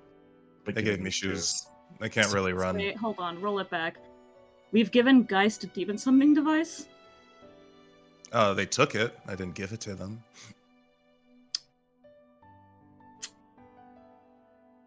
We should probably get that back, right? She looks at 8. 8 holds your hand for a second, Basil, and actually smiles. Give me a few hours. I'll have it back on your arm. Yeah, we should get that back to you. Thanks. It's such a weird moment of warmth after the long period of isolation. 8 flashes you a big smile, and your boyfriend, again, speaks up. I don't believe we've been formally introduced, by the way. I'm Sable Prince. Oh, right. Basilisk Kid. Why were you being arrested and shot at? Well, sort of size. More or less, anyone in Skypoint who has proffered any amount of resistance to Geist's reign has been rounded up and again arrested or executed. The only ones who haven't are those that escaped down to the surface. And why didn't you escape? I didn't have anywhere to go. That's unfortunate. I'm sure that's the case for several people who live here. Several, yes, not many. Skypoint has been, whether we want to admit it or not, Skypoint has been gutted, stripped down to its very core. This place, it isn't very little of it remains. He sort of shrugs. But Feel terrible for the people who are from here. I've got a good friend that is from here. oh, I'm sure she's doing everything she can to try and fix things while it's still fixable. Fixable's a strong word, but yes, who's your friend? Liz Soleus, I don't know if you've heard of her. She's famous. She's married to a movie star. You see his expression actually sort of. Oh, list, huh? She's actually You do know her. Uh-huh. Yeah. She's actually sent us on a couple of missions. I'm not surprised. The man's entire vibe shifts to very icy suddenly. How do you know her? I'm Childhood friends? no An old flame? no political rival. Wow, I am in a completely different world, 8. It's like, yes, same. I'm just gonna focus on the demon summoning device, because somehow, at some point, that became the thing that is more normal to me. She was my political rival and opponent. You probably never won anything. Shut up. Maybe. Just shut up. He's like a little. You said the shut up was immediate, and he's just like, forgive my rudeness. No, please be rude. Nobody's been rude to me in weeks. She was a magnificent opponent, and yes, did manage to outmaneuver me frequently. He says, looking back down at the table of tea, considering the fact that she is now married to a movie star, and I am here. But then again, I'm dating you right now, so I guess in my own way, I also won. Oh yeah, I'm way better than him. But he's pretty cool. I see. Well, I'm genuinely eager to hear all about it. If the doors are going to be unlocked from now on, I don't know if you know, there's actually a bar in the other room that they seem to have made available to us. There's always a bar. He makes his way over and actually extends a hand for you. He takes it. Take it gently. Yeah. And he pulls you forwards, and in a moment you are sort of like overwhelmed by the scent of his cologne. Beautiful, fluttering shapes. He pulls you forwards, and you look at the face of resplendency. And Basil, there's like something that happens in your brain. It's like a response that you recognize. This man in front of you is like a manifestation of a fairy tale prince. And yet you feel nothing. You felt more when 8 caught you on the other side of the couch. Weird. Yeah, it is, you don't hate him or anything, it just, yeah, no, nothing, not doing anything for you. Huh. Oh. Well, she just kind of quiet as she trails. She just keeps saying, huh. Circuit looks over to 8 like, should we follow them? We're supposed to be guarding her. What if he like poisons her? I think yeah, sure.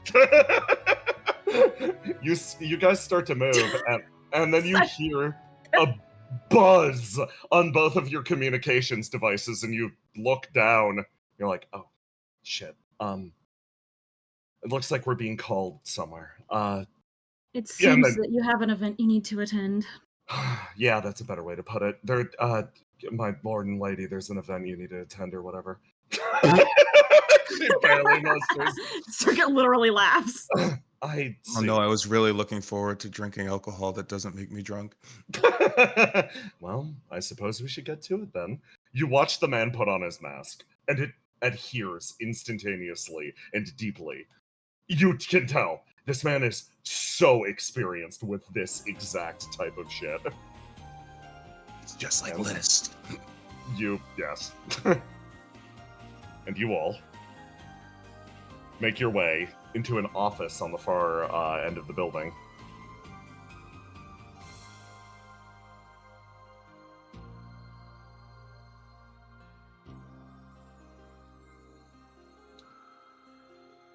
everybody, welcome to my office. Please, take a seat, take a seat.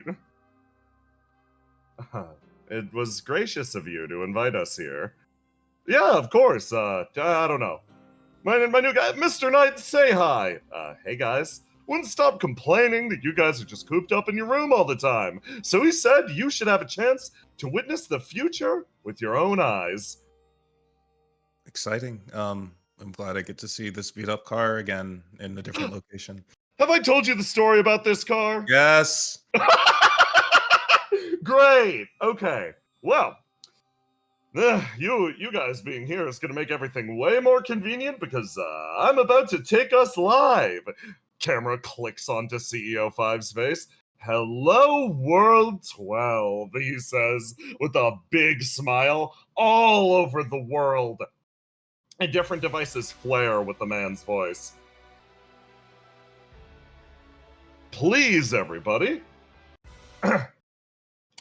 take a fine and hard look at the future of our wonderful little burning world. Now, I know I've been catching everybody up to date on the nature of our little reality, but I'd like to bring something to everybody's attention.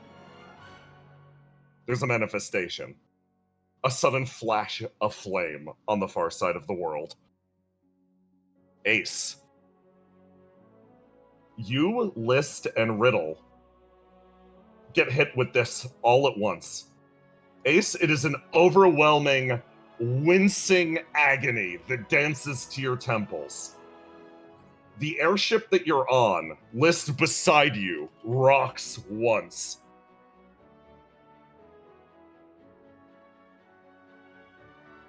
That averted prophecy, it's coming true. Somehow, it's coming true in this exact moment. Liz turns and looks over. What's going on? God. Just guys doing their stupid shit right now. Now, everybody, I need you to understand that those gods that we've been encountering, those beings from afar, they're being sent over by somebody who wants to see our world destroyed. But I have a wonderful new reality for everybody to embrace. There's a rift. And you know that Argos prevented the spread of the apocalypse seed, so you know it isn't the other side sending the god. A hole opens in the air, same as before, and darkness is cast over the skies. A machine flares into existence, and it's similar, yet different than the god that was supposed to be summoned from the other side. It flies out, and you watch as a brilliant chain of flame lights up and binds the being. Our brilliant scientists at Geist have figured out the process by which these things are created, and let me tell you, from here on, we and they are on your side. And to that end, I'd like to point to our own goddess, a true goddess. My Lady Basilisk, Queen of Love, what order do you have for this new beast that was born into the world? In order for Yeah. the god? You actually control it? Yeah, of course. You want to pass something along to it? Give the people something to really be happy about, you know? Think about all you could do. Godlike power, cure world hunger. You know, stop all disasters, shit like that. You are our goddess. You sit at the head of this company, and that machine's ours now, which means it's yours. She furrows her brow because she really is on the spot with what to do here. And she thinks the first thing that comes to her mind. Help people. Help everyone. Oh, such a magnanimous wish. Okay, give the order. Our own god, please go free and be the wings that unite this world. The machine, the flame, it all disappears together into one. The god whirls its way upwards. and flies into the lower orbit of Skypoint. For all of you in your plane, turbulence hits as this massive shape rips its way past you. You got all of that. You got all of that announcement exactly where you guys are right now. Riddle just watches it go. That's definitely not from their side. How did they do it? She sort of thinks, looks down. I want to establish something. I came to you guys fully aware of most of Geist's plans. Nothing, nowhere, indicated to me that they were going to do that. Okay. It's just, Ace is grabbing his head from the pain. It's just Geist doing what they do best, and that's stealing something and making it better. We shouldn't be surprised this is within their expectations. Ace is going to kind of lean on the wall next to the pilot. Can this thing go any faster? Yeah, I'll get us in. Picking up pace. She hits the throttle, and you guys streak through the sky directly into Skypoint. Elsewhere.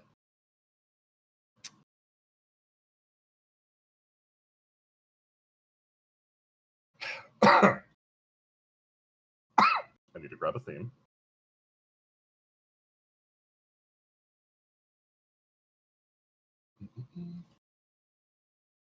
So important.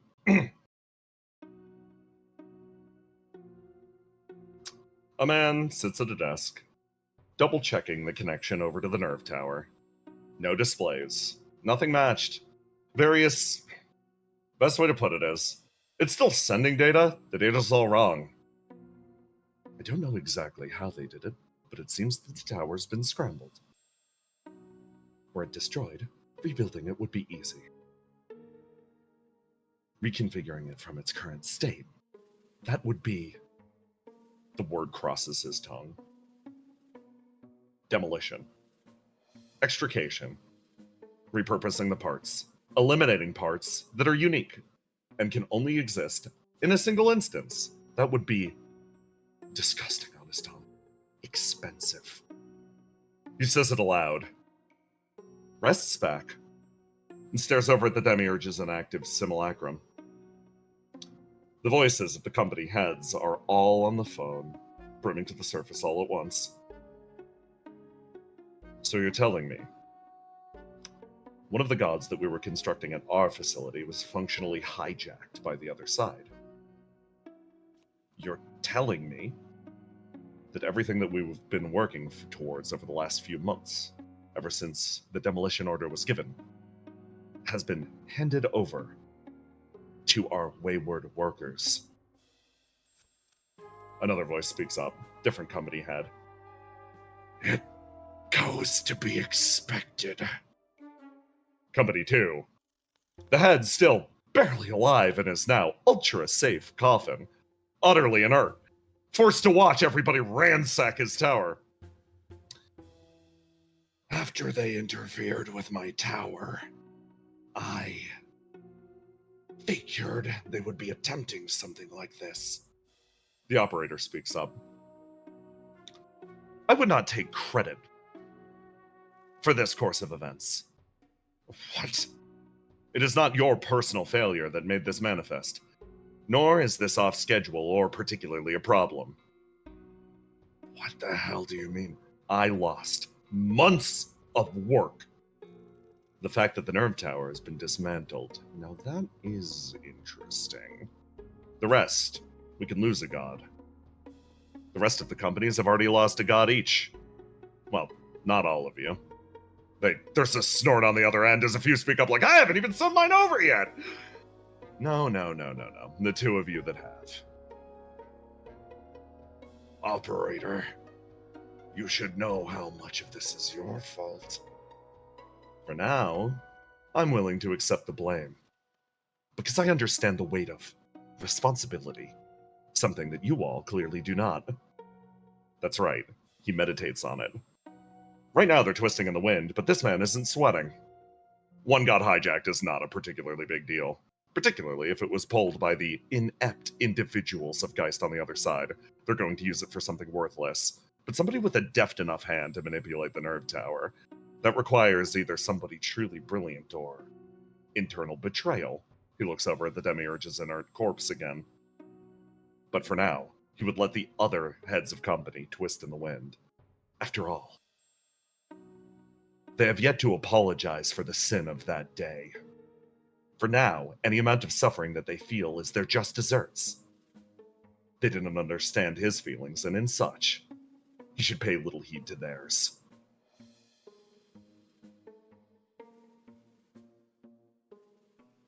I will allow you all to do something that I haven't done for a very long time.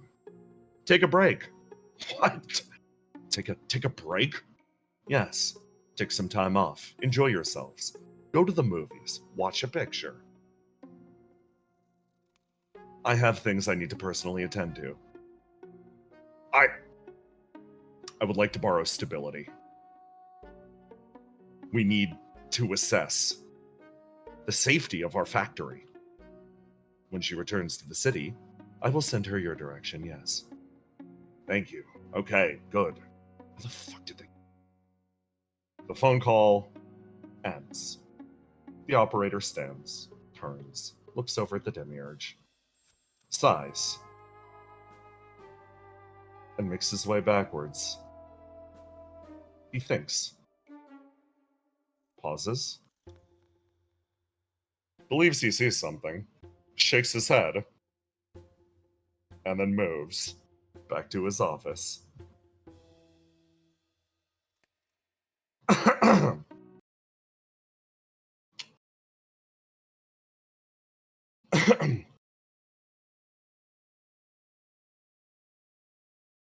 Hey, Gardner. Me? What the fuck? Where am I? Oh, I know where I am. You spent 2 weeks conjuring all of the energy you could to place yourself in this room. All of the courage that you could possibly muster. Talking to Recco, or Recovery. You now sit in the audience hall of Superior, the leader of all angels. Her voice echoes out. Gardner, it's good to see you again. Hi, Superior. He seems less miserable than normal. Which I'm sure she can pick up on. Seems like some good things have happened to you. Yeah, I guess so. How have you been? Half of the angel population was recently interred beneath the earth. Our forces are spread thin, and there's very little we can do. This has been a stressful time for me. I imagine. It would be really nice if we could, just go and get them, or had other angels that could help, right? That would be nice, yes.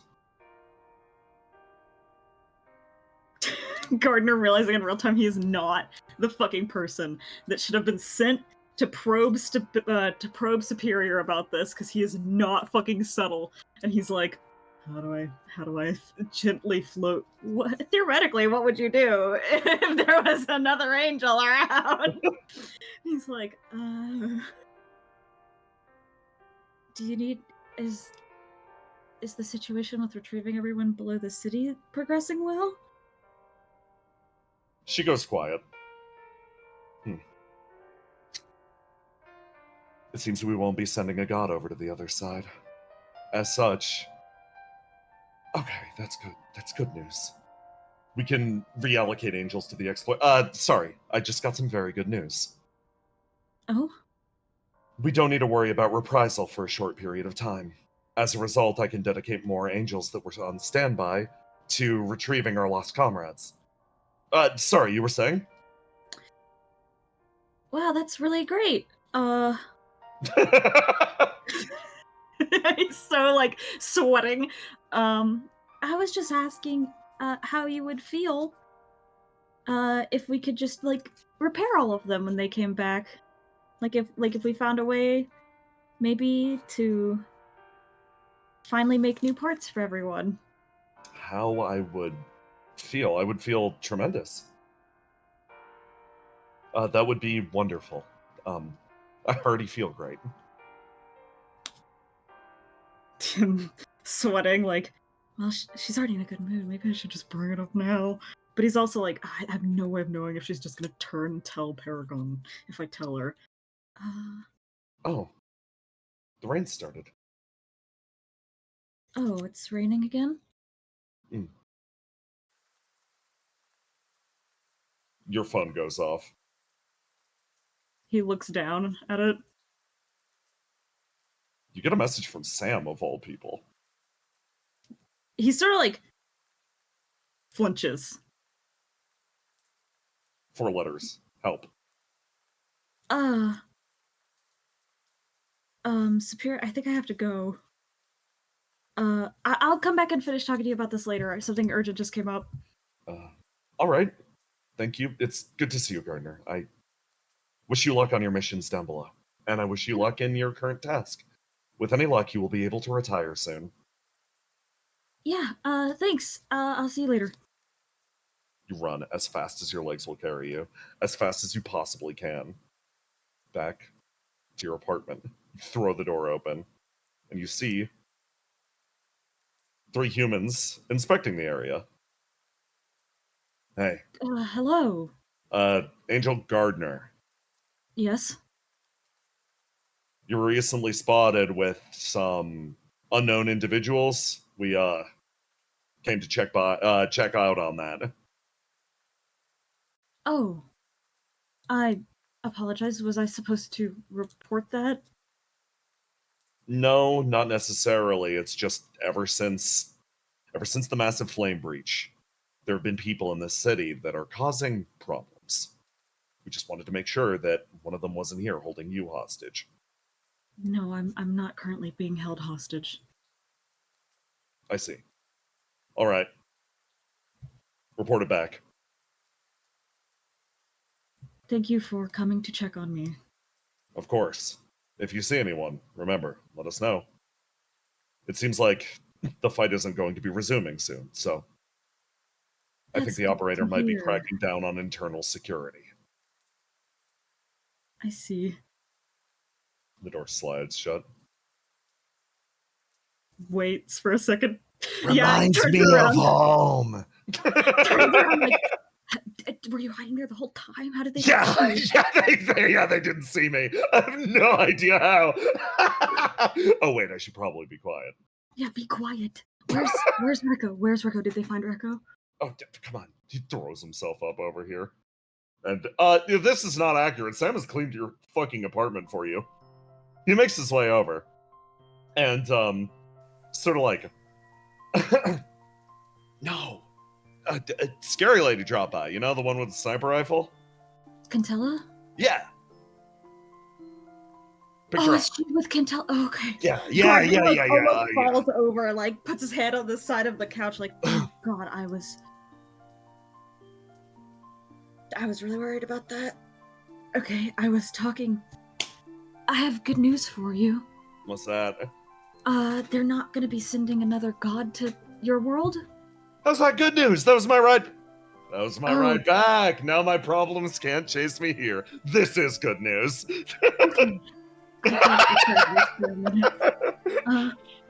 Okay. Okay. So it seems like we need to be a little bit more careful since the operator is sort of starting to crack down on people. I don't know why, though. I was trying to talk to Superior about Reko, but she got the news in the middle of our conversation, and I just don't think I'm cut out for this. Well, you better be. You're the only guy that can go. You want me to do it? I can go over and talk to her. No. That's probably not a good idea. That's okay, if you're sure. He sort of shrugs and laughs. He's like, at the very least, yeah, no, she headed on that direction. Actually took a communicator with her for some reason. Oh. Like a spare one. Okay, could you call and tell her to be careful when she re-enters the city? Yeah, I'll give her a call. Reaches down. Oh. That's rude. Said message back later, watching movies. Over here. Argos? Mhm. Two people have entered your tiny cabin and are watching the movie with you. TV over here. It concludes, and Stability is like, so, honest read, what did you guys think? One of your better films, actually. A diplomatic way of saying, it's on the good end, but... Yeah, GM, tell me how it was. What was it like? Ooh. Like a 3 out of 20. Oh no, she's bad. Reko, who is a person that you have made eye contact with. Once Cantella liked before. it. Yeah, Cantella seems to have liked it. Reko has made eye contact with you once before in the past, makes eye contact with you again, and yeah, it was good. It's really good. I'm really impressed that you make movies like this. I could never do something on this level. Well, angels, for the most part, are denied most vices. Like, drinking doesn't really do anything, and this is like making movies that's like an outlet, I guess, is the best way to put it. Yeah. So It's great I'm to have a creative glad outlet. it's like good. I'm glad it went over well. Kind of worried that it wouldn't stand up to World 12 movies. Reko and Argos like it doesn't.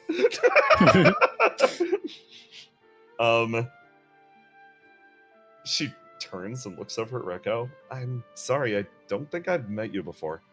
My name's Stability. You are, Reko. She looks over at you, Argos. Abe said if things got bad over here, I should find you because you're really reliable. Oh. Things bad? A little. I almost got caught by the cops. How are you guys doing over here? It's thanks to Cantella pretty much smuggling me out of the city that I'm okay. Things here have been peaceful, actually. Stability sort of smiles. Well, yeah, Reko looks over at you, Argos. I'm sorry I stayed behind, she apologizes to you! What? Why aren't you being, carried around by 8 right now? I heard from this guy called Gardner that, Stability sits up straight. The angels they were dying out, and, like, I'm a new angel, so I thought I could come over here and, like, I don't know, tell them that the angels aren't dying out, that new ones can be made. Argos grins at Stability. She... Oh, man. She really struggles hard to see what she thinks about this. Yeah, Tell me probably similar to Gardner, where it's like, elaborate. Tell me about yourself, Reko. I want to know. Where did you come from? Stability and Reko are going to sit outside while Reko gives the backstory on World 12. This leaves you with the scary moth lady. She sort of looks over at you, sits down in the chair next to you, and then slides something over to you. It's a communicator. What's this? A communicator for people in this city. It's relatively short range, but should be usable by you. Who's on the other side? I don't have an answer to that question. There are multiple pirate radio channels that have appeared over the last few weeks. Coincidentally, aligned with your attack. This could be useful, thanks. She closes her eyes and sort of nods and then stands up. Sort of sits back over here. It seems like your efforts over here have actually worked. No god going over to the other side right now, which means no easy transport for you out of here. Also, it means your friends aren't coming unless they figure out some method to get you out. Yeah. Well, I may need more time here, after all. I look at the window at those two talking. You see... the fucking waterworks are happening. Fucking cries when other people cry immediately next to her. I love that all of the angels have the same reaction to meeting Rekko, which is to burst into tears. Yeah, literally, like, what the fuck hope exists? And Argus. I messed up. Oh, yeah. We can't cut off this world from the burning world. Why do you say that? I look at those two.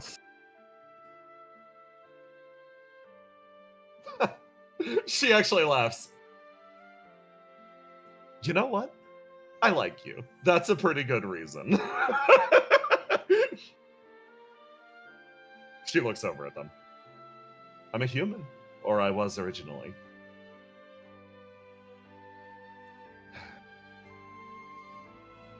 I get asked the same question pretty frequently. Isn't it the definition of insanity to sympathize with your toaster after it's done an exceptionally good good job for a very long time?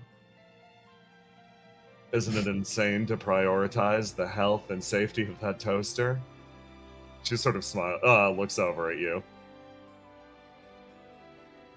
I mean, I fell in love with a truck, so there's your answer. See, I knew you'd get me. Truck freak to truck freak. You look at her, the transformation is complete. She will hit Ace with a truck the next time they fight. She sort of grips her rifle. And then looks back over at you. I hope that we don't have to fight someday, but if we do, she points at your arm. You have the stance of a marksman. So, here's hoping you show me your shooting. Just try to go easy on me. She salutes, makes her way outside, and Argus, your communicator goes off. However,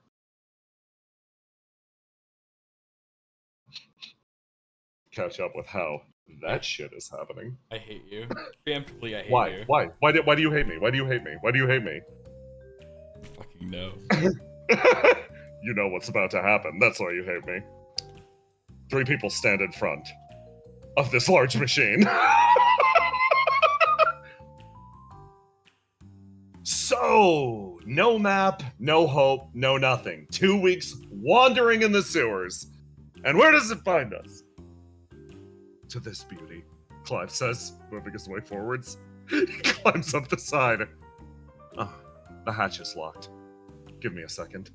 He pulls out his welding torch, and he deals 1 damage to the frame. Oh, fucking damn it. Hey, man. You good? You still holding on? I'm not doing so hot. I can die of blood loss unlike you guys. I'm just infected. I don't have machinery that keeps me going. I mean, if you die to the flame infection, you just come back as like a flame copy, right? Yes. I'm not ready to progress to the next stage of infection yet. Please get that thing moving and get us out of here. Give me a minute, I'm working. Clive continues working on the machine. Fucking damn it, man. And from behind, 2 people happen upon them. Well. Ah, fuck that! This little dude turns around and starts to manifest his ideal. Whoa, whoa, whoa, whoa, whoa, whoa. There's no need for that. There's no need for that. We ain't here to fight you. We ain't here to hurt you. They turn, look at each other. You're like, oh yeah, you guys are from the simulation. You guys are from the installation. You're masked too, right? Yep, that would Okay. be us. It looks like you have a flame infected with you. Are you doing all right? I am fucking dying. Would you like some healing? And would you like some food? Yes, unlike these two, I actually need that. We have crawfish. They're pretty good. They look at each other. Yes, I would love some food.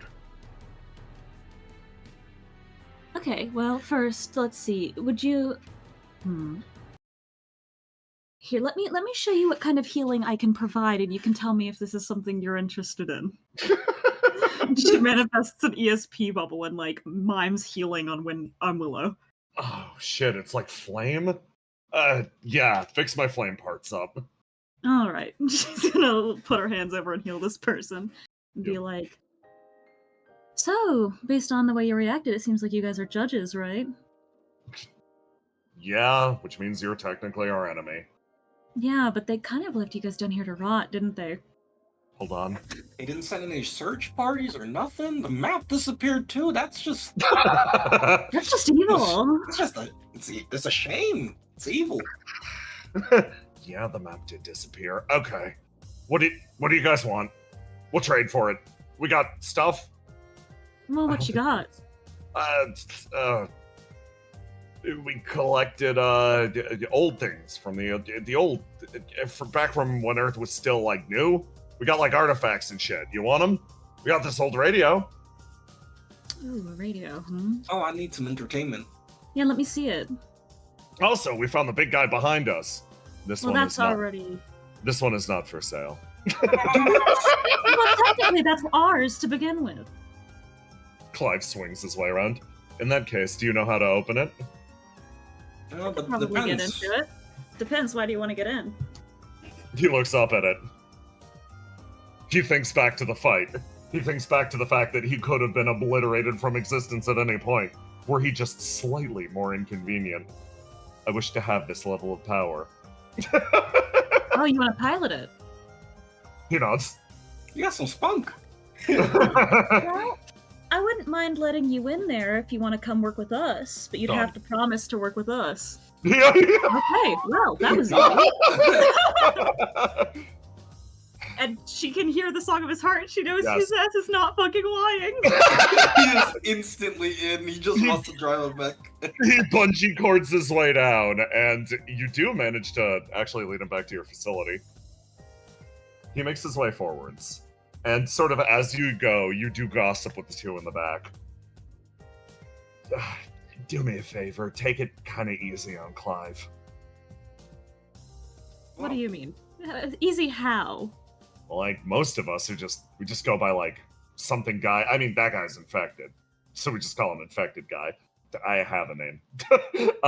But most of us just go by Guy, but for really successful judges, for really, really successful mass, they could get a name and a face. You look at Clive in front. That guy got one and he changed. Clive turns around and he makes eye contact with you. I was allowed a name and a face for one simple reality. I worked exceptionally hard, month after month, for the judges, and I was bequeathed this. But I came to a simple realization. I am allowed to have a name like Clive, because it was an unregistered name otherwise, and I'm allowed to have a face because I'm paired with the judges who are sent to die. It's not a matter of anything beyond convenience. I'm allowed to look and act like a person, because I would not be inconvenient while doing so. That's kind of messed up. He shrugs. Nothing has been more clarifying in the process and realizing that I am a machine. Well, where we're from, everyone is just born with faces and names. And we're all machines. Yeah, we just get to choose who we are. Yeah, you could just pick a name and that's your name. He nods. Will they stop you if you call yourself something different? Yeah, will you get in trouble? Only if it's inconvenient. He says, turning around. Okay, well, let me let you in. She punches in the code. You punch in the code and the door slides open. And you find your way into your hidden water treatment facility. This is an old facility they kind of just left to rot after a flame breach. It's pretty convenient because most of the machinery still kind of works. Yeah, you can still get filtered water and stuff. And there's a bunch of crawfish around, so... Yeah, this entire section of the underground is overrun with these crawfish. So we've just been eating them, and with the plants that we've been growing, it's been pretty workable. The guy in the back's like, that's where this came from? How did you make it fucking taste like that? I mean, that's just seasoning. Oh, spices. Okay. Yeah, I'm never caught without it. Willow opens her... You open the door, code. and literally time seems to stop for a moment as the man who professed himself to be a machine mere moments ago actually sees Violinist, stops, turns, runs over to her, just like full sprint. Boss, it's been a long time. Oh, Clive, I see you're still hard at work. Congratulations on the face. You look annoying. He reaches out and you watch Violinist, who has never made any sort of positive, never a positive motion in her entire life, literally just reach out and hug this man. She pats him a few times. Oh. I thought you were tired. Retirement isn't all it was cracked up to be. Shit. I'm sorry, I shouldn't have convinced you to... It's fine. She pats him on the back a few times. Ooh. Over here. The little one. That goes way before my time. I didn't actually know the boss. Well, now you can get to know her. Violinist turns. Thank you for not killing the judges. They are understaffed, misguided, and not equipped for this job. You find a way to actually use your ideal? Hey, listen, I almost bored straight through a cockpit of a mech. I don't believe you, she says, looking over at him. Anyway, you were saying about the crawfish? The guy in the back leans in.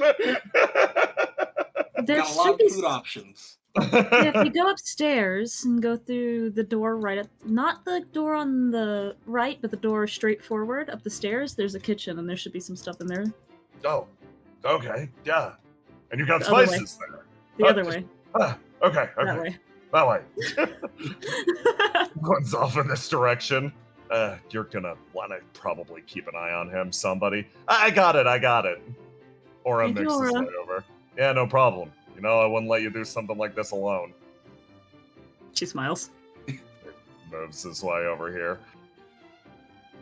And Gene similarly works his way around the outside. So, you're sure about these guys?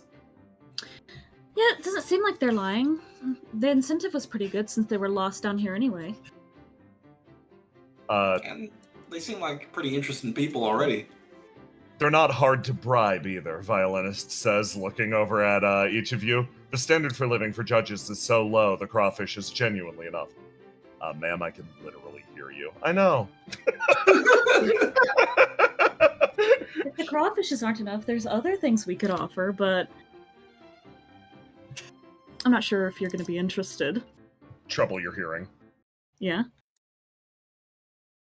Beep, beep, beep, beep, beep, beep. She sort of turns around. Stops mid-conversation, turns around, walks up the stairs. Jean looks over at you, Willow. Go with her. I'll keep an eye on these guys. All right, thanks. You make your way over. And you see a signal from a nearby location. Someone's patching you through. Willow, you see the shape of the demiurge flash on screen for a split second. And then the patch is fully forged. Over at the camp. Argos. You come online, and you hear a familiar voice on the other side. You hear Willow set herself into the room, and you... Is that... Huh. Hello? Hello? Argos? Argos! Great, we finally got into contact with you. What? How are things back home? Oh, we're not back home, Argos. Argos, we're eating crawfish in the sewers.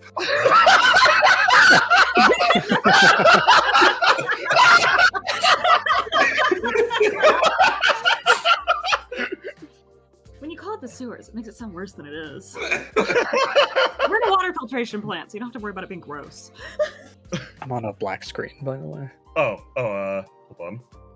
Let me try to reset you. Let me send you back. I think Argos needs his full range of emotions here. Yeah. So, wait. You're in the sewers of the city here? Yep, we're hanging out under the city. We have a whole base created and stuff. Yeah, we got a bunch of our friends here too. Yeah, the squad here right now would be me, Willow, Jean, Say is around somewhere, Aura, we have violinist, and we just recruited a couple of their judges. We also found Ace's burner. Oh, and we wiped the entire map of their underground facilities. Oh, so... excuse me, Clive's burner. Clive says over the line! Hi, Clive. How did you get in here without me noticing? You really like Clive, Argos. He holds up tool belt, universal key. Fascinating. You guys have been really busy, haven't you? Yeah, I mean, we wouldn't have stayed behind if we didn't have stuff to do. Ruth said that you stayed behind to stop the god summoning. You didn't get left behind? You stayed behind? Yeah. Yeah.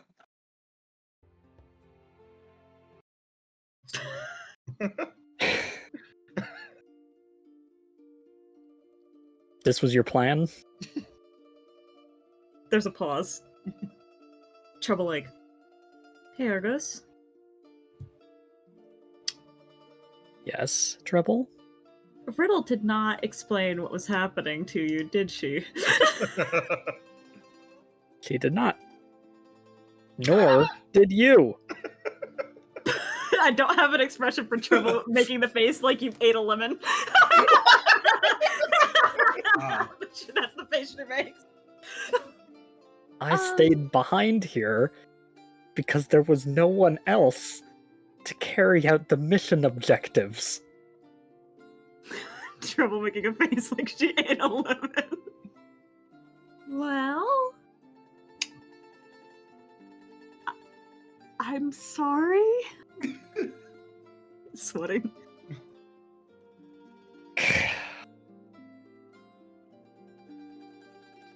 If it makes you feel better, this was all part of my evil scheme to force Exulances to help OPIA, so it's not like we left them there without backup. Yeah, I helped your evil scheme, and you refused to tell me what it was.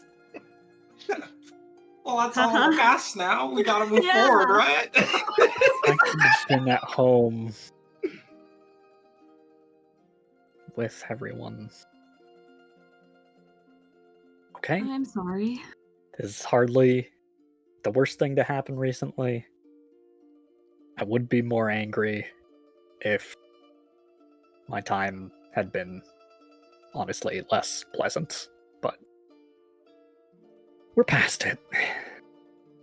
Trouble and Willow in the background, sweating buckets. Do you want some crawfish? Do you want some crawfish? We have a herb garden. Actually, we've got plenty of fish here. Oh, okay. Where are you? Just look around. Nature? Wait, really?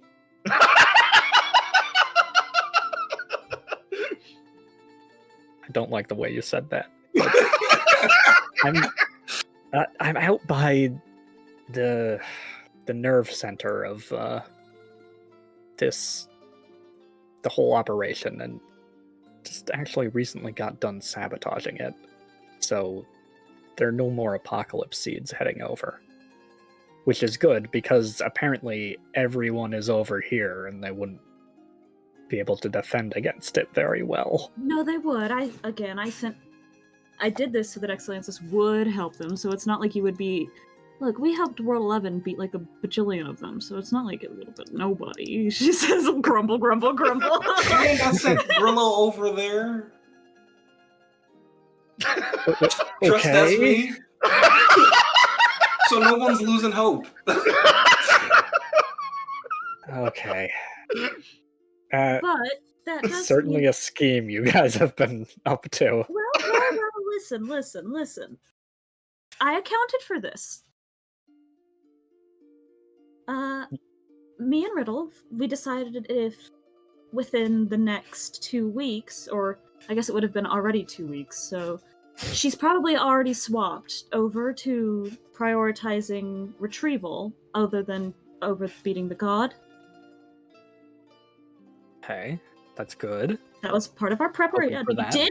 We did consider this, she says, putting her hands up defensively. Okay. I'm glad you thought this out. I'll give you that. It's just, as team tactician, I think I should be informed on certain things.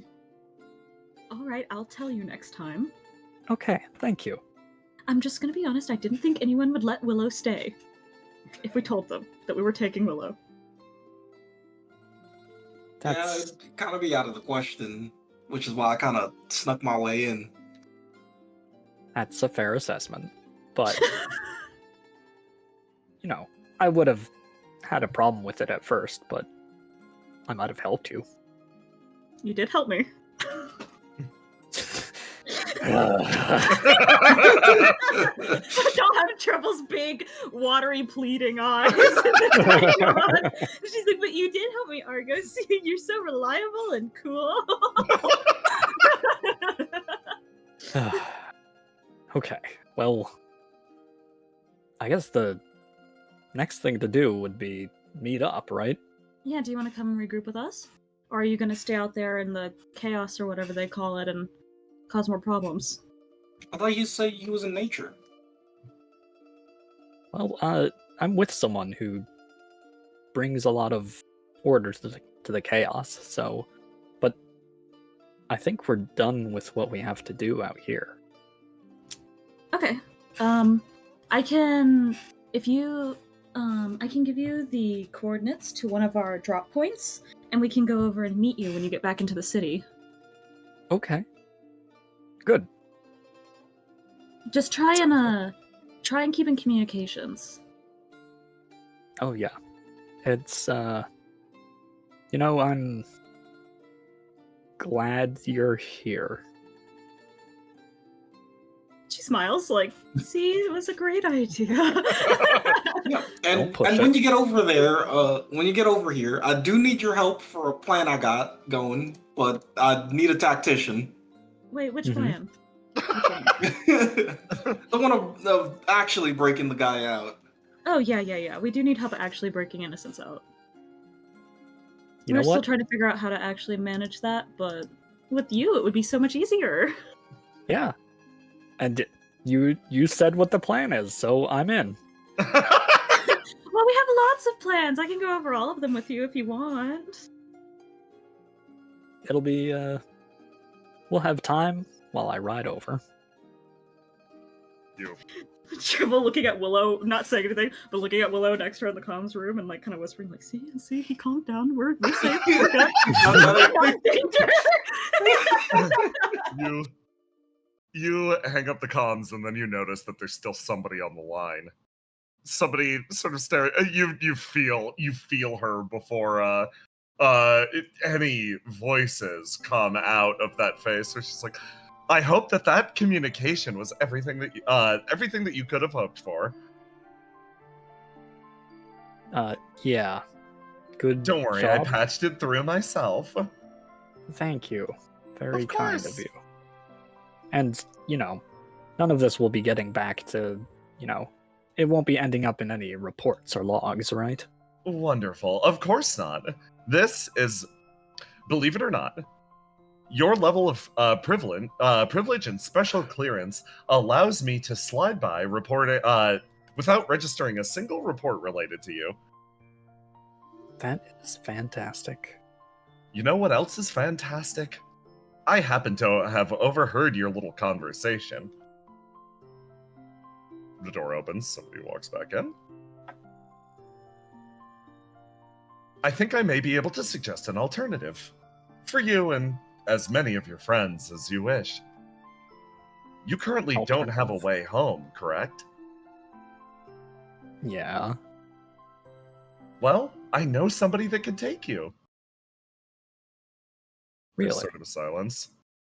And then there's a ping up on Stability's comms. She seems confused for a second, and she...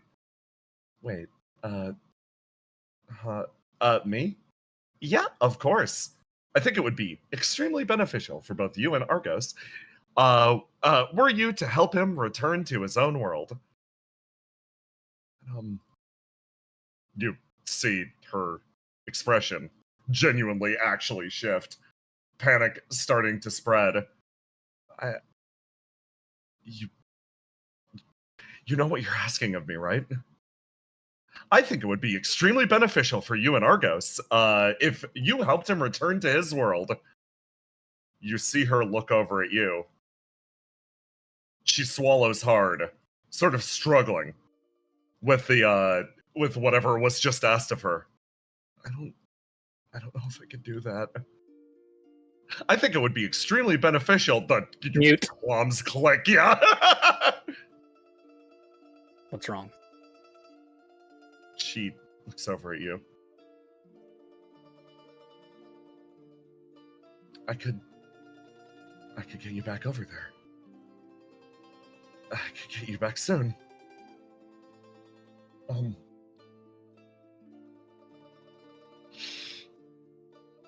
we need to do is walk. She holds it in. She inhales heavily.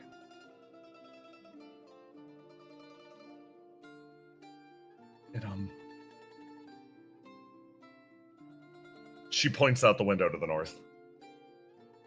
No angels come that far. It's a long walk, and it's the place that exiled angels don't come back from. She thinks of the most sympathetic way of saying that. I could try to... Yeah, I'm gonna need to think. I'm really gonna need to think. She walks outside and just goes to fucking sit down. Chantella actually sort of opens her eyes. Oh, interesting. Walking certainly would be the most direct route. Just being able to walk back to the burning world? It's theoretically possible for her. It would require you to venture through this destroyed world and the areas beyond. The housing point of the greater will. Oh. Well, I think she's already been asked to do too much. Way too much has been asked of her already. It would be fundamentally... I'm certainly not going to add to that. It would be fundamentally asking her to not return to the city, correct? Well, that settles it. I've spent the last 2 weeks hearing all about how much she loves this place and how much it means to her. Cantella's expression sort of lights up lightly. She wants to believe it. She really does.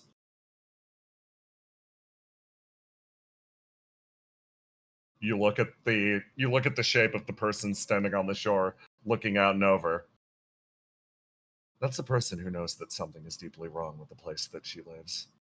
That's a person who knows that the world that she's fighting for and the world that she's supporting is deeply flawed and cruel.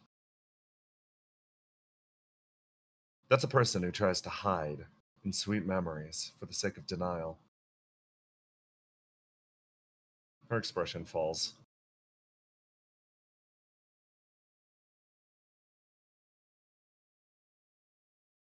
And she looks over at you. Do you want to let her dream for a little while longer?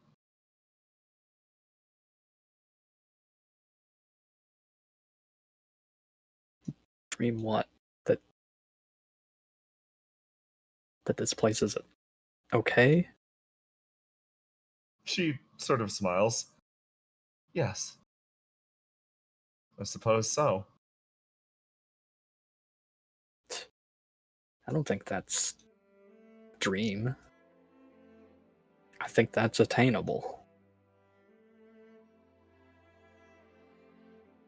And I think she's probably got the power to get there too. Aw, she looks over at you. Not what I expected. Very interesting. Okay, then. Well, if that's the way you feel, I'd say probably tell her that before she implodes or sets herself on fire. Yeah, I better hurry. You see her turn around. I can go with you if you need to go.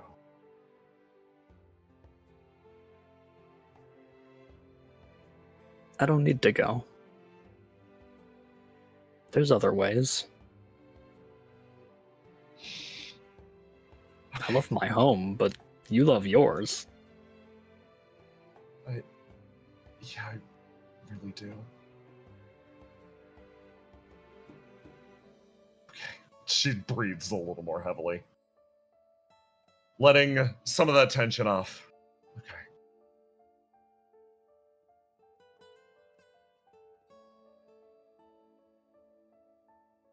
We'll figure something else out, or let my friends back home figure something out. We're gonna do this thing the right way. She smiles and quietly nods. And your time in this city, Argos, carries on.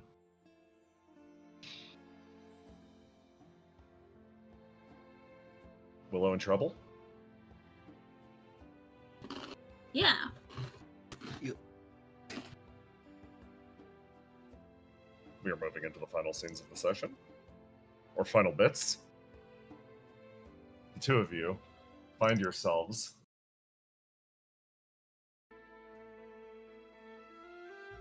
So, at the top of the wall yet again. before Argos gets back, I wanted to ask you something. What do you want to ask me? She sort of leans up against the edge of this and goes, Once we start making grander moves, I'm going to have to take up an alter ego. Makes sense. You don't want Mike to get in a lot of trouble. I can't act as trouble here, and while I'm all for pinning Mike for kidnapping a human, Mike's really struggling with the responsibilities she has down in the derelict. Showing up and handing her even more people that feel like she owes them something isn't really in my plans. Yeah, that makes sense. To be a hero to a bunch of new people in this city. She's already living under the curse of being a hero down there. Why would I make her one up here? Yeah, I understand being a hero to people. She smiles. That's actually what I wanted to talk to you about.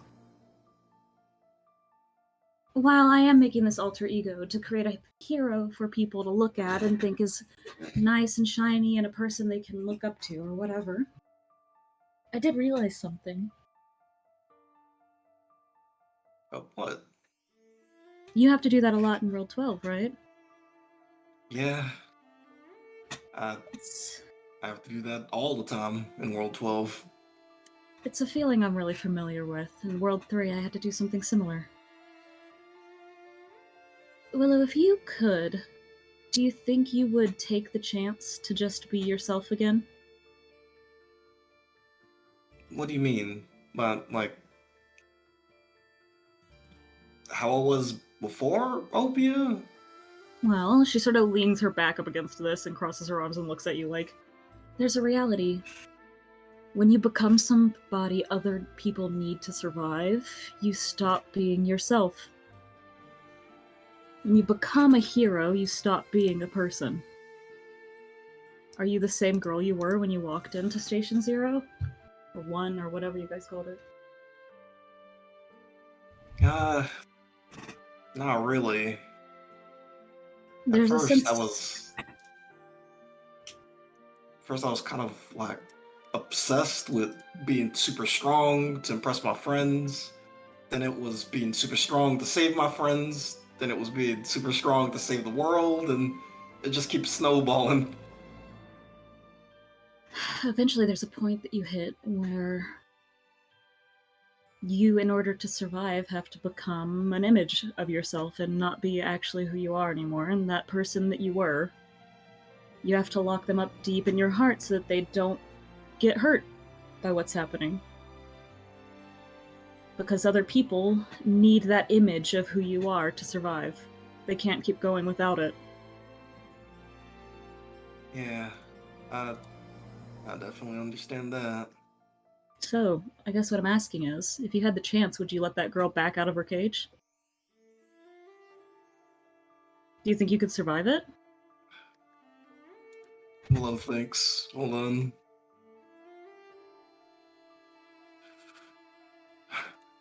I think I could, maybe. If you could survive letting her out, could you survive having to put her back in? Oh, that's the hard question. That's the question I run into. She smiles. To be just Willow without the hero. Instead of being Willow-Wisp, the hero of World 12, just being Willow-Wisp. Could you do it? I'd love to be that farm girl again. Just, man, doing what you want in the swamp, hunting, just being free, you know? Not having to look at others and think, well, I need to be strong so that they can. Being able to not even think about those kinds of things anymore. It's appealing to you? It is, but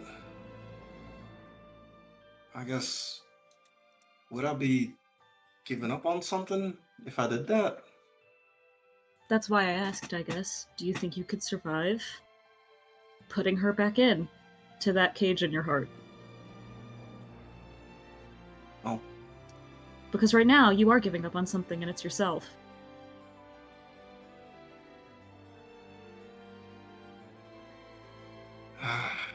That is a hard question. But if this is the last time that I can be that girl... It is, if you think about it. No one here knows you but us.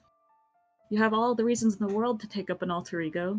You have all the reasons to say, no, guys, it's just for the mission. They won't question you. You can get away with it for a little while if you want to. Well, If it's just for the mission. Chevel smiles at you. That's about the answer I was hoping for. I was kind of thinking about doing something similar myself. If it's just for the mission, I think I can be myself for a while. Willow. Wound your green stat. Willow wounds her green stat. The hero of rolled 12. Noted.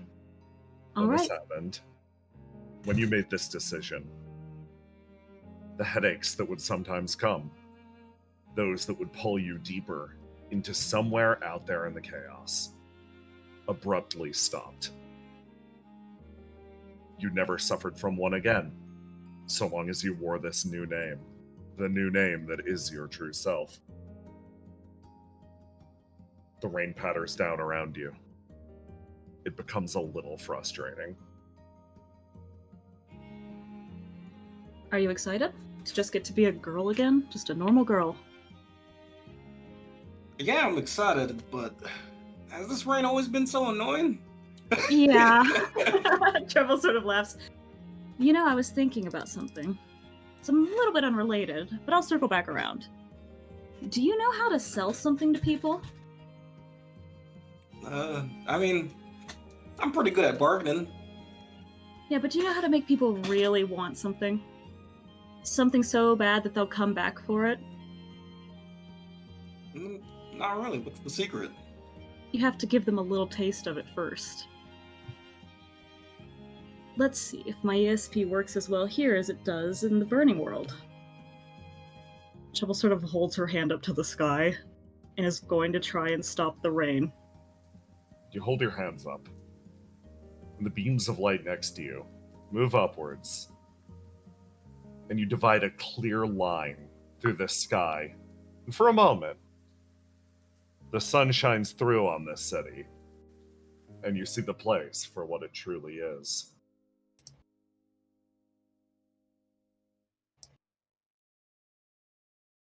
Fog swirls around the man. He takes one step after the other.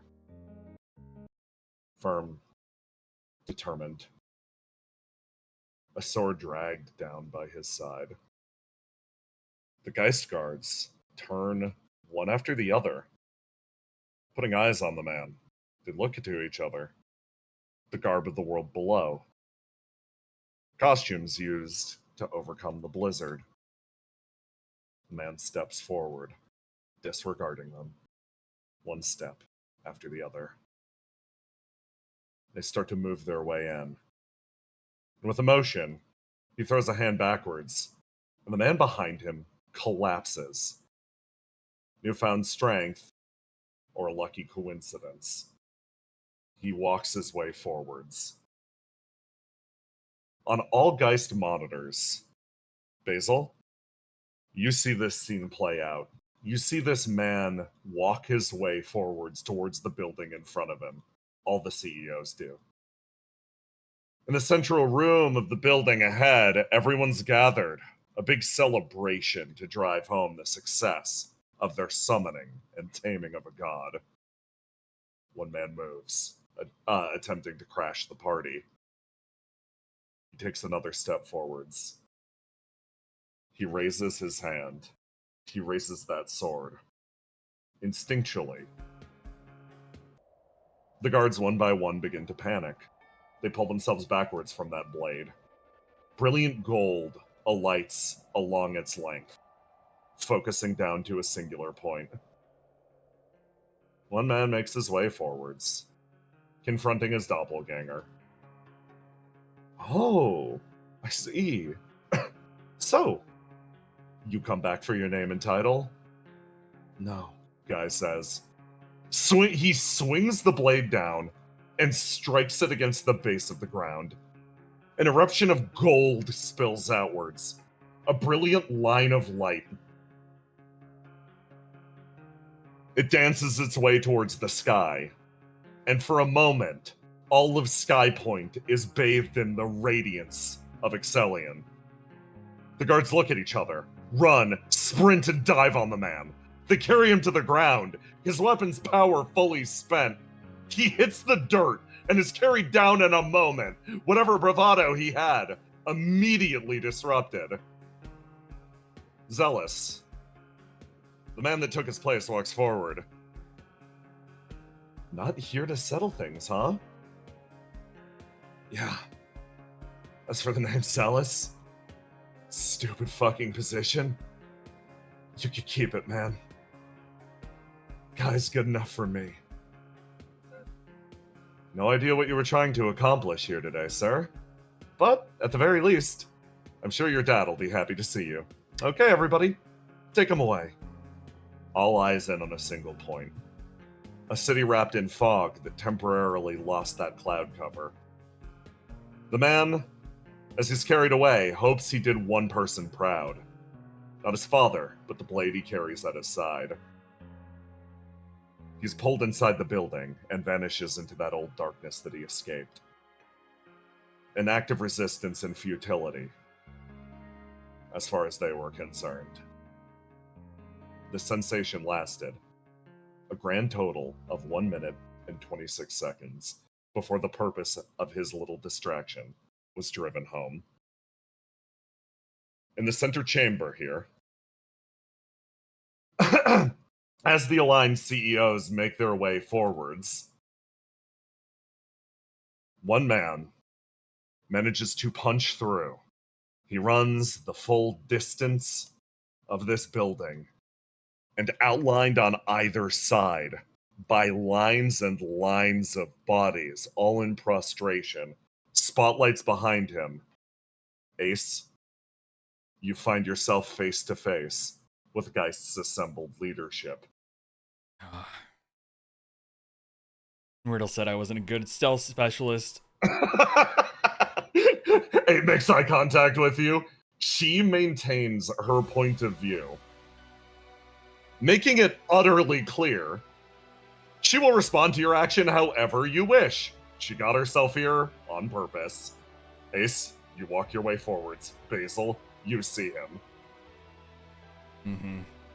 Well, you did make a lot of noise. It's not perfect, but it is something. Whoa, calm down. I'm not here for violence or anything.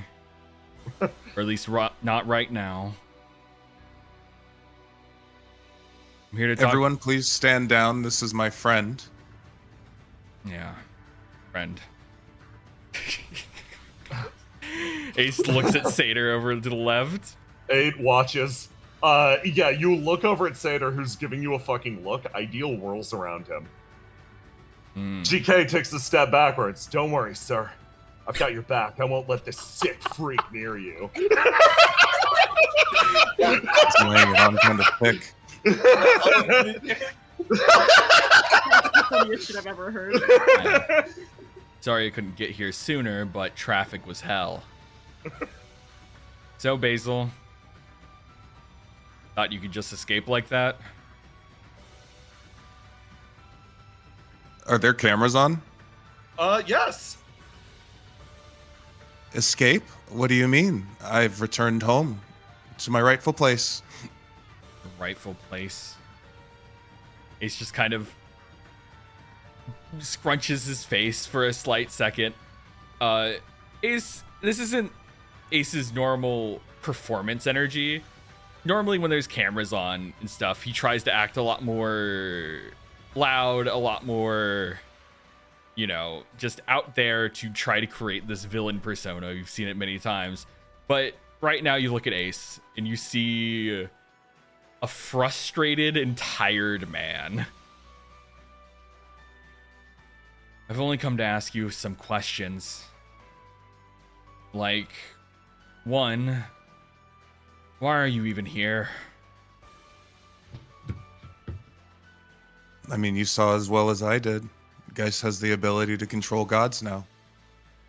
Does OPIA have that ability yet? I mean, I pilot one. And that's why you're here? The ones that are coming through the portal. The fruits of the other side are now ours to pick, Ace, my boy. CO5's words dink on the side of Ace's head like a bullet as his head just kind of jerks to one side. And you're here because they have power?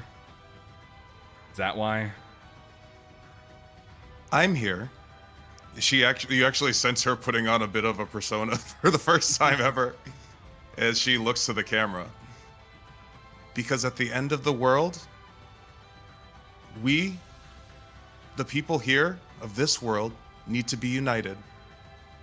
And I think we'd get a lot more done working together than fighting. She tries to take a step forward.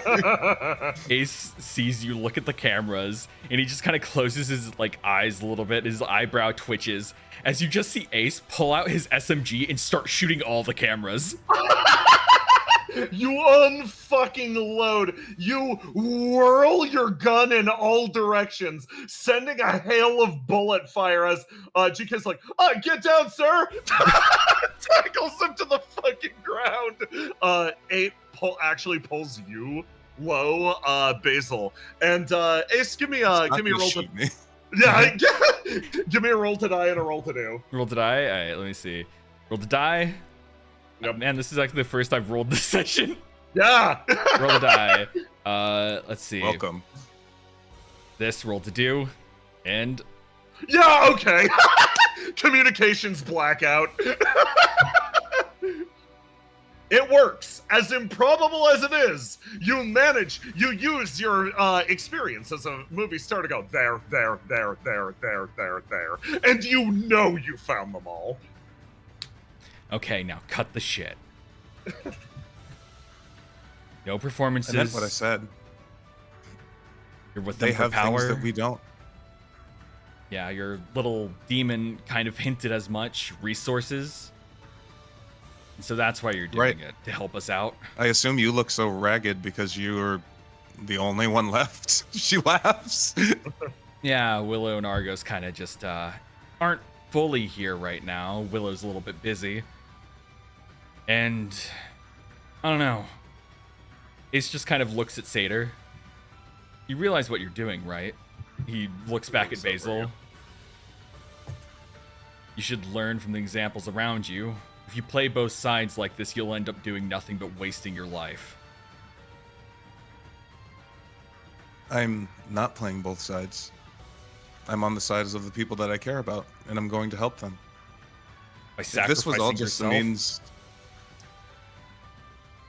I don't intend to sacrifice myself. I just told Cam, she actually chokes the word back, Yeah. that in an ideal world, everything gets fixed and I can go back.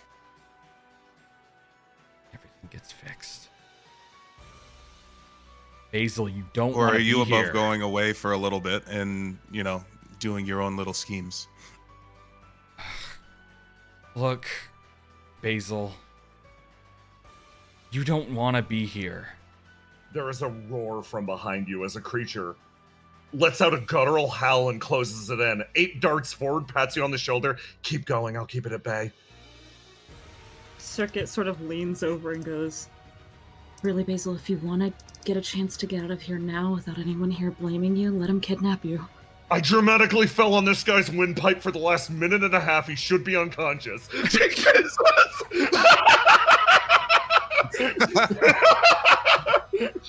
Basil. You don't have to go if you don't want to, but you don't have to stay if you don't want to either. So, Basil, please, I'm asking you this. Don't stay in this town filled with visages of you. Don't stay in this place filled with people that worship an idea of you. We don't need the resources.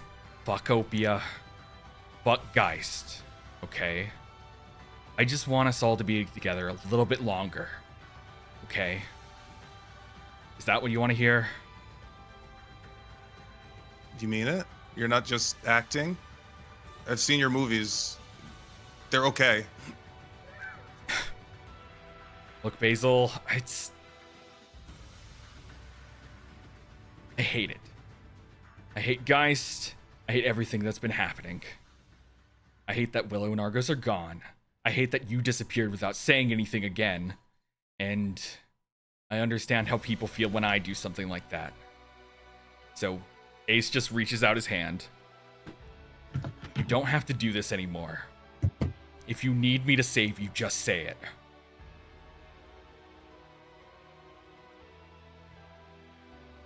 I think that's the thing, Ace.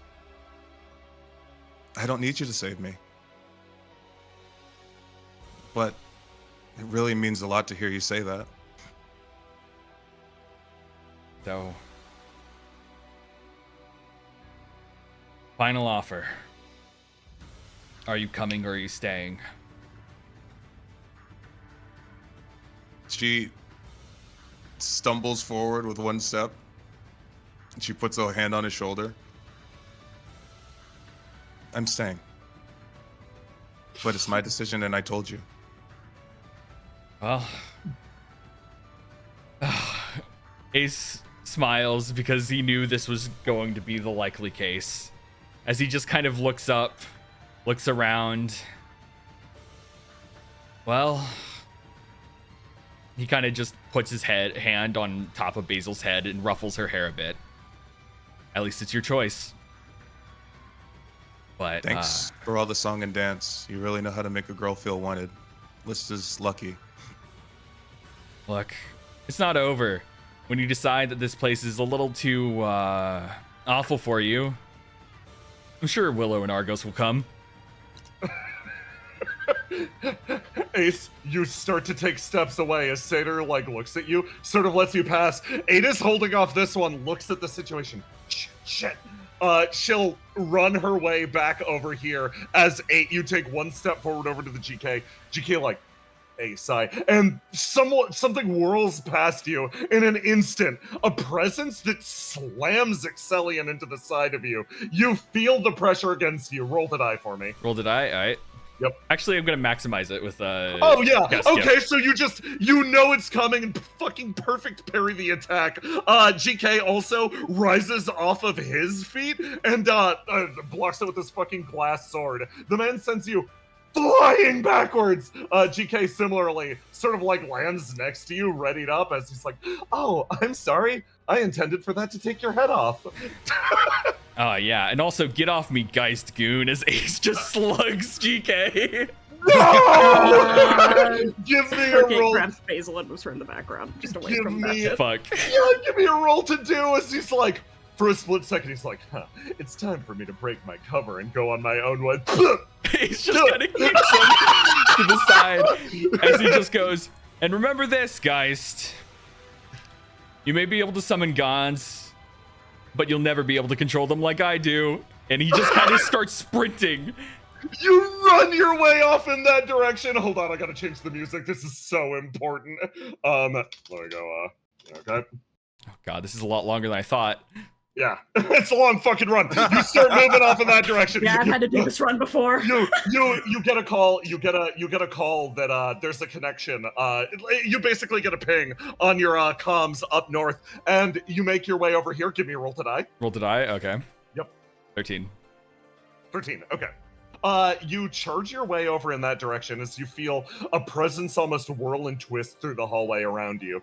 And almost darkness starts to pour forth from every area as you see this large figure try to sweep its way past. You manage to more or less jump its form as you feel that weight and pressure almost try to pull you back. The AI close in on the area. You, Ace, give me a roll to do. Roll to do. Okay. Yeah, roll to do now. Very important. 26. 26. Okay, you actually managed to catch this. On the outside, you notice that a bunch of guards have actually touched down and are, God, they seem to be awaiting your, you coming in this direction. Dozens of guns pointed at you, and then you hear a distant, "Sir, what seems to be the matter?" And a large machine bores its way through the area, and you just see a flash of light as it slices through, long gash marks in the ground, and you watch 2 people die on the spot. That ain't your problem, though. What the hell? Like, Ace just, like, watches that and he's like, what the hell has Geist been up to, actually? It's this thing of, like, he's always known there's been hints at it. He's seen some of these creatures, but finally seeing, like, Geist's full power after they've just, like, stayed hidden the entire time, he's like, oh, God. He would rather just fight a normal god. It's scrambling up behind you, running off, and it's trying to close distance, trying to grab you, pull you back. Ace, what do you do? What Ace is going to do is he's going to activate some seals of like 3 seals of Adalaster. Yeah. He's gonna do Seal of Beasts, which is take a move whenever you succeed on a roll to do or die. He's gonna do let's see, blocking is free, and then also just like bonus accuracy. And he's just gonna quickly just swipe behind him just to try to just like this hologram and like. Oh, yeah, the free move, yeah. So you're gonna boost off of the creature behind you, yeah. And so that's also a 3d6, but I think a 24 probably hits. And so Ace just absolutely swings Adalasker behind him, the force of the swing just kind of launching him forward closer to his destination. Oh my god, you fly your way downwards. These two pick up their guns and point them at you. In a nearby room, chaos continues to erupt. Someone silently drinks their tea. What the fuck? What is this? An old woman Scares silently watches the display. 2 Geist guards wait with their guns pointed at her. You've been given orders. Move. Contain him. Oh, finally found something that's a big enough problem for you to break me out of house arrest, huh? She stands up. Sort of eases herself off. Okay. Well, if it's that big, point me at him. I'm curious. Ace? Mm-hmm. Your prophecy kicks up. Oh, God. You feel yourself. You're going to rush forwards. These 2 guards in front of you.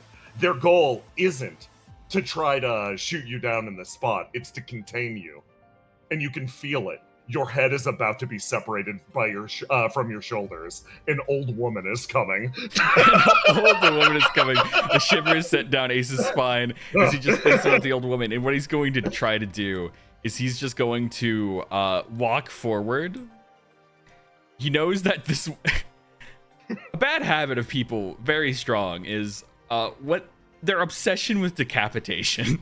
Yes! He's fought many people with this sort of like fixation, and so simply when he would normally get decapitated, he just does a knee slide between these 2 goons. You slide your way. Give me a roll to do. Roll to do. All right. Yep. I'm rolling like good on rolls to do. You're rolling good on rolls awesome. to do. It's the slow motion way that this plays out is very funny. The weapon that sings over your head isn't a bullet like you expect. You hear the whiz of a crossbow of all things, which is, I don't know why, it makes your gut drop more than a bullet would. As it does indeed sing over your head, flying off into the distance, and you hear a click as another one's loaded. You run your way forwards, and then it pings off of a large metal shape that touches down behind you, and you just see that towering figure. No time to process as you make your way to the edge of the cliff. Yeah, Ace just continues running, sees this cliff and like the giant space beneath him, and just thinks to himself, I sure hope I have the right ledge, as he just simply jumps off. You throw yourself free. You throw yourself free of the structure as your body is suddenly buffeted by the wind. You fling yourself down, and you hear the roar of the engines in the distance. You hope this pilot that OPIA got is worth her stuff. Your body whizzes through the air. As back over here, Basil, you're sort of left alone. One man adjusts his collar, looks over at the KO'd CEO 5 on the ground. This one ran after them. He sort of looks back over to you, Basil. I suppose I respect you and your gumption, Basilisk Kid. I was underestimating you up to this point. Very interested to see where you go with this. Thanks. I'll make sure my gumption is on full display for you. Oh, you should. He moves his way forwards. We'll be working closely together from here on. Your friend is fun. Yeah, at least you didn't drop anything on the building. Kate makes her way back over. Basil, we're gonna get you out of here, okay? Oh, great, back to the room. Is it wrong that this was kind of exciting? I mean, I was gonna say, they're all kind of distracted right now. You wanna, like, sneak out? Oh, do you know anywhere good to eat? Yeah, Yeah, we know a pretty good place. She elbows Rhodomanthus. You wanna come, or are you gonna be taking the heat for this? I'm going to be taking the heat for this. Have a good day. Well, have fun with that. They turn around and walk off in that direction. In the distance, over here, one man sits at the cafe, quietly sipping his tea. He watched the entire exciting event play its way out, using those short few moments to sneak his way away. Ace Galatine, huh? Or I guess it's Ace Seleus now. She got married. Oh my god. That man doesn't know what he's in for. Argos.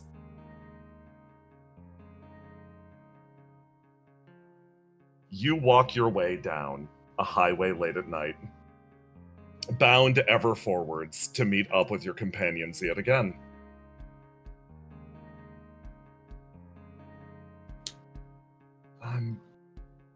I feel like I should apologize again for you not being able to go home, but there are lots of good things to do in the city, I swear. It's not your fault at all. And I don't mind sticking around here. She smiles. The one responsible, the one with the detonator, smiles at you. And then you see a genuine smile cross her face again. I'm sorry, but to some extent, I think it is my fault.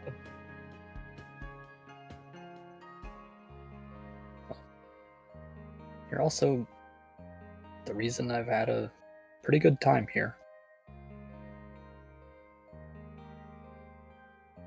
You look into the distance. When is the next time that you're going to be home? When's the next time you're going to see Cast? Oh god, Cast is probably going insane. Yeah. Kerfunk.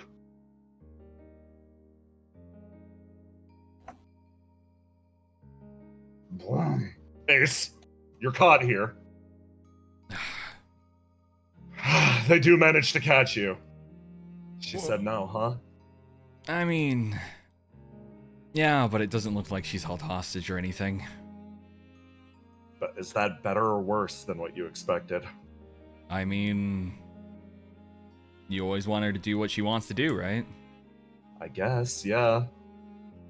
It's fine. I guess I wasn't really asking about Basil necessarily. I was asking about you. Oh, what? That I'm fine? Yeah. She just sits here thinking. It's gonna be... I don't know. Things are complicated.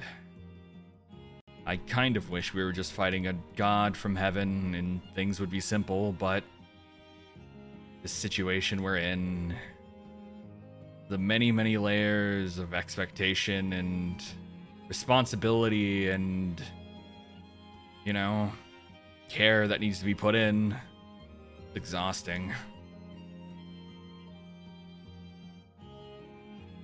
Riddle sort of looks over at you. List actually laughs a little bit. Well, this time, and for once, I think I can actually split the burden with you. Usually I sort of leave you to fend for yourself. Yeah, it's gonna be weird working with you again. It's been so long. Right? Riddle blinks a few times. I can't tell when you guys are, like, sharing an insider moment. Like, you guys are too married for me. Liz laughs.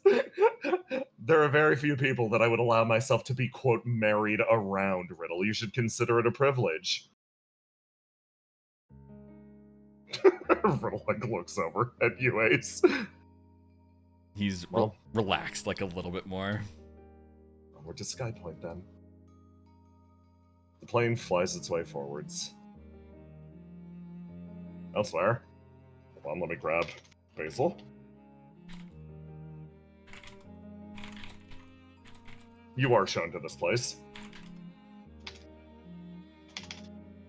And let me grab Antis.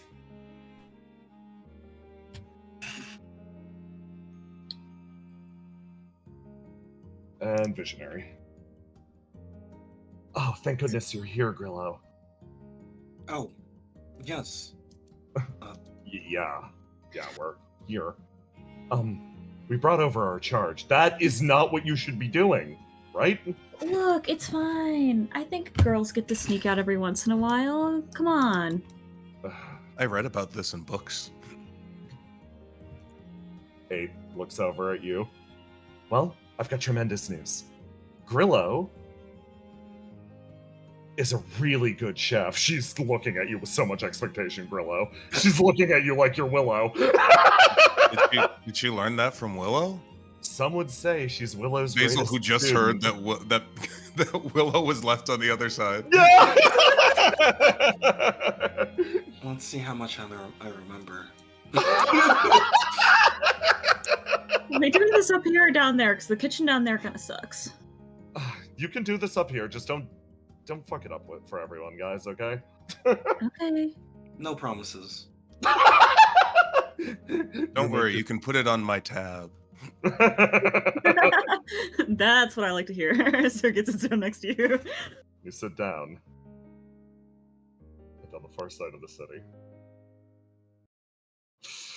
Ace. Finally see.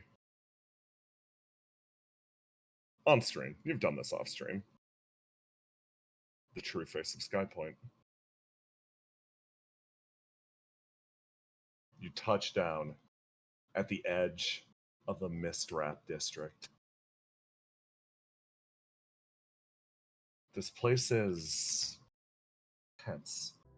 You can feel eyes on you from pretty much everywhere. Regardless, List walks her way forwards with confidence, Riddle following straight behind. I'm sorry that there isn't a better way to do this, but she makes her way forwards. Oh, hey, boss, they sort of gesture with their head over this way. Oh, boss is back. Okay, yeah, I'll tell everybody. You see List, pause here. It'll be a moment. All over the district. People around hear that the boss came back. And they exchange a look and slowly start to empty out. These corrupt Geist guards exit the district as well. The bar on the far side of town slowly empties. Barracks, already ready and waiting for OPIA soldiers, empty one by one. The Geist facility on the far side slowly shifts over, removing their helmets and changing allegiances. In a matter of minutes, Ace, you watch this entire district empty out. Here's the staging ground for the war for World 12. I hope you like it. You've always been so extra. I have been looking forward to this moment for a very, very long time. So, welcome to Sky Point. And that is where we end.